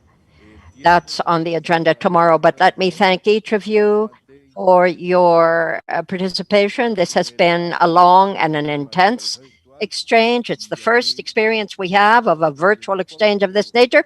I think we're all learning as we go, but I have a feeling it's been a pretty good meeting, pretty fruitful and a good exchange from my standpoint. I see Canada asking for the floor. You have the floor, Canada. Thank you very much, Mr. President, and apologies for coming in after your closing words. And I would like to thank Monica from the governing bodies for offering this time now for informal discussions. That being said, given the number, not a lot, but still the number of proposed amendments to the resolution on COVID-19, we fear that we do not have the proper time to consult internally with the lead program areas as necessary on some of those critical changes should we enter into discussion now. So we would like governing bodies to potentially consider carrying out this discussion tomorrow morning at the earliest. And I realize that it may mean a slight change in the schedule for tomorrow morning, but I would believe that that would be to the benefit of all member states to be able to consult broadly with either their capital or their lead program areas on that. So I put that to the audience for their consideration. Thank you very much, Mr. President.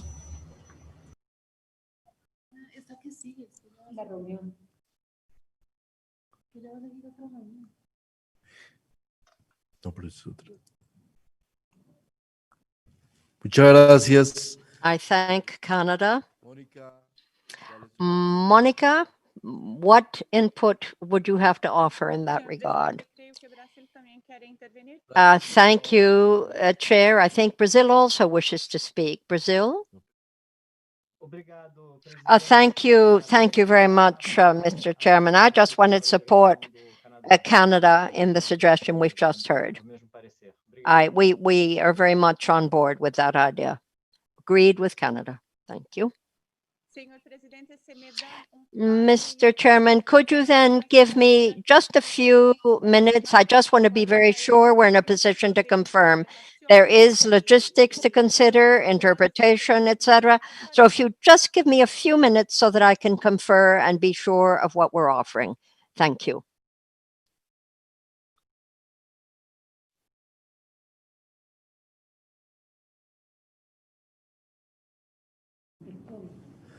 Brasil, por favor. Perdón.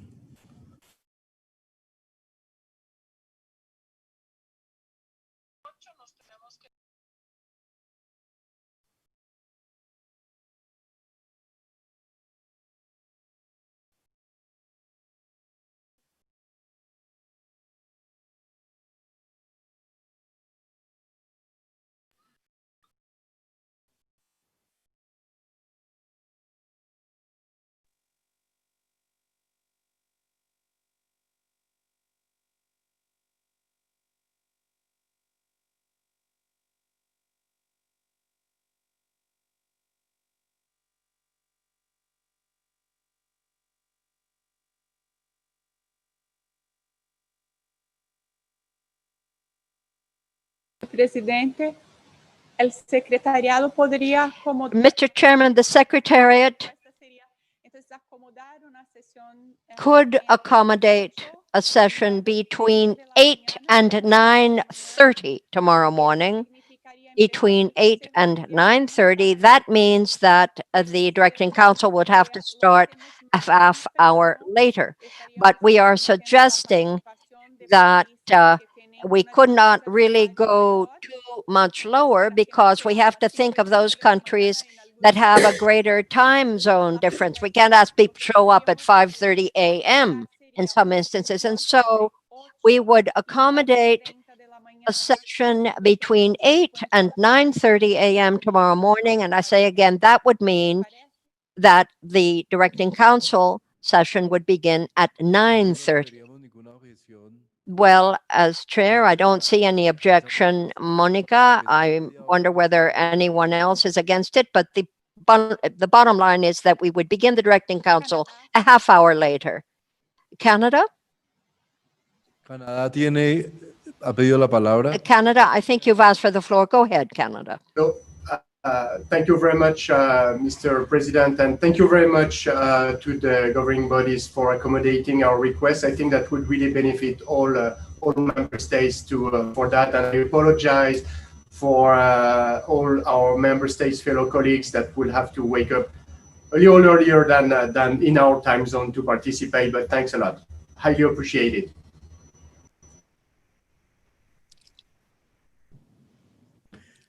Muy bien, entonces ha sido aceptado. Well then, it appears that proposal has been accepted, and it is agreed then that the Governing Council will start at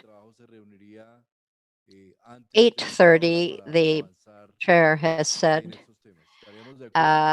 while there's a group meeting earlier. Is that the idea, Monica? Yes, Mr. Chairman. For everyone's benefit, could you please yet again go through the program for tomorrow morning? Well, we have it here. The program for tomorrow morning would be on 5.8, 4.2, 7.1, 3.3, and 6.1, to be realistic. Now, if perchance we end up with a little extra time, we'll move on with 4.4. That's the proposal. Well, given the time we find ourselves in, nearly 6:30, we thank you very, very much for your hard work today and avid participation, and we hope it bodes well for tomorrow throughout the process of the Directing Council. Thank you very much indeed to all participants, to all countries, for your very significant and enlightening input. 9:30 a.m. is the start time for the Governing Council tomorrow. Thank you. The meeting stands adjourned.